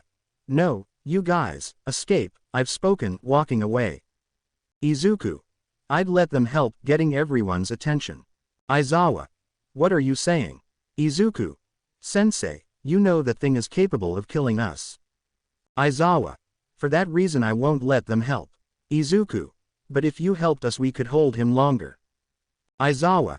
It's dangerous, I won't put more of my students in danger. Izuku. Sensei, that thing is capable of killing both you and me, but if we count on the ice as a shield and Todoroki's attack, the Bakugo brothers' explosions, Midoriya's fire, and Shen's distance attacks, we would have a chance. What are you saying? Aizawa. Thinking about it, it can't be. Sighing. Well, they will help, but if it starts to get more dangerous they will leave. Is that clear? The others get away from here as quickly as possible. Understood? All. Yes. Aizawa. Those who won't fight, come out from behind so they don't get caught. 13. I'll leave it to you. 13. Leave it to me. Aizawa. Leaving the igloo with the others. Shigaraki. Finally, damn heroes come out. Furious, I was starting to get bored. Aizawa. Very well, everyone knows what to do now. Looking at his students. Shigaraki. Hey, isn't that a little unfair? 6 versus 1. Scratching his neck. Okay, let's make it fair. That's 3 versus 6. Arriving next to the shadow. Izuku. This will be exciting. What seemed like a normal trip to USJ ended up being a pitched battle throughout the area. The place was destroyed everywhere you looked and defeated villains could also be seen everywhere. But in the area we focus on, the most intense battle of the place takes place, since it was a battle between a mutant beast with multiple quirks along with a young light-haired man with hands all over his body, both facing the Eraser hero Eraserhead along with 5 students trying to defeat both villains.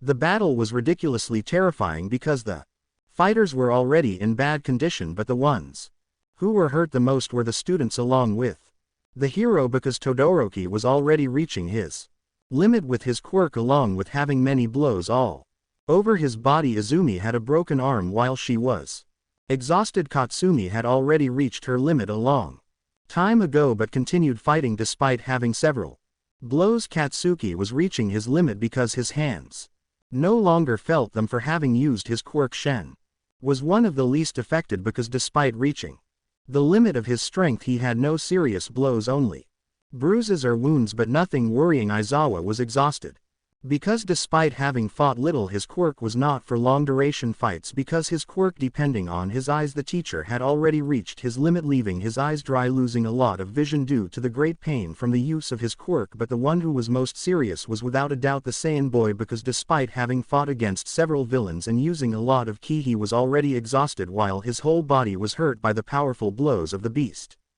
From both villains it was not so serious because Shigaraki was unconscious but only had a few blows. Apart from the Nomu having regeneration, he was as good as new, fighting as if nothing had happened. But in the distance, exactly where all the students were next to 13, there was a black-haired girl who watched the fight with anguish and despair. She had recently finished capturing all the villains so they wouldn't escape or attack again. This girl was Momo Yaoyorozu. She watched the fight with fear and helplessness. Yaoyorozu. Damn, I should go down and help them. Seeing how Izuku was hit hard by the Nomu throwing him far away, they are fighting against that beast, risking their lives while I am here watching without doing anything about it. Clenching her fist tightly due to helplessness, I'm going to go down and help them, determined, and started walking. Wait. And if I only get in their way? Shen is right. I would only be in their way, son, but still. I entered UA to become a heroine. I can't let my fear defeat me. I have to help them even if it costs me my life. Decidedly, she began to run into battle. Returning to the battle, the Nomu had already defeated Izumi and Katsumi. Both were unconscious from exhaustion and from the powerful blows. Izuku decides to throw a powerful upward kick towards the Nomu, who was disoriented, to receive an explosion from Katsuki and then a key attack to be sent flying by a powerful punch from Izuku. The Nomu in a quick movement threw itself against them, but a wall of ice was positioned in front of them protecting everyone. Aizawa launches himself to give him an axe kick, which the Nomu caught the teacher's foot and crashed against the ground, causing a small crater. Shen in a quick movement manages to hit the Nomu, which was about to reciprocate, but a powerful explosion stops its action, so Shen had the opportunity to free Aizawa. Seeing that he was only unconscious, so he decides to leave him along with Izumi and Katsumi unconscious. The Nomu had Todoroki by the neck, who was struggling to breathe, but little by little he was beginning to lose consciousness. However, before he could do so, the Nomu's arm was exploded by Katsuki, but the Nomu regenerated his arm and launched itself at Katsuki, who dodged the Nomu as best he could, but in a moment of carelessness, the Nomu managed to land a powerful blow to the chest, causing Katsuki to roll his eyes, leaving him unconscious.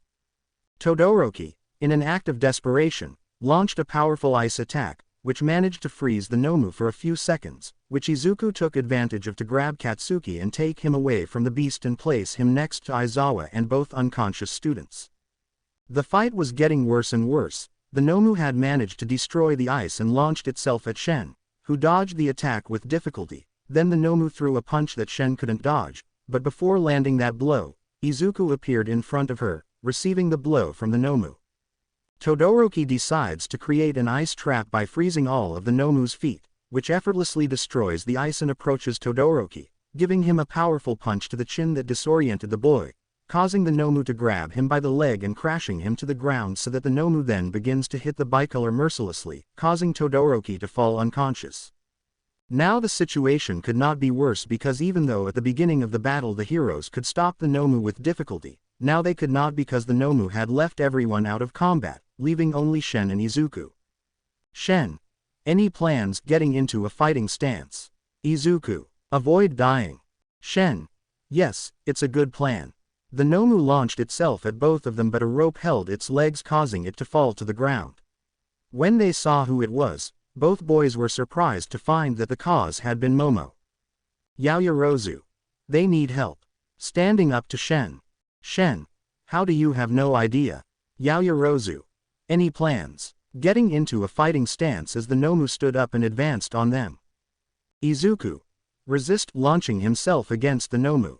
Izuku launched himself at the Nomu, delivering a strong kick to his face, and the Nomu counterattacked with a punch to the boy's stomach, causing him to lose his breath.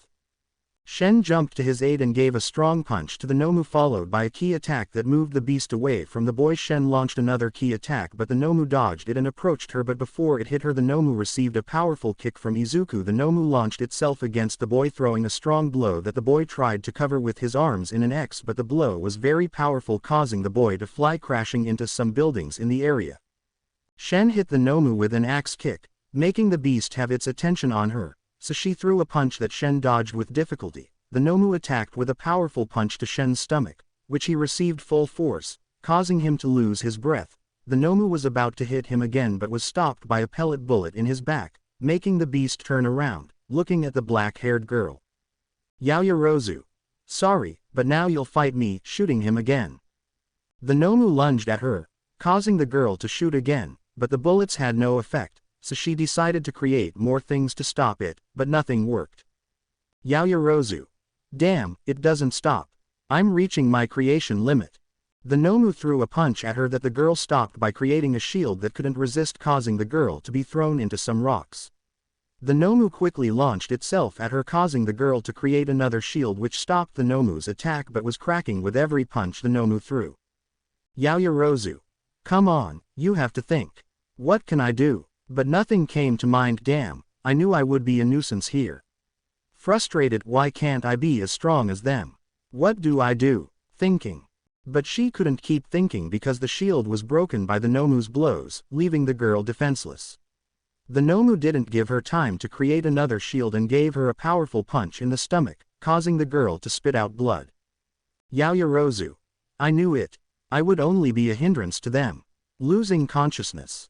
The beast grabbed her by her hair and lifted her off the ground, ready to hit her again, but Izuku quickly moved to where the Nomu was and threw a powerful punch to his face, knocking him away from the girl.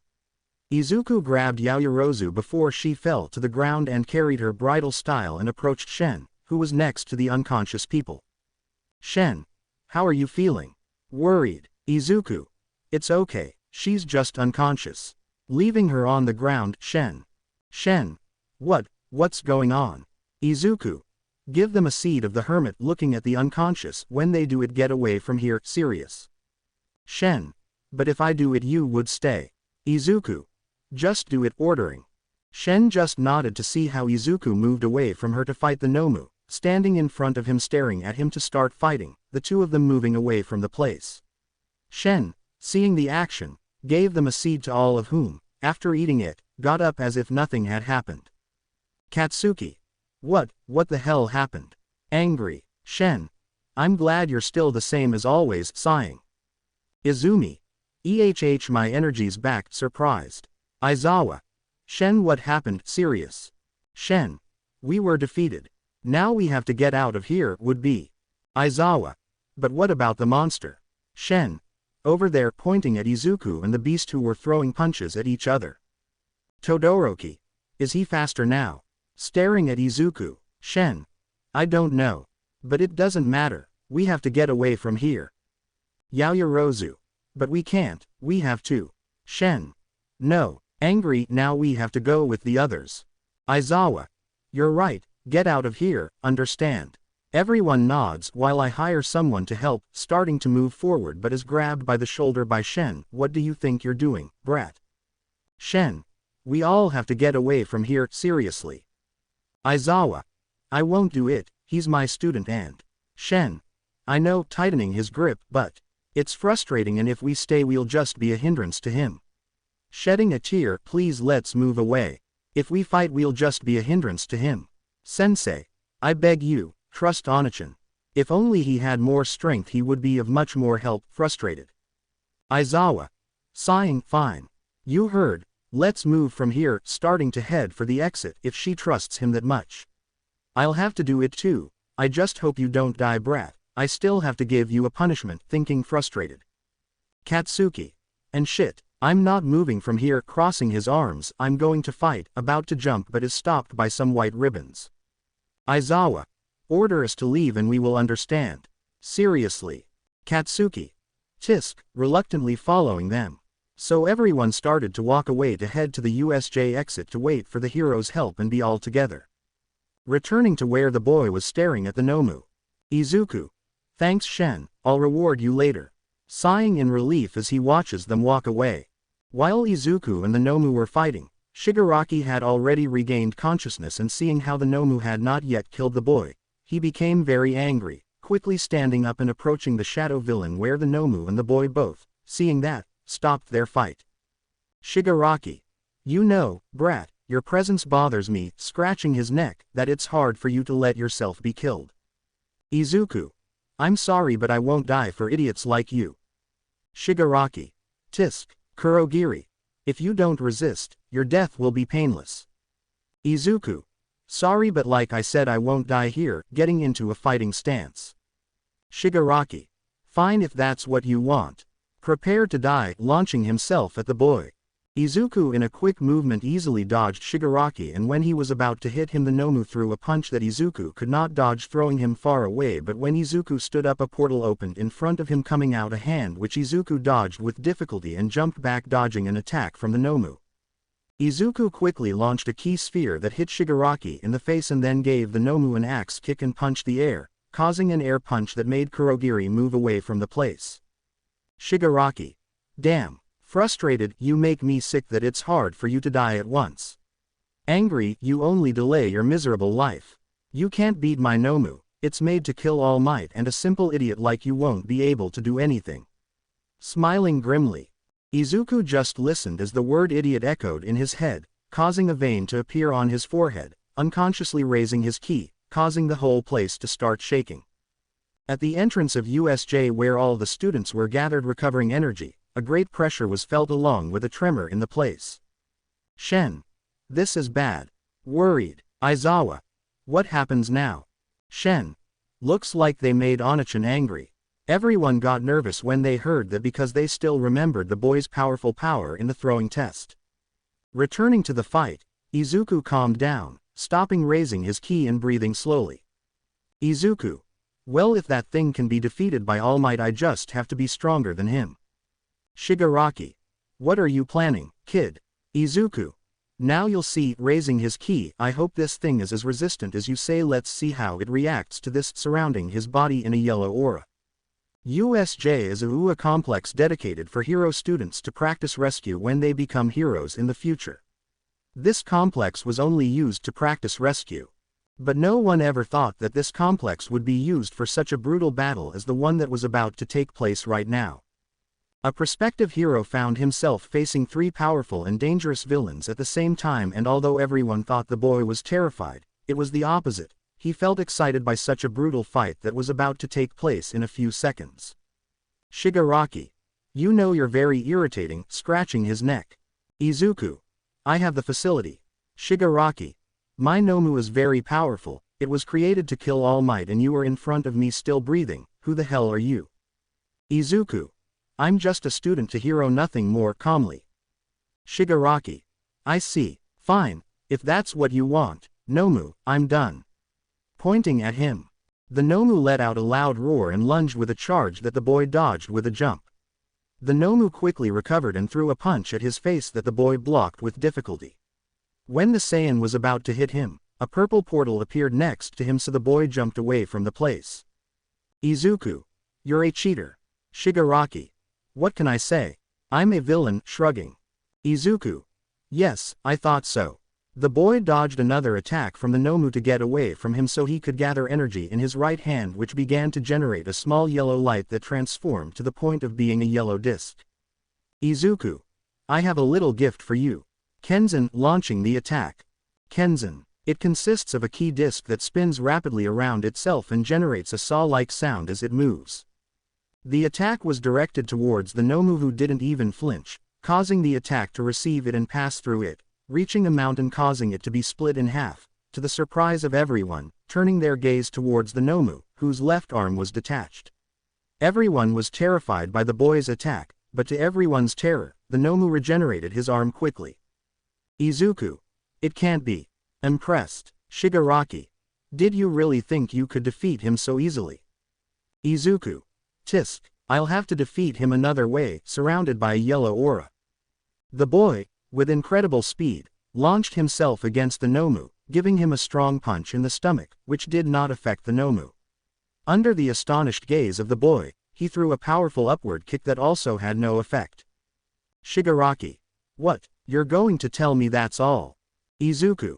Impossible, Shigaraki. Let me give you another secret, shall I?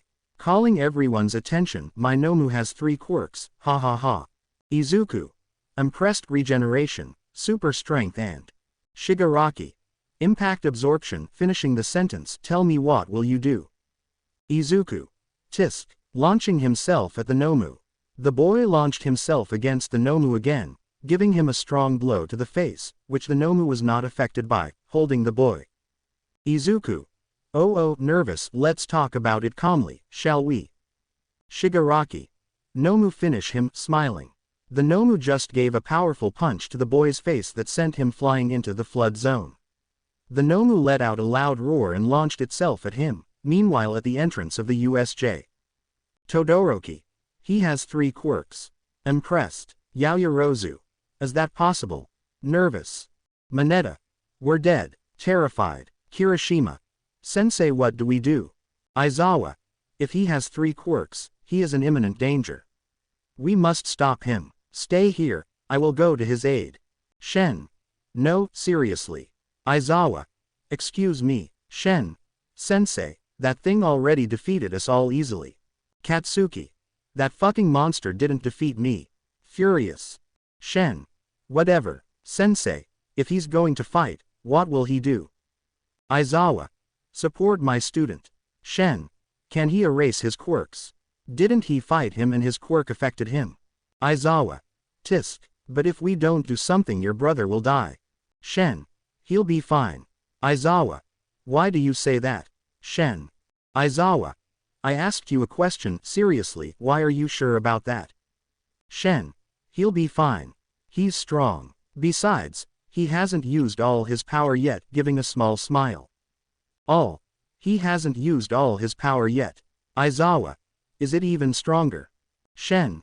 Nods. He has not shown all his power, and if we go to help him we will all be a hindrance to him. Returning to the fight, the Nomu was throwing punches at the boy, who dodged them with difficulty because he was still tired of fighting so much. But in a moment of carelessness, Shigaraki came to the Nomu's aid, ruining the boy's movements, causing the Nomu to give him a powerful blow to his stomach, causing him to lose his air, which the Nomu took advantage of to hit him with a sledgehammer, embedding him in the ground, lifting him by one leg and throwing him into a mountain, where the Nomu remained embedded, so that the Nomu launched itself into a charge, destroying the mountain, causing the boy to fall. The Nomu only lifted him by one leg and placed him in front of Shigaraki, seeing that he was semi-conscious and with several wounds on his body. Shigaraki. What's going on? Where's all that confidence from before, huh? Hitting him in the face. Nomu, finish him. The Nomu gave a loud roar to throw him into an area of water, making the boy sink into it. Shigaraki. Now, seeing the students with the teachers, let's destroy Nomu, kill them, smiling. The Nomu just started to slowly advance towards the students, making the teachers get into a fighting stance to protect their students. Aizawa. Prepare yourself. 13. Getting into a fighting stance. 13. Yes, starting to use his quirk. The Nomu launched itself at them. Aizawa. Here it comes. Seeing the Nomu's fist in his face, he's very fast. Receiving the blow, sending him flying. All. Sensei. Worried. 13. Everyone behind me, activating his quirk. Kurogiri. I'm sorry, but I won't allow it, creating a portal in front of and on 13's back, causing his own quirk 13 to bleed. All. Trace Sensei. Terrified. Shigaraki. Now, getting to where they're, let's destroy UA's reputation. Katsuki. No te lo permitir. It is. Lanzendo's contra Shigaraki.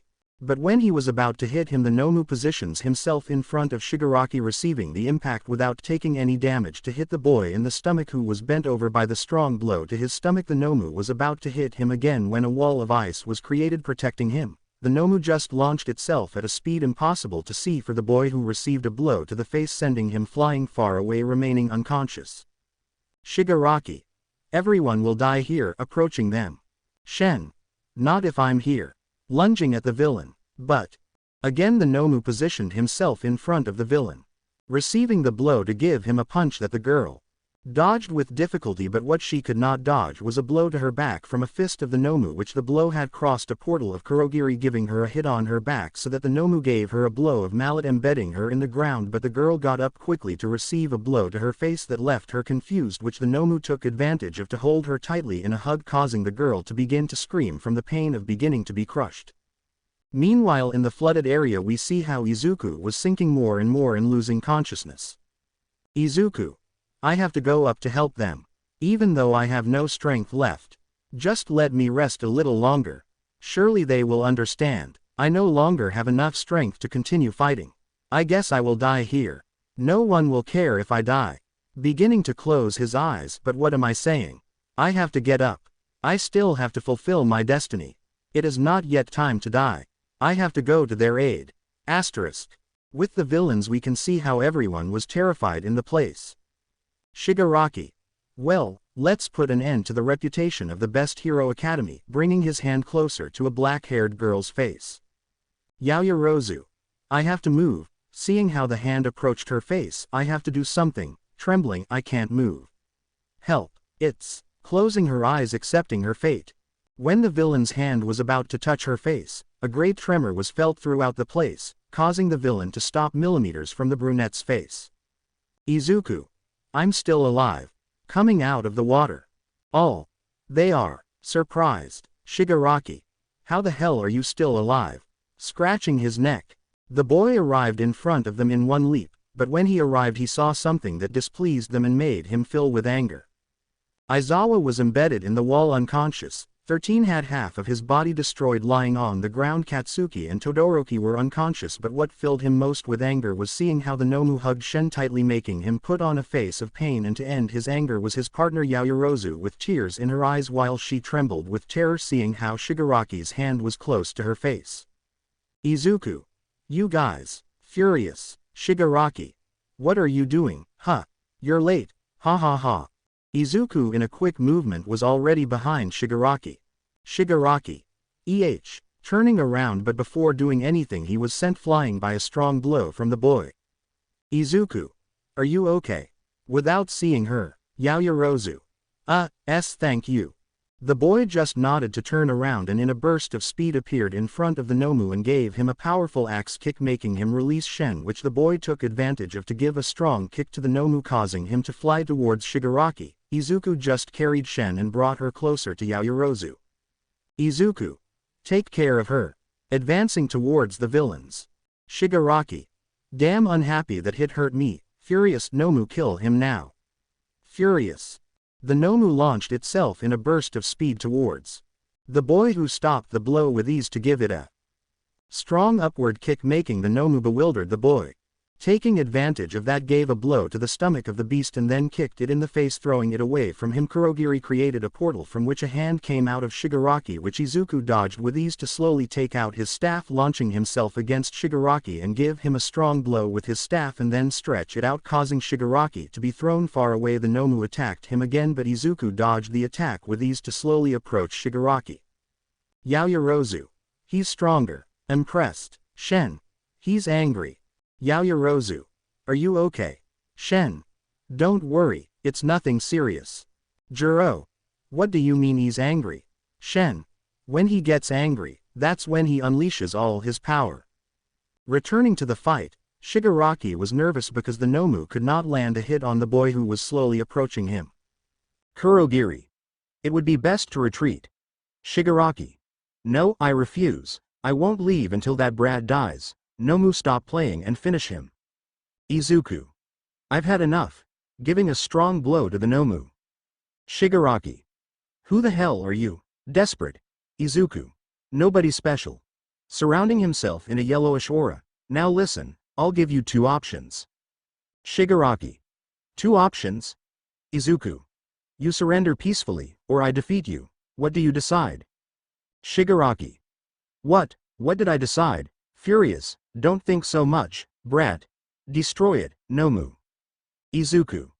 If that's what you want, I'm a warrior with a pure heart, but you've made me too angry. I'm very exhausted. If I use it I'll lose consciousness. Seeing how the Nomu approached him. But I have no other choice. I'm sure I'll have many broken bones so I can die, but turning his gaze, seeing Yaoyorozu and Shen together with a worried look. I have to do it. If I don't defeat him they'll kill me and then they'll go for the others. Asterisk. Opening his hands and starting to do a choreography. Ka. Me. A blue energy begins to appear in his hands. Ha. Me. Shigaraki. Kill him once and for all. Nomu. Izuku. Sorry, but it's over. Ha. Launching the attack towards the Nomu. Kamehameha choreography is performed, beginning by forming a circle of ki energy with the hands, and at the end, bringing them together in the center of the circle. They then draw back, creating a celestial sphere. The hands are brought forward, and the attack is launched. A powerful blue beam shot out of the boy's hands, causing the Nomu to be thrown by the attack, making it rise from the ground to advance far to a safe point where the attack passes through the roof of USJ, surprising everyone by the boy's powerful attack. When the attack fades you can see that where the attack advanced it left a large trail on the ground without leaving any trace of the Nomu. Yaoyorozu. Incredible. Kirishima. Defeated. Shigaraki. My name. Izuku. He, trembling. I warned you. Started to lose consciousness. Shigaraki. I'll kill you, throwing himself at him. Izuku. I'm finished. I no longer have the strength to move. All. They are. But when everything was about to end for the boy, at the entrance there was a loud bang, drawing everyone's attention. From the entrance, the peace symbol appeared, making everyone happy because they were now safe. All Might. Everything's fine. They're asking why? Why am I already here? All Might. Happy. Izuku. Arrive. Gastar late idi idiot, falling to the ground, sitting down. He had reached his limit a long time ago. Kurogiri.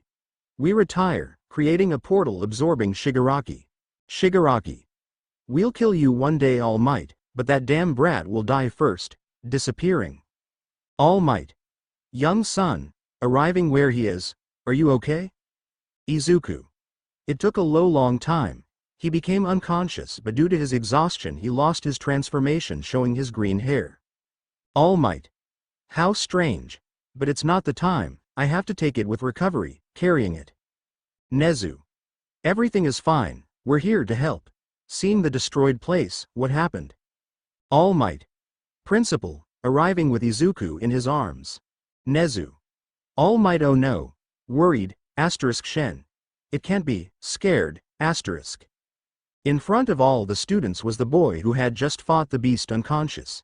You could see how both of his arms were broken and his scarf was stained with a red liquid, implying that he was very seriously injured, only in a peculiar case his hair was no longer yellow, it was green.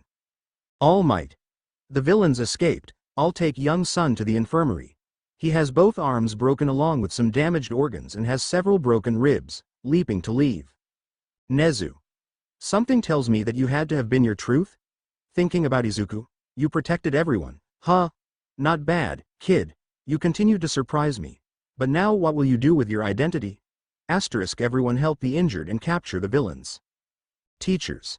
At your service, starting to follow orders. The battle was finally over and one could breathe easy because everything indicates that it was not as serious as estimated. After the battle was over, All Might took the boy to the infirmary where recovery received him and healed him as much as possible because the boy, being exhausted and unconscious, could not use his quirk on him, so he let him rest on a stretcher in the infirmary until he woke up. While this was happening at USJ, all the professors were there, along with police officers, arresting the villains and taking statements from the students about what had happened. Snipe. Principal, we're done. Approaching with the other teachers and Detective Naomasa. All the villains have been captured. Nezu. They managed to bypass our security easily, seeing the destruction of USJ. Naomasa. According to the statements of the students, seeing the reports, it all started when a black portal appeared in the center from which several villains emerged calling themselves the League of Villains, of which 3 of them stood out. One was a subject who was surrounded by a purple fog called Kurogiri, also a young man of approximately 20 years old with light blue hair and hands all over his body, and finally a humanoid beast with a chicken face and exposed brain. Nezu. Was any student hurt? Worried, Naomasa.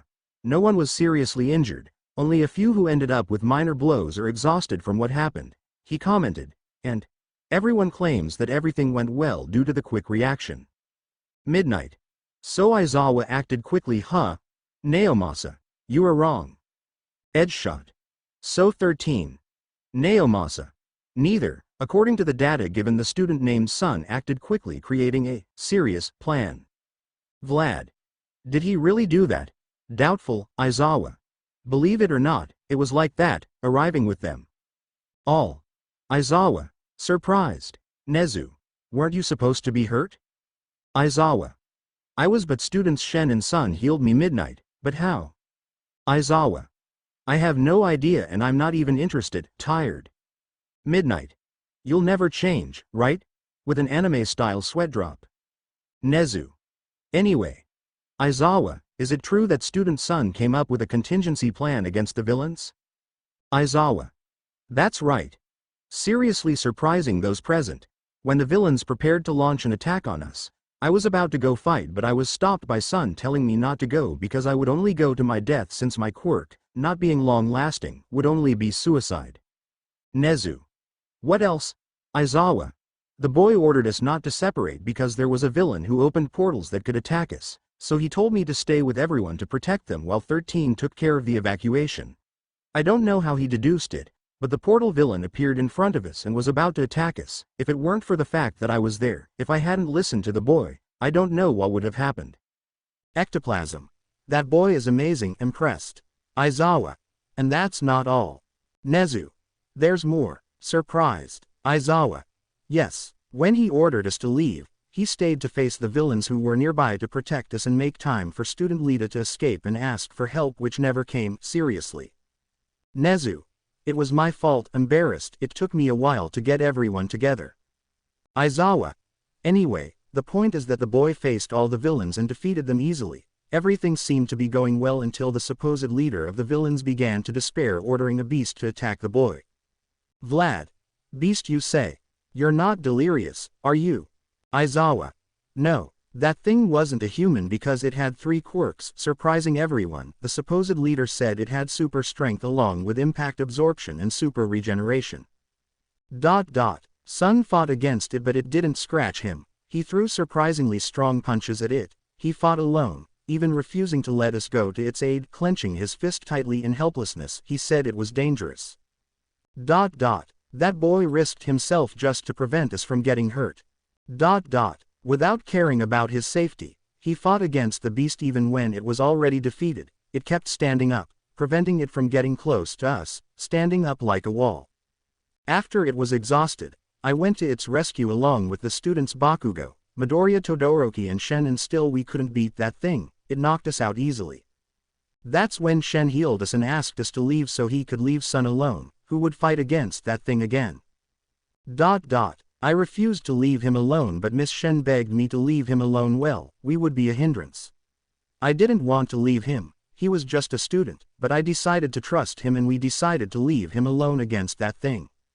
After a few seconds of leaving, a great tremor began throughout the place. At the same time a loud scream was heard. Just at that moment, All Might arrived. All Might. That's when I arrived.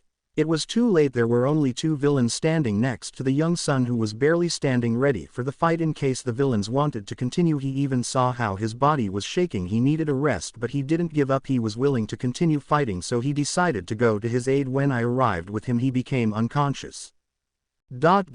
You know, director, if I had known him before, he would have undoubtedly been a great successor to One for All, although he is suicidal to jump into fight being only a student. Serious. Nezu. Well, now all that's left is to fix the whole place. All Might. Although, there was something strange about him because when he became unconscious something strange happened to him. Nezu. Strange. All Might. Yes, when he became unconscious his hair changed color from yellow to green with black highlights. Nezu. Oh, this is bad. Worried. Aizawa. That doesn't matter now how my student is. I speak a little worried. Something strange to see in Aizawa. Nezu. He is unconscious, but he is seriously injured. He has broken bones and torn muscles, and he is extremely exhausted, so he has not yet been healed by recovery. Aizawa. I understand. Vlad. Well, changing the subject, director, what will we do now? Nezu. Thinking. The day the reporters came in, surprised. All Might. What does that day have to do with this? Nezu. Young Sun told us that someone bypassed security, so they were able to steal something. More like information, that's why they were able to bypass security easily and attack us unawares. Aizawa. What are we going to do now? Nezu. We'll have the students return to their homes, understood? All. Yes. Nezu. And right now find out if something is missing, and if so find out if it is understood? All. Yes. Nezu. Andando. Returning to the infirmary, a black-haired girl could be seen in front of a room. This girl was none other than Momo Yaoyorozu, who was in an existential crisis at that moment. Yaoyorozu. Should I come in? But he's asleep. I don't want to disturb him. He must be resting right now. He overexerted himself in the fight, so he must be exhausted. What's more, why would I come in? Well, I just want to see how he's feeling, but wouldn't that be disturbing him? Maybe there's no problem. Okay, here I go, taking the door handle. Wait, what if he doesn't like my visit? Maybe I just come in to disturb him. Aside from that, what would I say? Hello son, how are you? It would be ridiculous. Maybe hello son, you fought against a beast capable of defeating All Might. Maybe he was stronger than you, but... What am I saying? Screaming in her mind, I'd better not disturb him. The girl decided it was better not to bother him, so she decided to leave, but before leaving she heard loud noises inside the boy's room, so without thinking twice she entered abruptly. Upon entering I noticed how the boy was trying to get up from the stretcher. Yaoyorozu. What do you think you're doing? Izuku. Yaoyorozu. Confundido. Yaoyorozu. Stay there, preventing him from getting up. You are very hurt, you must rest. Izuku. I'm fine. I just have to eat and exercise and I'll be as good as new. Trying to get up again. Yaoyorozu. Enough, angry, don't try anymore, idiot, it's all over now. Threatening to cry. Izuku. Sighing. Fine. Yaoyorozu. Hey, please stop straining yourself. By the way, I appreciate what you did there. Izuku. Where? Confused, Yaoyorozu. In USJ you decided to fight that thing, risking your life to protect us. Izuku. Ah, that. It's nothing. Hey, nervous, Yaoyorozu. Is something wrong? Izuku. Whispering. How is everyone? Yaoyorozu. What are you saying? Approaching him. Izuku. How is everyone? Speaking softly but the girl could hear him. Yaoyorozu. Oh, they are all safe and no one was hurt thanks to you. Izuku. Sighing. What a relief. Yaoyorozu. You know your sister is right. Izuku. Reason? Yaoyorozu. Nods. Your sister said you are a great person, you are strong, kind, you care about others before yourself, smiling. Izuku. Sighs. Shen said all that? Yaoyorozu. That's right. Izuku. I see. I know how to tease her now, giving an evil smile which the girl didn't see because of the Saiyan's scarf. Yaoyorozu. Hey, by the way, how are your wounds? Izuku. Well, they hurt like hell. Yaoyorozu. How serious are they? Curious. Izuku. Well, I arrived unconscious but I managed to hear that I had several broken bones and almost all of my muscles were torn. I speak calmly. Yaoyorozu. How can you say that so calmly? Izuku. Well, recovery said it was a miracle that someone so hurt was still breathing, that's why I'm calm. Yaoyorozu. Idiot. Crossing her arms, an awkward silence ensued for both of them, neither of them knowing what to say to start another conversation, but the girl noticed something peculiar about his hair. It was yellow, but she saw it as green when he was unconscious, so the girl began to think about it, trying to find an answer. Yaoyorozu. Asterisk, why is his hair yellow now? Could it be that he's hallucinating due to exhaustion? No, it can't be that. All Might saw it too, so what could it be? Is it because of his quirk? Or some kind of transformation? The girl stared analytically at the boy looking for answers. After a few seconds the boy began to feel uncomfortable by the look. Izuku. Understood. Yaoyorozu. What happens? Izuku. Is there something on my face or why are you looking at me so much? Yaoyorozu. Blushing. Forgive me, just that. Well, you see, I don't know how to say this. But I would like to know. Of course, if you don't have any problems. Izuku. Get to the point, Yaoyorozu. Taking a deep breath. It's about your hair. Izuku. My hair? Yaoyorozu. That's right. You see, when the battle ended you were unconscious and your hair went from that yellow tone to a green one. What is the reason? The boy, upon hearing this, turned pale and became nervous. Do you know who he is? Izuku. Who most knows? Nervous? Yaoyorozu. We all saw it when you fell unconscious. All Might carried you and brought you here, so I guess we all saw it. Izuku. Sighing. Damn. I won't be able to hide it for long. Nervous. Yaoyorozu. What is the reason? Izuku. Before I tell you, you must promise me that you won't say anything to anyone who understands? Yaoyorozu. Okay, Izuku. I swear. Seriously, Yaoyorozu. I swear, with a raised hand. Izuku. Sighing. Well.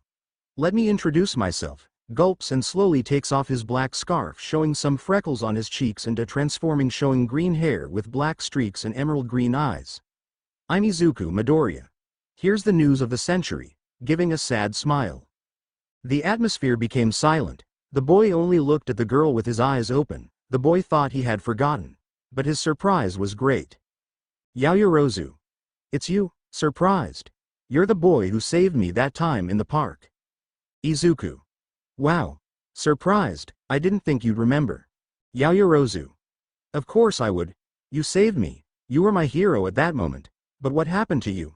I heard you were presumed dead. Izuku. Well, since I saved you, things have happened that I don't want to remember for the moment. Yaoyorozu. Oh, I understand, don't worry, Izuku. Now I need to rest. Talking so much has drained all my energy, if you'll excuse me. Putting his scarf back on and changing his hair to yellow. I hope you keep this a secret, Yaoyorozu-san. Yaoyorozu. Don't worry, I won't tell anyone, but you'll have to give me a lot of answers, understand? Izuku. You are Yaoyorozu. Now rest a little, approaching the door. By the way, Sun-kun. Izuku. What's going on? Yaoyorozu. Thanks again for saving me, bowing. Izuku. Don't worry. Yaoyorozu left the room, leaving the boy alone, who only gave a small smile and settled down better to sleep because he was exhausted, and being transformed exhausted him due to the use of energy. Meanwhile, classes had ended at UA, all students were sent home to rest, all parents were worried about their children, but when they saw that none of them were seriously injured, they calmed down a bit. But let's locate ourselves in a large mansion which was the Yaoyorozu residence. When the girl arrived home, her parents jumped from their seats to hug her and ask if she was okay, to which the girl told them yes, only that she had a big smile which left her parents with doubt, but they decided to leave it aside, so they went to eat together all afternoon. Their daughter did not remove her smile, so at the time when the girl was preparing to sleep, her mother wanted to know the reason. Mrs. Yaoyorozu. Momo dear, are you okay? Yaoyorozu. Yes mom, don't worry, smiling. Ms. Yaoyorozu. You know, can I ask you about that smile? You were attacked by villains today. I don't understand why you're happy. Yaoyorozu. Oh, is that it? Mom, you won't believe me. Excited. Mrs. Yaoyorozu. What? Yaoyorozu. I saw it again, mom. Excitedly jumping on the bed. Mrs. Yaoyorozu. Let's see. Who? Yaoyorozu. The boy I told you about, who protected me that day in the park when I was a little girl. Happy while continuing to jump on her bed like a little girl. Mrs. Yaoyorozu. En serio, Yaoyorozu. Yes mom, I saw him again. Mrs. Yaoyorozu. I'm happy for you, daughter. Copying her daughter's action. Yaoyorozu. Yes, it's great. Ms. Yaoyorozu. That's great. Stopping from jumping, but it's time to sleep, young lady. Yaoyorozu. Yes, mom, stopping jumping and settling down to sleep, I love you. Mrs. Yaoyorozu. I love you too, giving her a kiss on the forehead. Rest, heading to the door. Who knows, maybe one day you should invite him over. He must be a very cute boy for you to be like that, he, bothering her daughter. Yaoyorozu. Mom. Blushing. Mrs. Yaoyorozu. Just kidding, dear. Rest easy. Closing the door. Yaoyorozu. Pouting, I don't even like him, he's just my hero. Although he's a little cute, embarrassed, what things do I say? Blushing, although, I thank you infinitely for having saved me, whispering, Izuku, smiling. And so the girl fell asleep in her huge luxury room with a smile on her face at having met her hero after so long. A new day arrived in Japan. The students of the UA Hero Academy were sent home for 2 days so that no accidents would happen again. But let's go to the UA infirmary, where the Saiyan was resting peacefully in the room where he was, but his rest was interrupted when he heard knocks on his door. Izuku. Who could it be? Go ahead. The door opened, showing Principal Nezu accompanied by the symbol of Peace All Might, his teacher Aizawa, and a police detective. Nezu. Oh young man, I'm so glad you're awake now. Izuku. Director, what do I owe your visit to? Sitting on the stretcher. Nezu. We'll be quick, son. We just came so you could give us your statement and rest, okay? Izuku. Yes, why not? Naomasa. Good afternoon young son, let me introduce myself, I'm Police Detective Tsukauchi Naomasa. I wanted to know if you could give me your statement about the attack that happened recently. Izuku. Well, I can only say that when we arrived at USJ I felt more people, so I was alert. Aizawa. That's why you asked me how many more teachers there were, right? Izuku. Yes, when we arrived at USJ I could feel more people apart from us. All Might. What do you mean when you felt? All Might asked him a good question that the boy would have answered. Of course, if it hadn't been All Might, because even though Izuku is his fan, he still didn't forgive him for telling him that he couldn't be a hero. The boy still hadn't completely overcome his past and he was trying. But seeing one of the people you admired the most tell you to give up again wasn't easy to forget, much less when it comes to someone who gives hope to the whole world. Naomasa. Young son, are you okay? Izuku.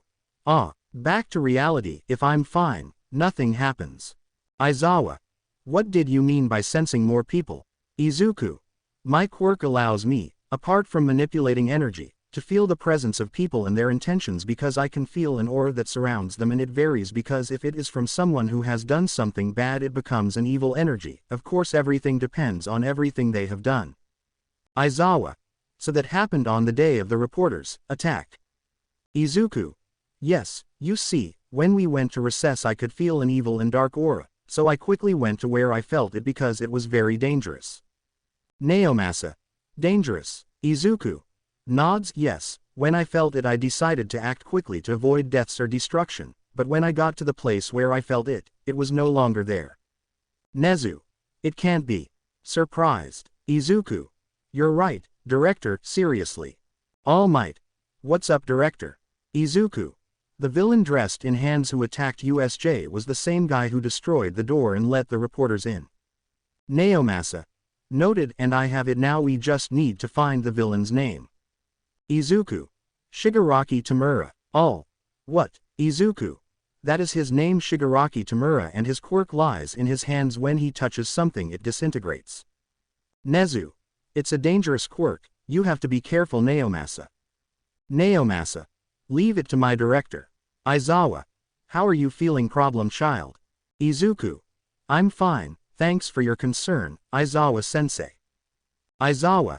It's nothing, by the way. Good job, Haya, keep going like that but without hurting yourself, you hear, brat? Izuku. Yes, uninterested. All Might. You know, young man, you will be a great hero, I believe it, ha ha ha ha, and I hope you become #1, but you should not act so lightly, seriously. Izuku. If that's all, you can leave, drastically changing his personality to a serious one. I need to rest. Naomasa. If that's all, thank you, leaving. Aizawa. Rest, brat, retiring with all might. Izuku. Sighs, I can't believe it. Nezu. Young son, are you okay? Izuku.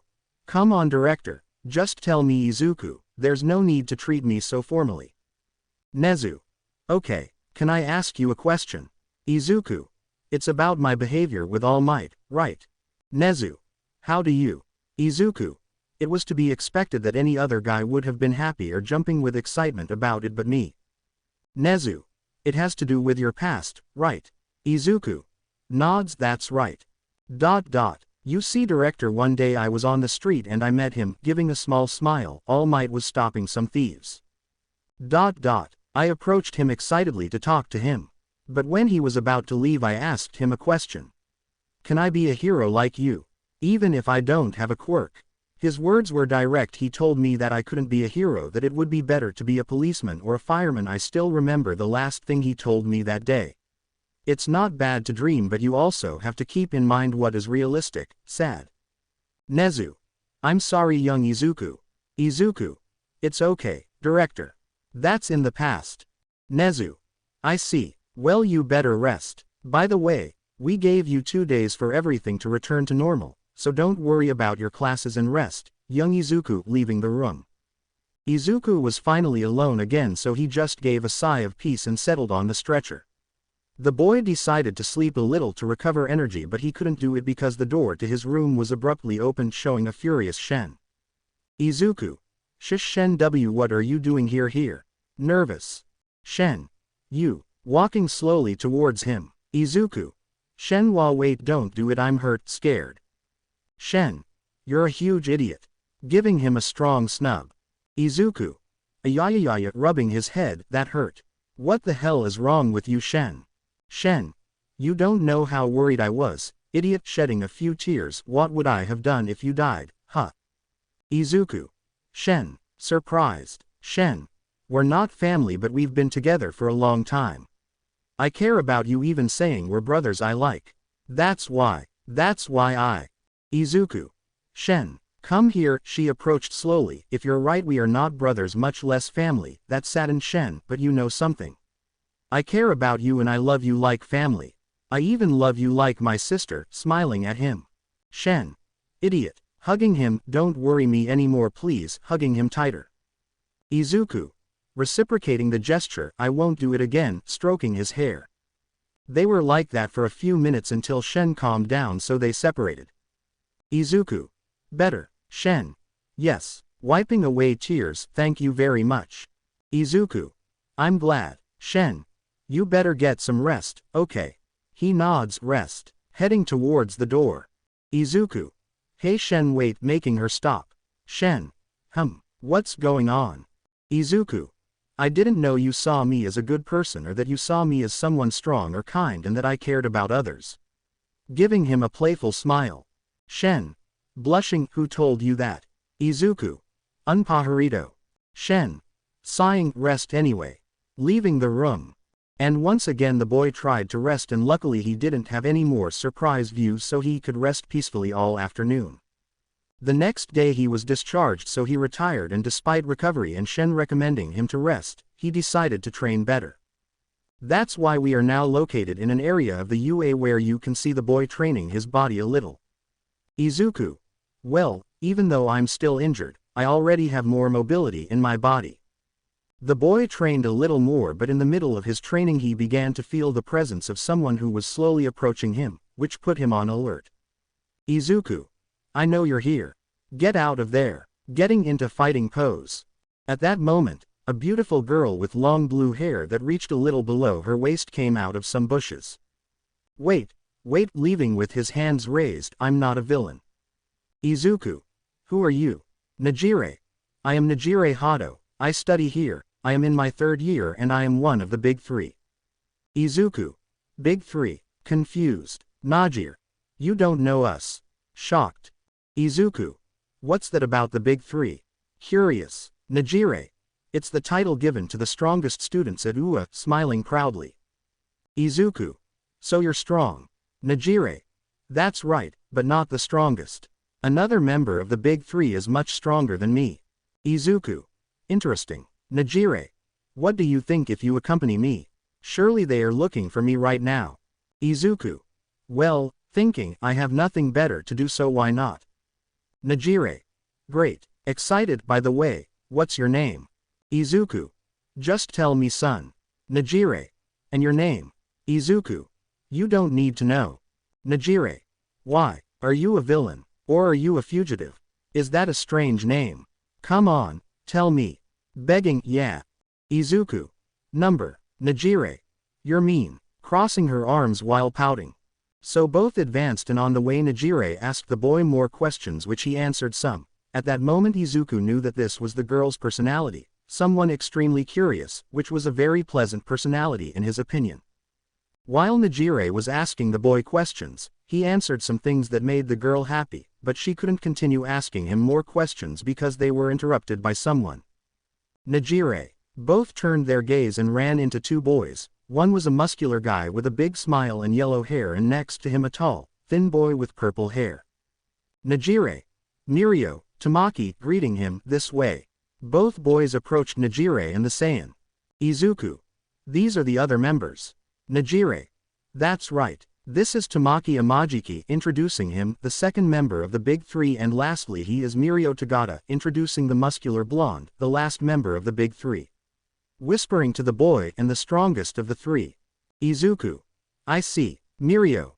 Hello, a pleasure. Mirio Tagata, extending his hand. Izuku. Son, accepting the gesture. Mirio. Are they just? Izuku. My name is not important. Najire. Mirio. He didn't want to tell me, pouting. Mirio. Wow, you surprise me. Izuku. Why? Confused. Mirio. Well, if you managed to prevent Najire from knowing your name, you must be very mysterious for us to know it. Izuku. Well, maybe in the future I can tell you. Najire. Seriously. Excited. Izuku. Yeah, I guess. Najire. Yeah, with a sparkle in her eyes. Mirio. By the way, are you dressed like that? Izuku. Just like that. Mirio.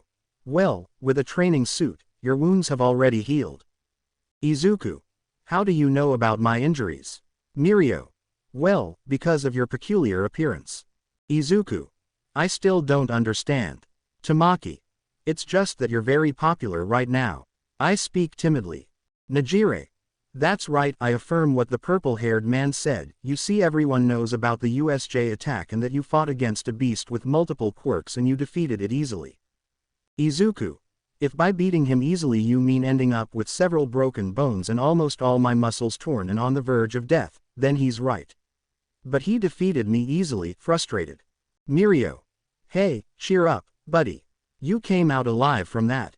It's a great achievement for being just a 2nd year. Izuku. AHM. I'm a first year. Big 3. Are you a first year? Surprised. Izuku. That's right. I affirm. Najire. Incredible, you must be very strong. Excited. Mirio. You know I'd like to have a fight with you. Excited. Izuku. And what are you waiting for? Getting into a fighting stance. Let's fight. Mirio. Yes, mimicking the boy's action. Tamaki.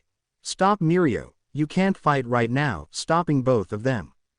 Izuku. Mirio. Why? Najire. You're hurt badly, and you could get hurt worse. Izuku. Oh, that's true, realizing, well, it will be for next time. Mirio. Yes, I'll be eagerly waiting for her, raising a thumb.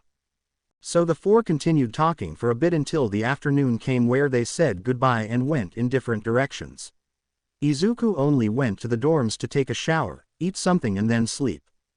The next day Izuku woke up too early, so he decided to train a little and then return to the dorms, take a shower and dress in his UA uniform since classes were restarting today, so when he left his room he quickly went to eat something and go to classes with Shen. When they both arrived they saw all their classmates already in their seats, although Izuku noticed a slight change because behind him was not the same person this time. The one who was in that place was Momo Yaoyorozu, who gave a smile to the boy, so the boy just sighed and went to sit down. Yaoyorozu. Whispering, hey, why did you sigh when you saw me, huh? Izuku. You should have guessed. Yaoyorozu. No, of course not. If you did it. Izuku. I don't know what you're talking about. Yaoyorozu. Don't play dumb, did you hear that? But she didn't answer. Hey, I'm talking to you. She didn't answer again, rude, making a cute pout. All the students saw that strange scene because at what point had the boy changed, and today he was talking to someone other than his sister Shen. Aizawa. Good morning everyone, entering the room with the same tired expression. All. Good morning, Aizawa. I've come to make an announcement. Dramatic pause. The war isn't over yet. Mineta. More villains. Terrified. Kirishima. Where? Getting into a fighting stance. Aizawa. Calm down. I mean the sports festival. The students started to celebrate upon hearing that silence. Activating his quirk, making everyone silent. Well, that was all. Juro. But sensei, will it be okay to do it after the attack? Aizawa. Don't worry, it's a way to show everyone that UA is safe. It's also impossible to cancel it because that way you show the heroes that they are already here. They have an opportunity every year, so show what you are made of, because that way you will have a better future when you all are heroes. Without anything else to say, you will be given 4 weeks off before the festival, so take advantage of it as you want rest.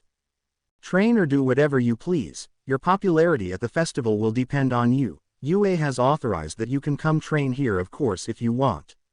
Is that clear? All. Yes. Aizawa.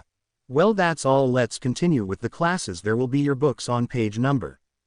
And so the classes continued without pain or glory. At the end of the day, everyone returned to their dormitories and prepared their things to return to their homes, and everyone had something in mind. They would become stronger to be able to stand out in the festival and have better opportunities. Everyone was motivated to become strong, especially when seeing the great power of their blonde partner who fought against villains and defeated them easily, so they knew that they had to become stronger than they were.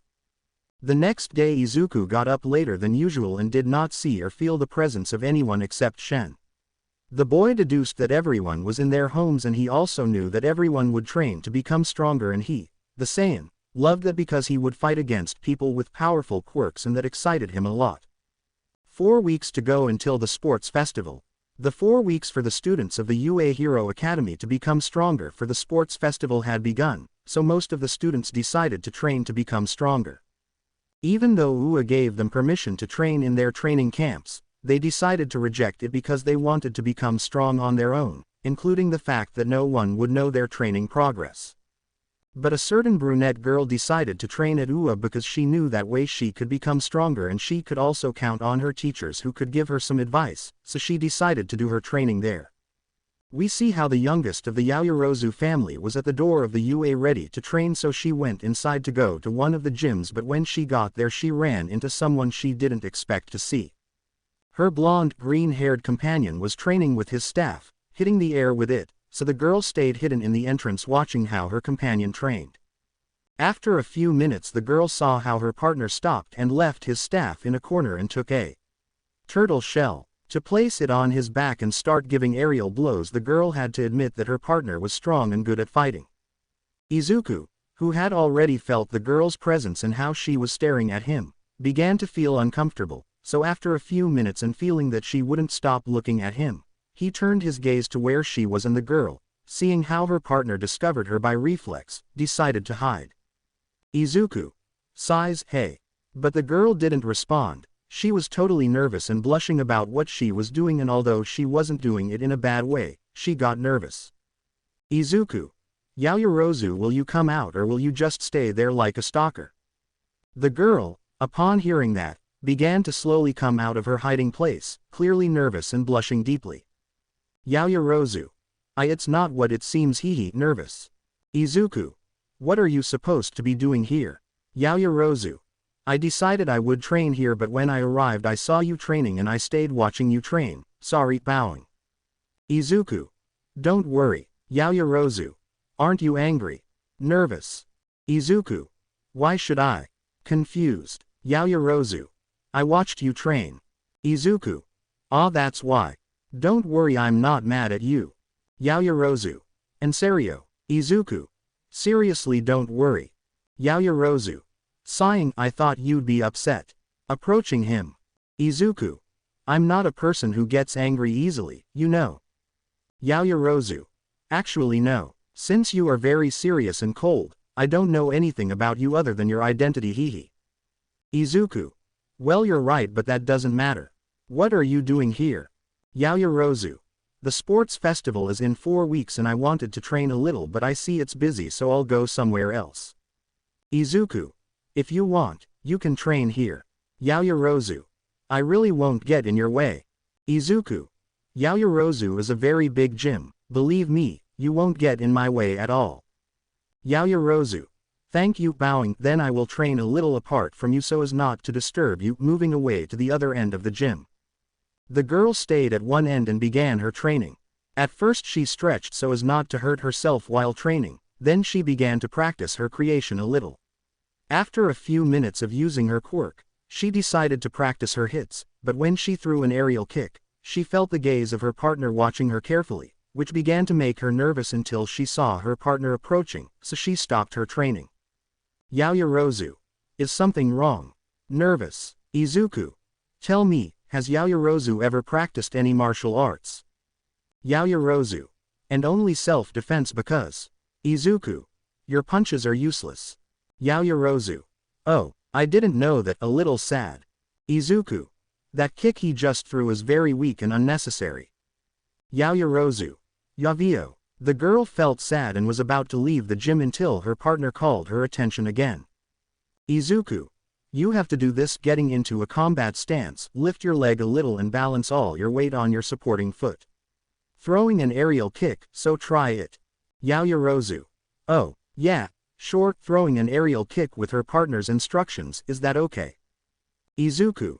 You're a little lacking in practice, but it's not bad for your first time. Keep it up, moving away from her to continue his training.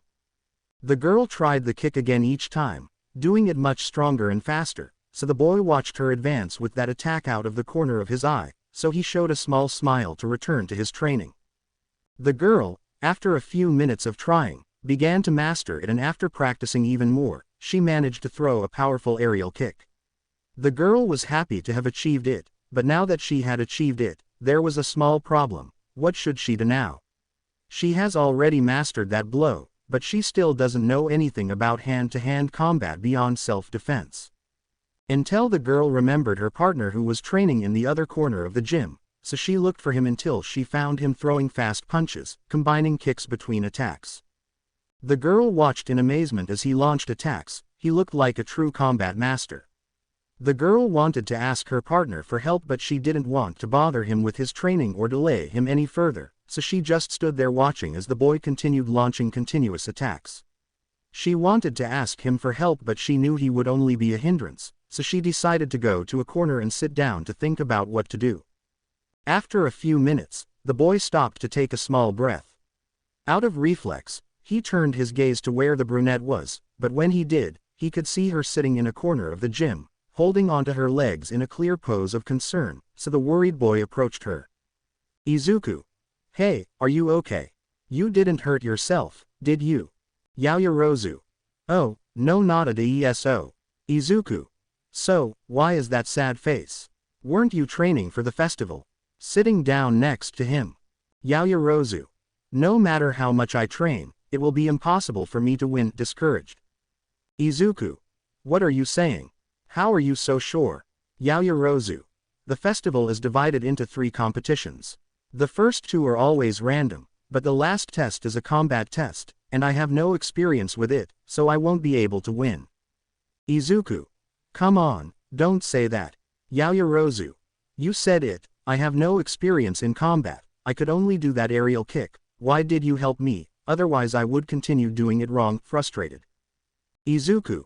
Come on, let's go. Extending his hand. Yaoyorozu. What? Where to? Accepting the hand. Izuku.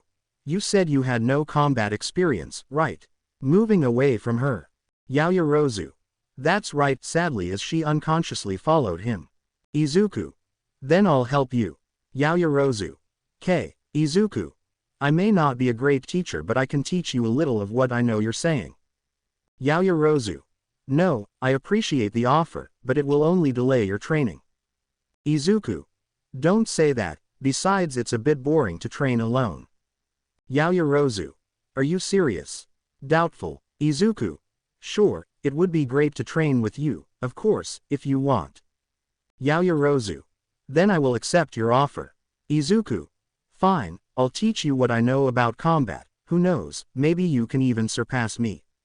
Yaoyorozu. That would be impossible, I'm useless. Izuku. Hey, don't be so negative. Yaoyorozu. But it's true, no matter how much you train me, I won't get very far. Izuku. Remember what I said that time I fought with Bakugo? Yaoyorozu. No, what? Izuku. If a loser makes a lot of effort. Yaoyorozu. He can surpass a distinguished hero, finishing the sentence. Izuku. That's right, now come let's see what you're capable of. Yaoyorozu. Thank you son. Izuku. Don't worry, Yaoyorozu. And what are you going to teach me? Izuku. I'll teach you the Kame style. Yaoyorozu. Kame style. Doubtful, I mean turtle style. Confused. Izuku. That's right, Yaoyorozu.